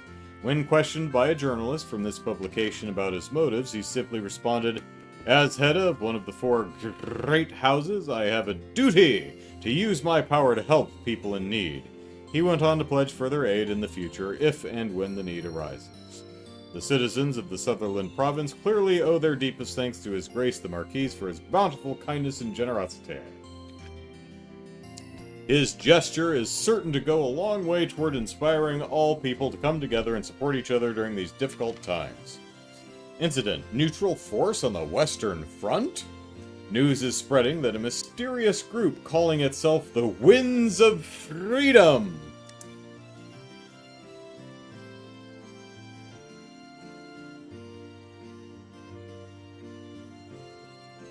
have begun appearing in Western Erebonia. They are currently believed to be asserting their neutrality while aiding civilians caught up in the region's conflicts.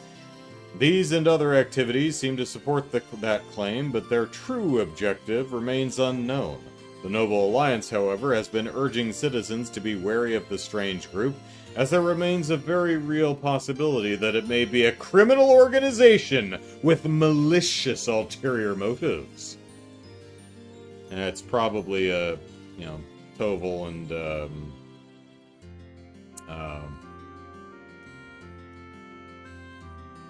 them.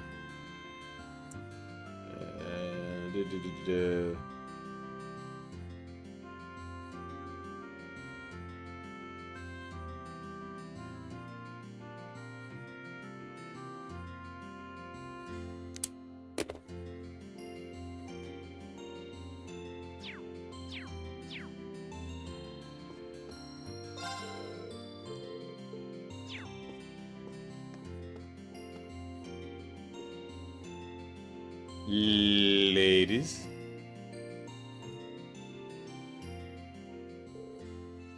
Hello, Reen. Hello, Reen. Can we not do this just for today? I feel like I should just wear a shirt that says I'm sorry about her or something, ellipsis. That would actually be really funny. Hee hee. Come on, I'm just having a bit of fun with my two best pals. Besides, it's been so long since we've seen each other that she probably missed all the teasing. Really, ellipsis? Sniffle. I'm just so happy to see you again, ellipsis. I was so worried this whole time. I never should have left you alone like that. You must have been really scared, ellipsis. I'm so sorry. I should be the one saying all that. Oh no, ellipsis. Here come the tears. Ellipsis. Lindy no baka. Hee hee, ellipsis. There, ellipsis. Haha, it's great to see the two of you back together again. Reen, ellipsis, we owe you so much. We might not have ever seen each other again if it weren't for Class 7 and the Courageous. Now it's time for me to return the favor by joining the crew and doing all I can to help out. Hee hee, you better. Since I'm gonna keep spicing up your lives as the ship's sexiness officer. That's not a ellipsis. I don't think any airships ellipsis. That's ellipsis. Nothing. Never mind. I know you're trying to joke to cover up the fact that you're crying, but it's really not working, ellipsis. Oh, ellipsis. Fine. Let's just get on that ship. Follow me. I'll show you the way. Alright then, ellipsis. Thanks again, Reen. We'll see you later, okay? I'll see you on board. Lindy was welcome to board the Courageous. And we updated a character notebook.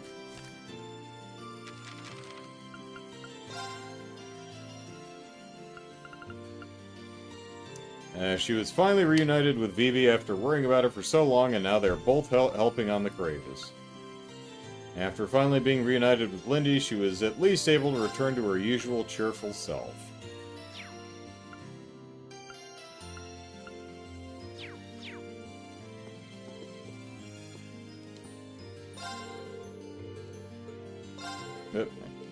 Alright.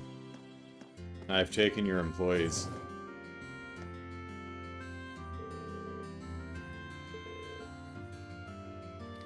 They're planning work. Yep.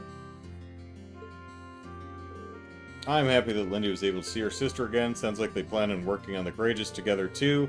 Hee hee, I suppose that I'll need to work extra hard now that she's gone. Alright. What up, Emma? This city is so amazing that I almost can't take it all in. It's not so much a different city as it is a different world, Ellipsis. Nothing is familiar. I know a lot of our classmates feel this way, but I grew up in such a rural area I can hardly believe what I'm looking at. Aha, Ellipsis. Yeah, I felt the same the first time I was here. It's a far cry from Ymir, that's for sure. Still, while you're here, why not walk around and take in the sights? It's a bit intimidating, but there's a lot to see. That sounds like a fun idea. And Reen, I know it's hard, but I hope things get better for you soon. Oh, the guy I let die. Yeah, okay.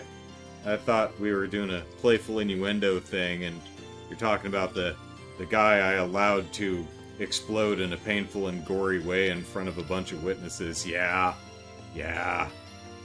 Don't know how long it's gonna take me to live that one down. But I mean, honestly, he could have just, exited the mech the soldat all by himself, instead of sitting there and monologuing for 3 minutes. Thanks, Emma. I hope so too. Maybe she'd appreciate a guide. Ruhr is a big place and all. Let's guide Emma.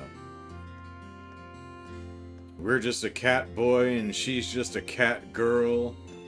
How about I give you a guided tour of the place? I've been here before, so I should be able to give you a decent one at least. Not... my voice cracked. Not Elisa grade, but still. Are you sure you wouldn't mind? Hee, I'd love that.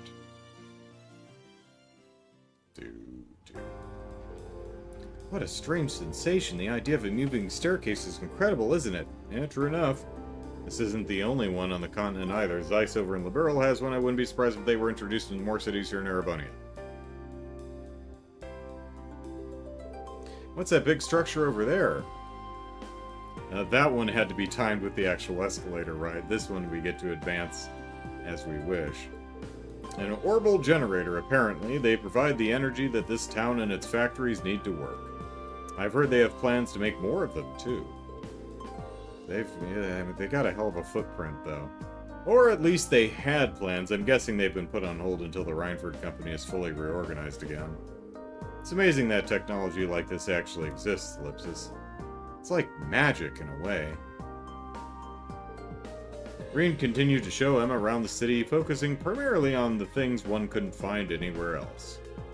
Eventually, their tour came to an end and they decided to stop for a rest.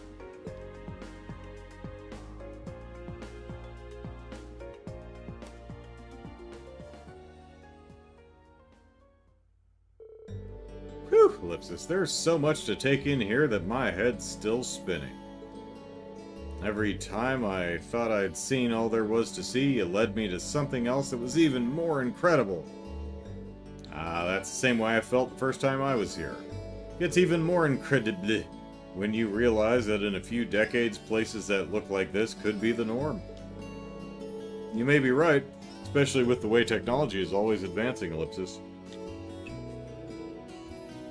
It reminds me of something I read in a book once. It said, technology that is beyond the comprehension of the observer is indistinguishable from magic. Ellipsis, that's one way to look at it, sure. But if that is the case, where does it leave witches like me? Is magic I don't understand indistinguishable from technology? If people develop new technology, it's embraced with open arms, but our equally convenient magic is feared as heretical. That's why we're forced to live in the shadows, hiding both our existence and our powers away from the people. Is that the only reason we exist? To fulfill duties that nobody even knows about while the world leaves us behind? Sorry, Emma, I never realized you felt that way. No, I'm not at all. I'm the one who should be sorry. I didn't mean to ramble at you like this, Ellipsis. You're shouldering a far heavier burden than I am right now. Another person's worries are the last thing you need. Even more so when my duty as a witch is to support you. I'm sure grandmother and Celine would be very annoyed at me right now, Ellipsis. You don't have anything to be sorry for. And honestly, all of your concerns make sense to me. I don't think anyone exists just to fulfill some arbitrary set of duties, especially you. You really think so? Sure, you're a witch, but that doesn't have to define who you are as a person. To us, you're Emma, our class president, and our friend, Ellipsis, who also just so happens to be a witch. Nobody gets to pick how they're born, but everyone deserves to choose how they want to live their life. Ooh, I like that. Hi, Ellipsis. Suppose you're right, Ellipsis. So don't let being a witch force you into dedicating your life to fulfilling your duties or whatever. Focus on finding something that you want to do. We're all here to help you do that. You know that, right? You're not alone. I don't think anyone else in our class has figured out exactly how to live their life either. Except Machias. It's just hedonistic pleasure with that guy. When you put it that way, Ellipsis.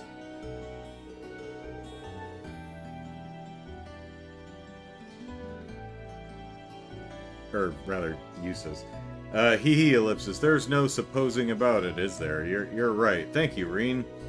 It might not be easy to find something I want to do for myself, Ellipsis, but maybe it's time that I start thinking long and hard about it. If I run into any difficulties, though, you'll be the first person I come to for support. Whenever you need it, I'll be there. I'll be there. Bonding. Huzzah.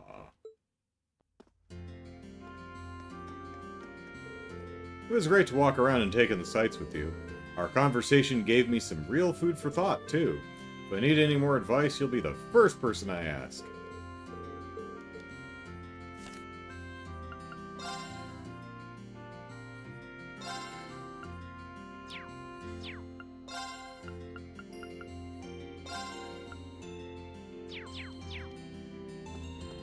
Alright, back downstairs.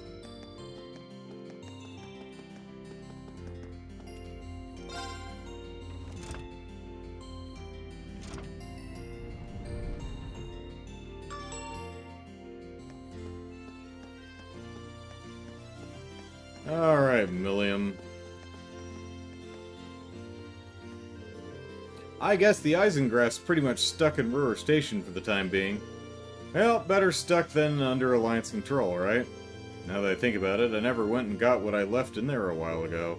Maybe I should grab it before it starts running again. Maybe I should tag along. It'd be kind of cool to take a look around inside, too. Yeah, let's go. Mind if I join you, Milliam? We didn't exactly get to look around last time we were in there, and to be honest, I'd kind of like to. I'm not stopping you. In the words of Fee, let's roll! Does Fee say that? Okay. Doobie-doo-doo. They spoke to the RMP officers guarding the station and were granted permission to step aboard the Eisengraph. Once inside, they went straight to the front carriage, and Milliam found what she was looking for on the engine room's dashboard. It's a bear. It's a better bear than Elliot's got. Oh, it's a stuffed bear. A pretty big one, too. He's awesome, isn't he? Gramps bought him for me a while back as a reward for completing a mission. He did, Ellipsis? Having a hard time imagining Chancellor Osborne buying someone something so cute as a present. Yeah, I guess he didn't seem like the type, huh? He probably bought it for me on a whim. Oh, I wasn't trying to suggest he was a cold-hearted person or anything, Ellipsis. Hey, while you're here, you want to go do some exploring? I bet the chairs in here are way softer than any sofa you've ever tried. Sure, why not? Still, we're putting the RMP out, remember? We can't spend too long in here. That's the chair you wanted to sit in? Okay. Man, you weren't kidding. These are really comfy. It was a gift from the Emperor, though. It's no wonder it'd be all ritzy. I know, right? I'm jealous of how much he got to use it, too. He got to live it up on his way to the conference in Crossbell. Oh yeah, Prince Oliver and Toa were on board for that trip too, Ellipsis. I looked out the window and there's this cop standing on the hillside counting the people on the train as it drove past. Ellipsis, what's up? Nothing, I was just thinking about how this train's lost its master. Same way you, Captain Claire, and the other Iron Bloods have, Ellipsis. I mean, the only other one we know of is left her, so... Oh, that's true. Guess he can't really live it up anymore if he's dead, huh? Nothing we could do about that, though. Crow outsmarted him, and that's that. Still, can't believe he actually managed to kill him. Yeah, I wasn't expecting you to be able to talk about him so, ellipsis, impartially. Ellipsis, I mean, if you're upset about it, there's no need to force yourself not to let it show, you know, ellipsis. Why would I be? When Dad was shot by that Jaeger, I was beside myself with worry and anger. Ellipsis. And the Chancellor was like a father to all of you, wasn't he? So I'm just saying there's no need to force yourself to seem happy, ellipsis. If you need a shoulder to cry on, ellipsis. Sorry, I really don't know what you mean, ellipsis. What's it even like to cry, anyway? What, ellipsis? What do you mean, what's it like to cry? Surely you've done it before. Everyone has. I'm asking because I seriously don't know. Ellipsis. Wait, you're serious? You've never cried? Not once? I guess not. I've never felt moved when reading books and felt kind of lonely when someone wasn't there anymore, ellipsis. Or rather, I've felt moved when reading books and felt kind of lonely when someone wasn't there anymore, ellipsis, but being so upset about something that tears come out of your eyes just seems kind of alien to me. How, ellipsis? She's never cried? Never? She's younger than the rest of us, but by her age, most people have done it more than they can count, ellipsis. Huh? What'd you go all quiet for? Are you still down about the stuff with V? Cheer up, okay? It's no fun if you're all gloomy like this. Nah, it's okay, ellipsis. I was just having a hard time processing what you were saying. I just want you to remember one thing. To all of us in Class 7, you're both a classmate and a friend. If anything were to ever happen to you, all of us would be incredibly upset. Enough to cry a lot. Just ellipsis, remember that. Oh, ellipsis K? I still don't know what you're trying to say, but I'll keep that in mind. I really like all you guys too. Hee hee. And come on, with how reckless you are, we're gonna run into trouble way before I do. Or you are. With how reckless you are, you're gonna run into trouble way before I do.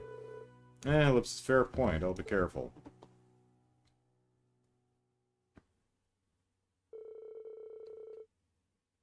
After they finished talking, the two left the Eisen graph, stuffed bear in hand. Bonding. Super bonded.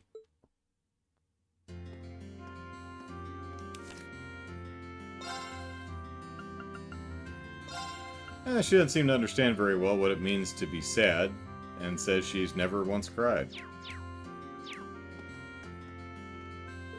Hee hee. I'll have to bring him aboard the Courageous with us later. I still don't know what half the stuff you said meant, though, ellipsis. Well, whatever, I'll probably figure it out someday.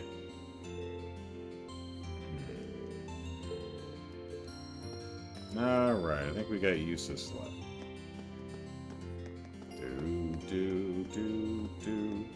Hi, Eustace. I'll be heading out shopping soon. From our perspective, causing one of the 4 great houses to withdraw from the war is a momentous achievement, ellipsis. But for my brothers, it's likely all within the realm of expectation. I doubt we've caused him a moment's hesitation.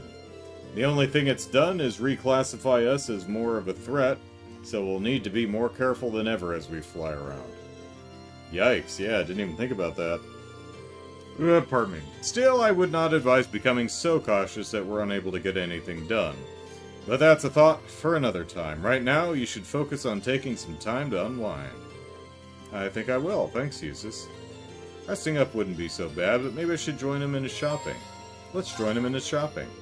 Could I join you in your shopping? Honestly, shopping for supplies sounds like it could relieve stress just as well as a nap. Do what you will. My first stop is RF Arms.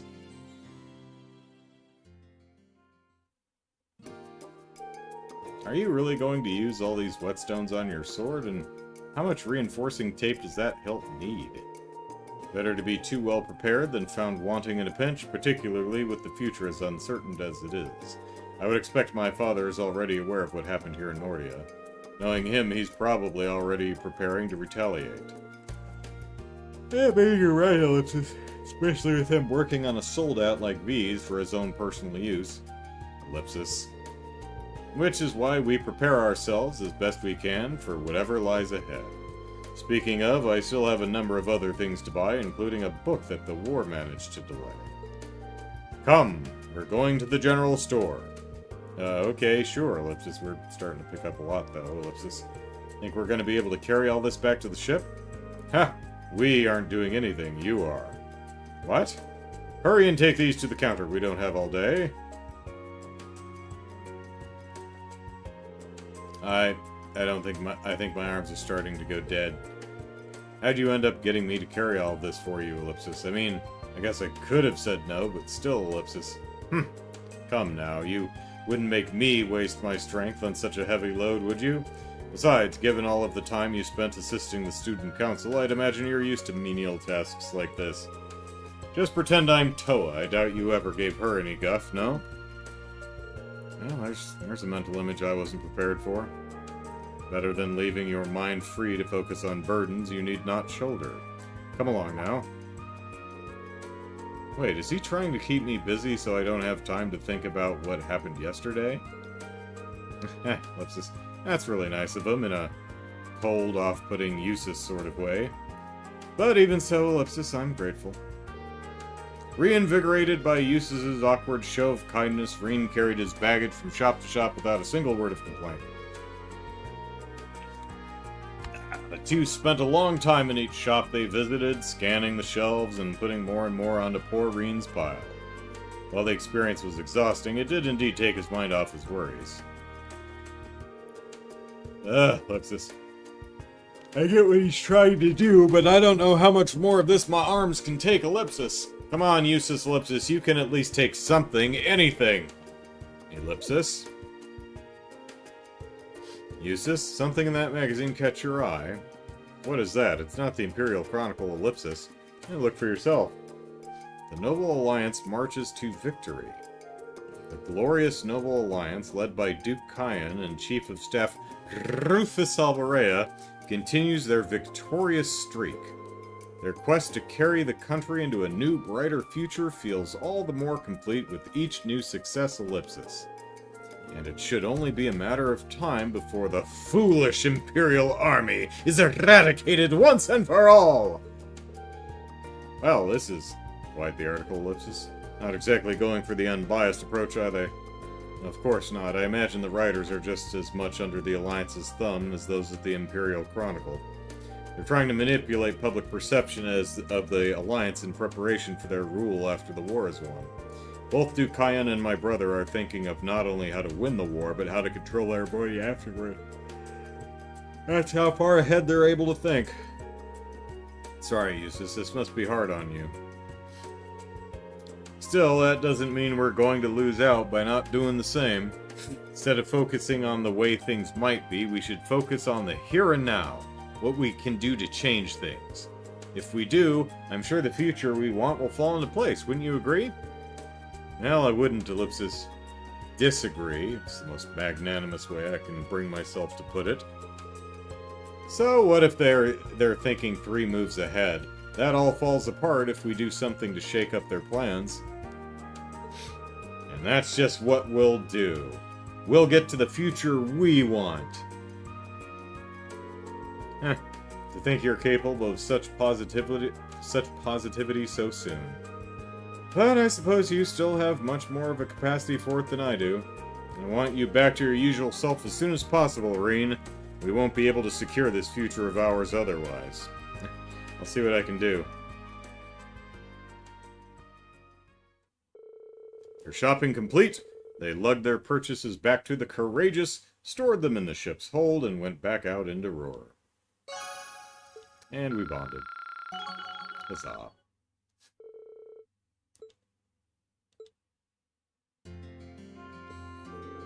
You're right, Reen.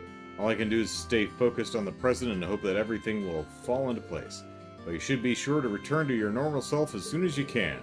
We cannot advance together if either one of us is unable to walk.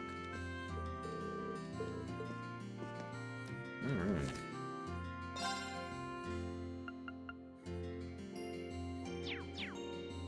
Okay. Let's see if I have missed anything before I go back to the ship.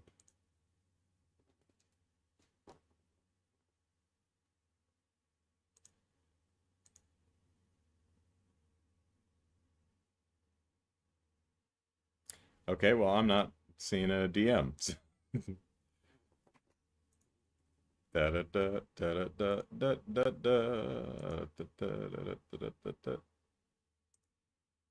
Okay, so who knows? Let's see. I got...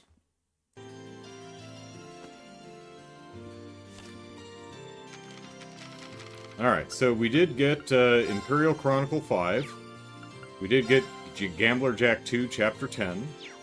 We got, the bought a Rhineford medal from the Rhineford building. We got the dark coloring for our bicycle, or motorbike and sidecar.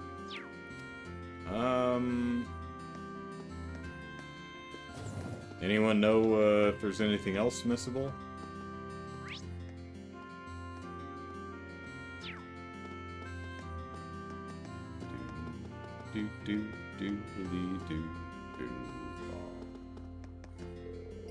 Better sit. Well, that's not an airport. This is an airport.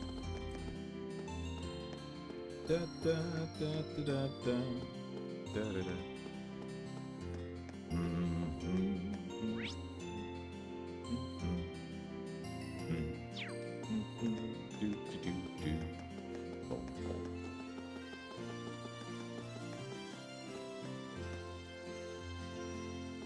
Did I get the recipe? Well, I only got one recipe. I got sweet blue, but I do notice there's one missing here, so I don't know what that is. Should I have picked up... Are there 2 recipes to pick up? So I'll have to search around for another one. Not sure who I didn't talk to.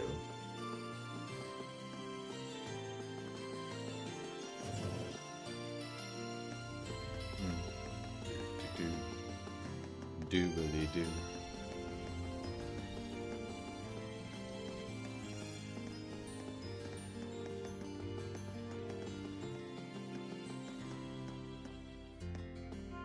Yeah, well, let me, see if I can look real quick. Justin says, yeah, I checked and it looks like you got everything. Okay. So we're not worried about this one being blank at this point? Okay. Alright. Well, I'll make a save right before we get on the ship, so...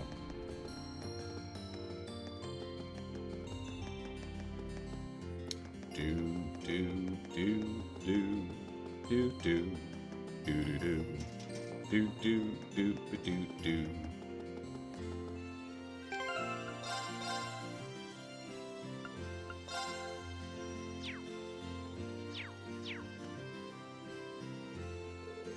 Should I go and check on Valimar in the hold? If I do, I probably won't have the time to do anything else out here, Ellipsis. It looks like the maintenance is nearly finished. Yep.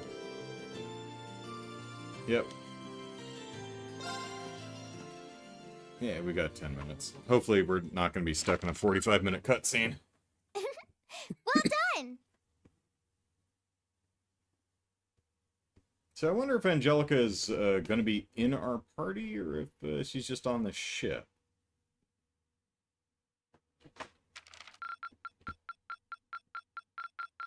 I'm so proud of you, Reen! Alright, well. Looks like we got all the AP, at least. So that's good.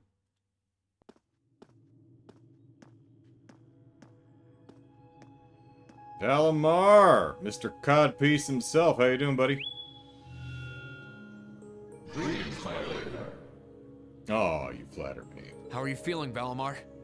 The battle yesterday must have been pretty hard on you. Okay, so I didn't miss a recipe somewhere. I really I do wish games would put stuff, you know, when there's lists, it should put them in the order that you find them. Now sometimes that can be a little ambiguous. Like in Stellar Blade, for instance, it lists all of the diary entries and stuff that you can pick up from corpses strewn across the landscape. But it's one large open area and you can wander off in any direction you want, so it doesn't know what order you're going to pick them up in. Yeah, that's fine. But if you really can't pick up the recipe until the following day later in the story, then it really shouldn't, you know? Because then you make the player think they're missing something, they go wandering around looking for it. Anyway. I am fine. The damage to my armor and lost mana have largely recovered.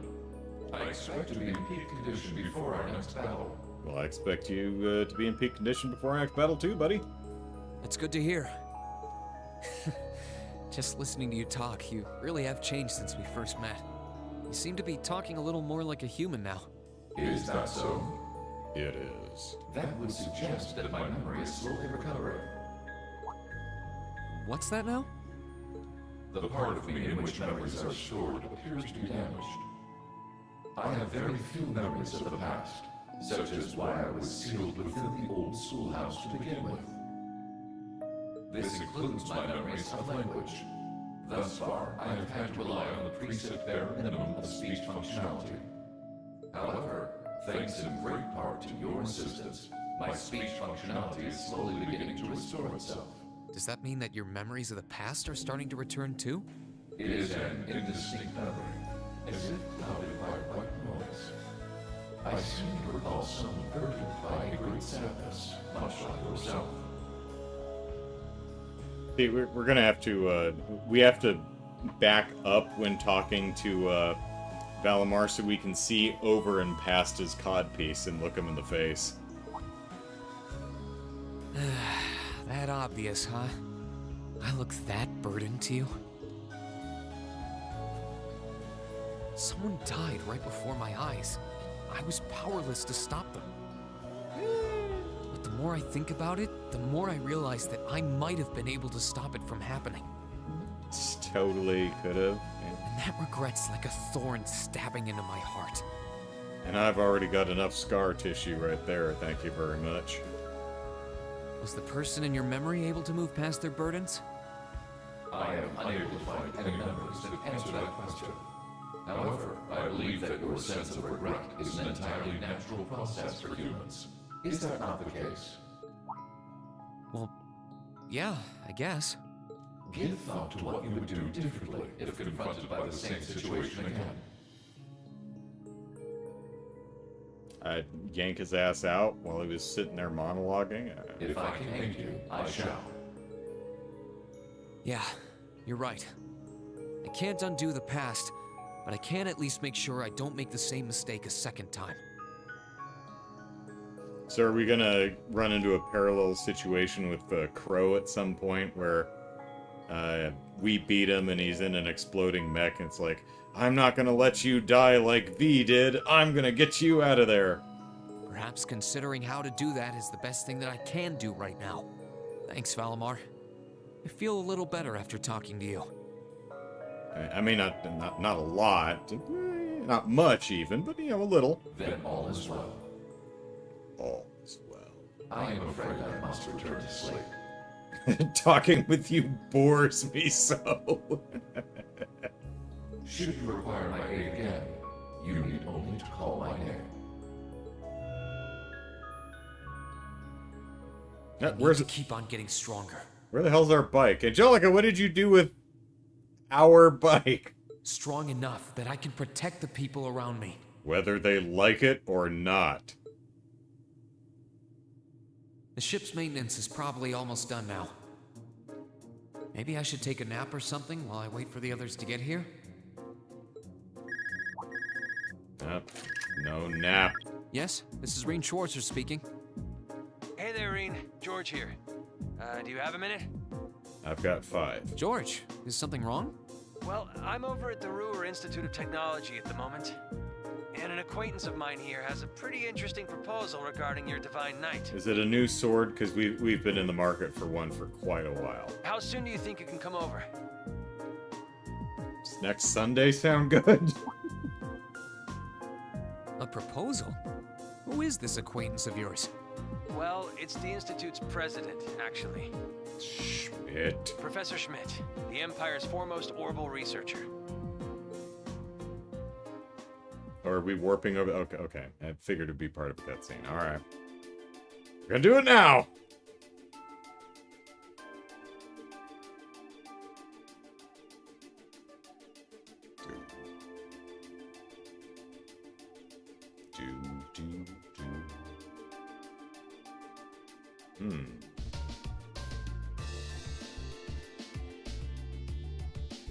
Hello, Mr. Schmidt.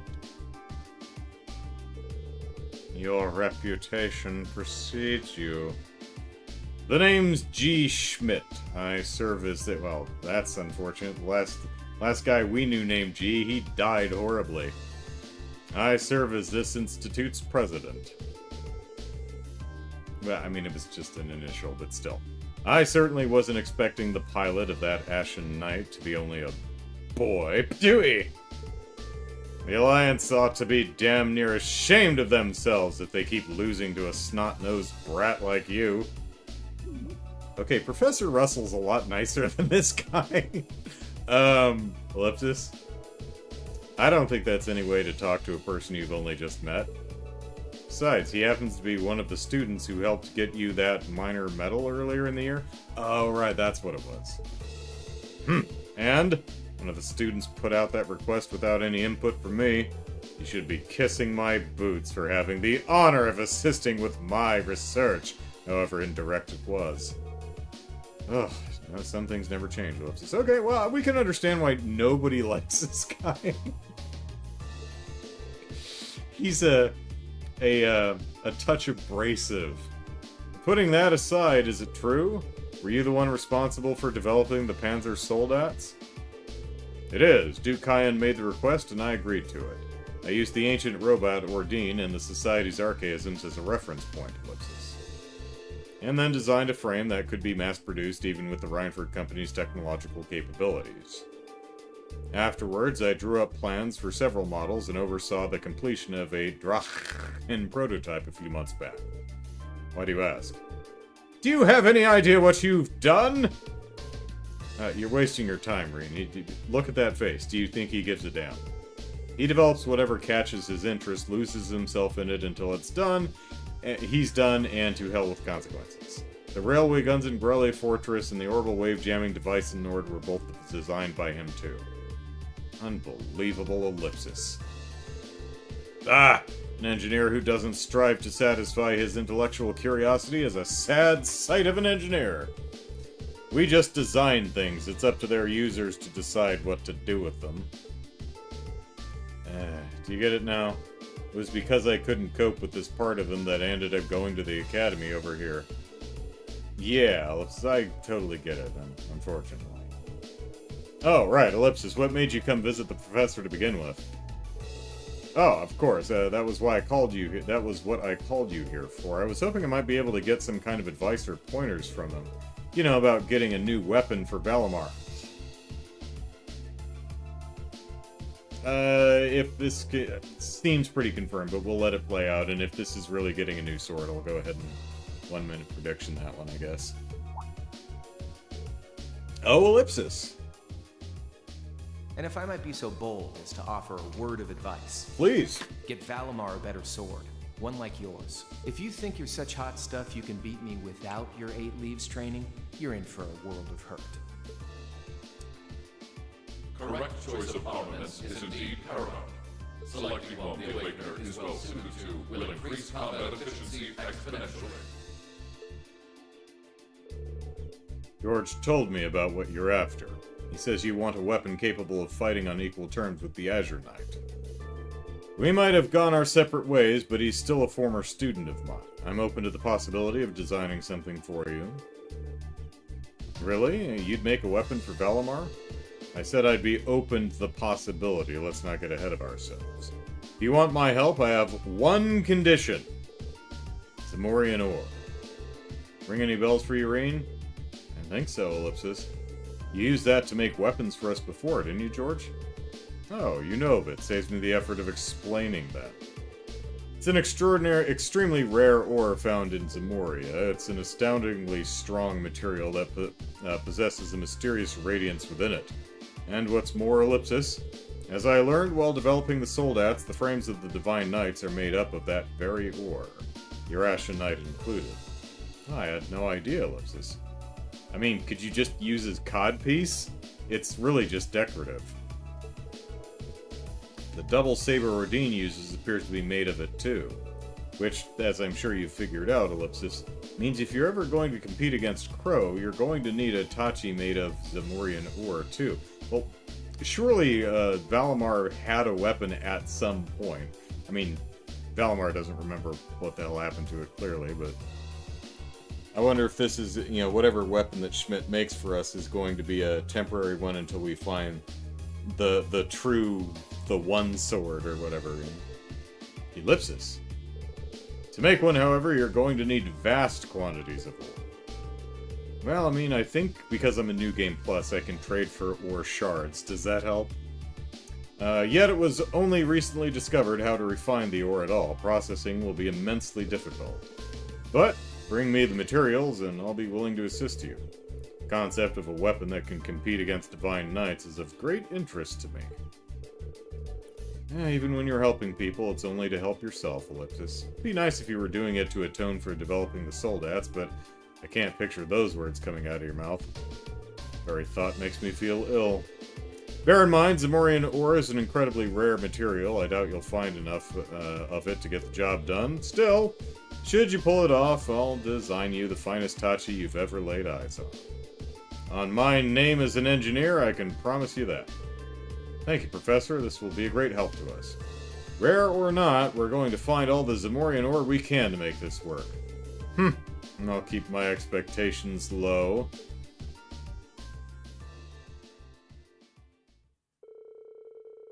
The advice Reen received on forging a new weapon for Valimar came from a surprising source, but they could not have asked for better.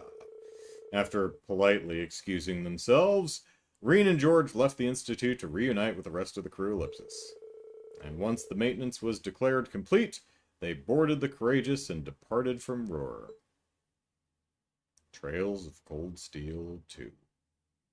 The Legend of Heroes. Oh, hey, we can get our recipe now. And it's Christmas Eve.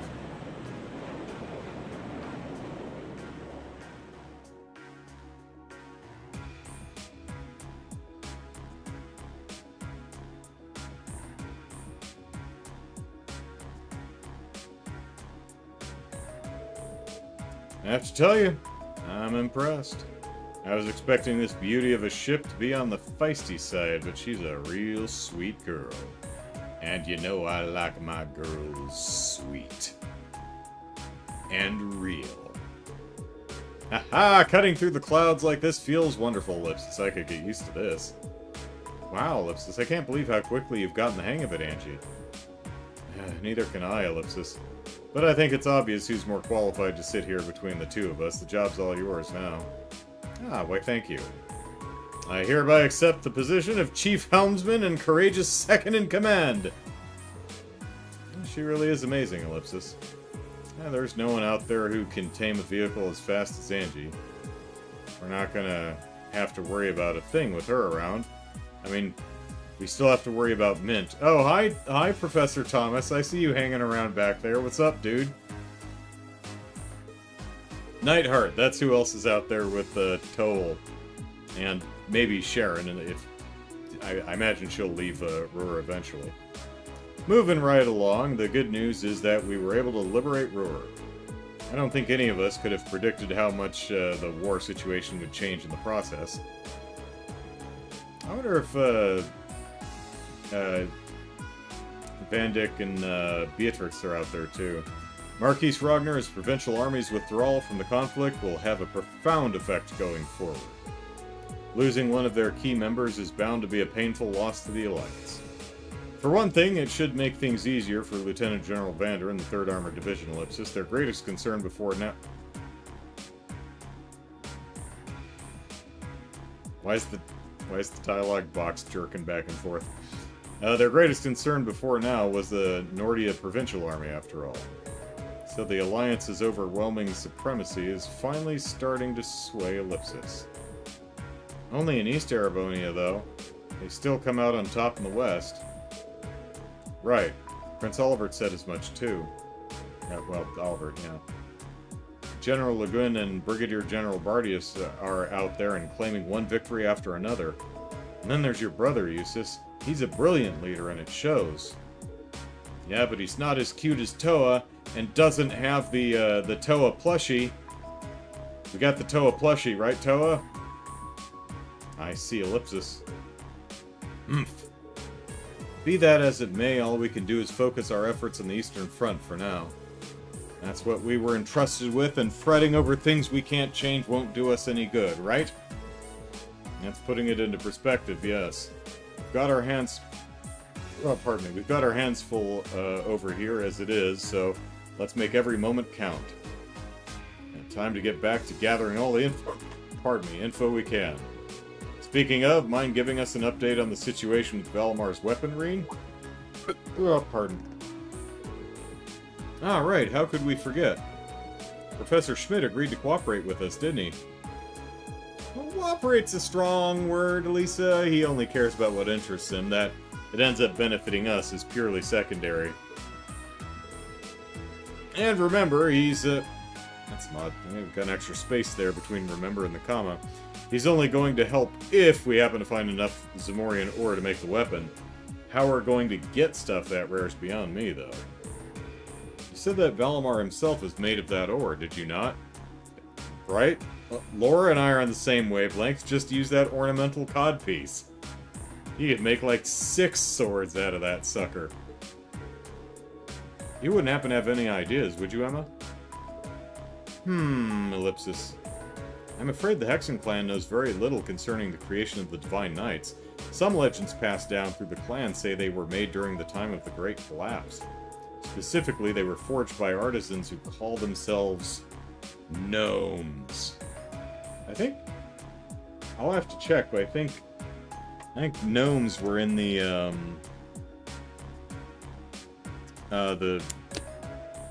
fairy tale volumes that we read in the Thor's library, which also had witches and vampires in it, so...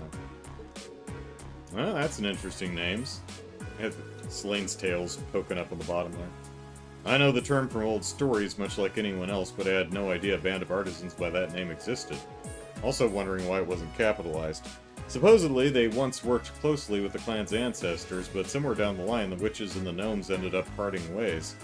I couldn't tell you exactly when. How curious. Maybe so, but none of that's going to help us find any ore. Our chances of finding enough were pretty slim to begin with.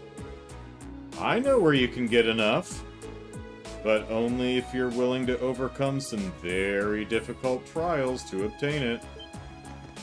Does it have anything to do with the shrines that I can't visit?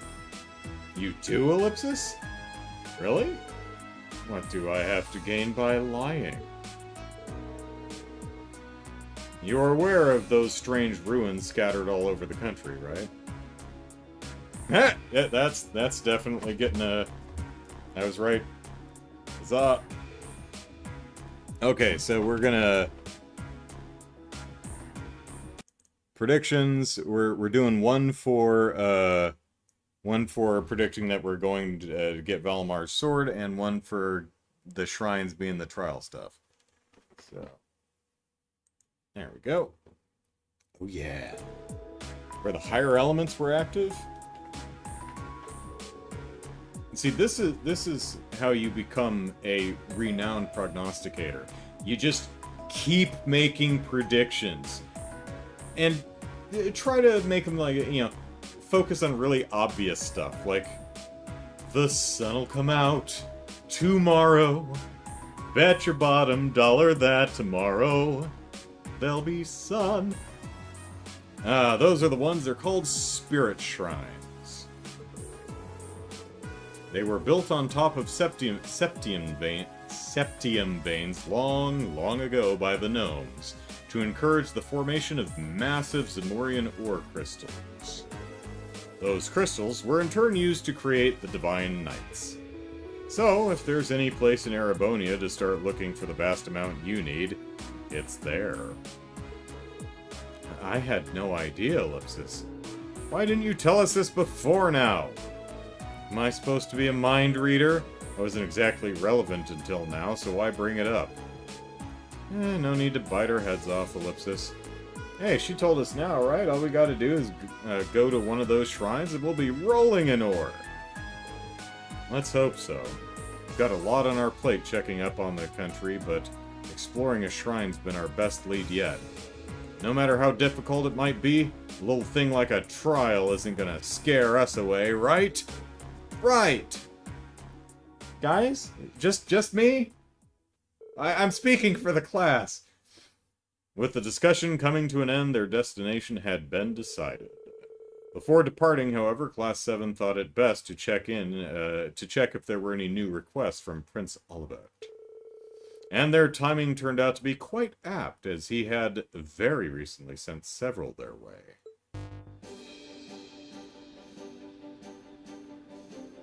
Gone Air. Oh, Klein and Hibel. Alright. So here's the deal. An airliner got hijacked. Oh, hey, we heard about that on the radio that... What the... Patty Petri Dish? What's her name? Was trying to get Anton to listen to. An airliner got hijacked mid-trip and went missing, but we managed to track it to the Isengard Range. Oh, cool. Maybe we can walk out of the area where Valimar was parked up by Ymir this time. Right now, the hostages are all still inside. I don't know why that bothers me so much. There's a bunch of other paths, like the paths leading off of, I think Keldic. I think there's one that heads up to the Isengard Range. There's another one, I think the one that heads over to, like, the Roar Mine branches off into the Isengard Range. Anyway, right now the hostages are all still inside, so we're gonna rescue them. It's gonna be tough given that the hijackers are armed, but that's where you and the Courageous come in. Toa can give you the specifics on how to reach us, but we'll be waiting in the Isengard Range. See you there! Alright. The sweetest of challenges. A blue block! Yay! Dearest ladies and gentlemen, I have taken the liberty of calling upon you for a request of my own, unbeknownst to my worthy rival. I have left a letter in the location indicated by the blue cross. I think you'll find it well worth your while to read it. I'm gonna guess it's gonna be downstairs in the medical bay area. You know, I was gonna say, I was thinking to myself, I hope we have a request from Phantom B, and we did. I should have said that out loud. It would have been another prediction. Yeah, cruising for a bruising. I think it's pronounced Kreutzen, but anyway. From Prince Albert. Imagine Eustace Alberea weeping for the safety of his province's people as they're chased through the streets by a ravaging monster. Surely you would not let such a dire scene come to pass, would you? The battle is set, and the North Croyson highway awaits. Aberdon. Aberdon.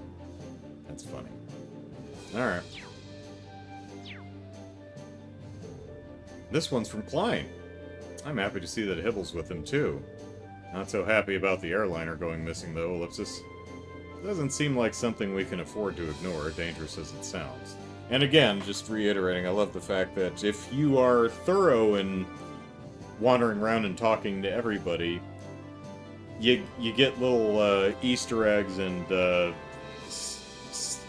different bits that go around making you feel like a large, living, interconnected world. Like, we heard about the airliner hijacking on the radio, and now it becomes a quest. So that's... I should have said something about that, because it's like, well, that does seem like a I mean, that was either an out-of-left-field thing just to make a joke at Anton's expense, or something plot-related, so... But, I mean, there's been in Crossbell 1, Trails 0, there was that whole Crossbell parade that they built up to for, like, 2 chapters, and we weren't there for it. That's one of the things that makes Trails feel like a large living world, is that stuff happens without you being there. You know, the world turns without you. It's not waiting for your dumbass. So, I'm still kind of bummed we missed the parade, but... But look at this one, Ellipsis. Phantom Thief B? What's this about reading a letter? As if we have the time to be concerning ourselves with his pathetic antics. I know what you mean, really, but ignoring it might be even worse. Yep, we've got our work cut out for us. Hey, Reen, wanna help look out for everyone? Let me come with you, okay? Of course, Fee, you're always welcome. Okay, so Fee's the permanent member in our party this time. I think Celine and I should come with you when you're exploring the shrine, too. Okay, that sounds conditional. I was about to say the same thing.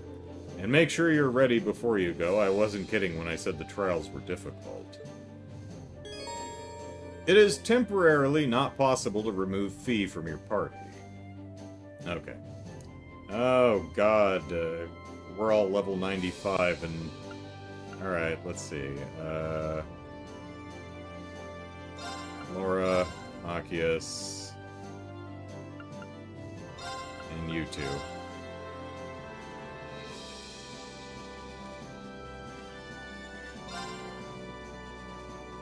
Oh, character notebook updated.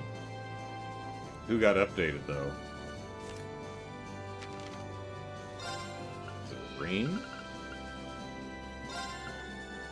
Nope.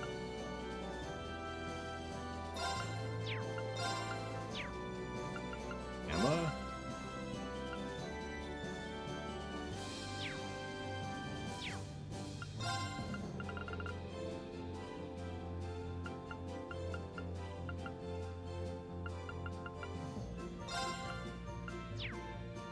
Who the hell did... Who just got updated?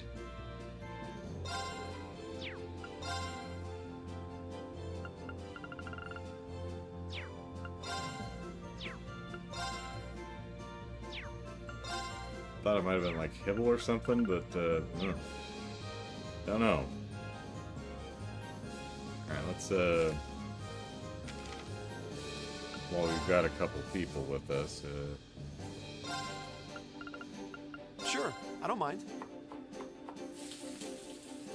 Let's pretend this never happened. Okay. Well, if I must. Would you expect anything less? Let's give you one more shot at that. If I must. Okay, probably not him.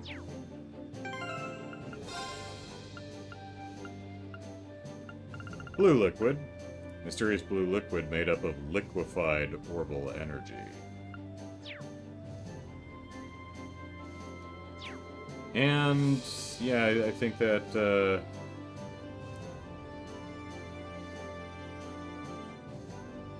who the fuck's driving the ship? Where is everybody? It's just Vivi and Lindy. No! Oh, well, we're about to die, but, we'll do that next time.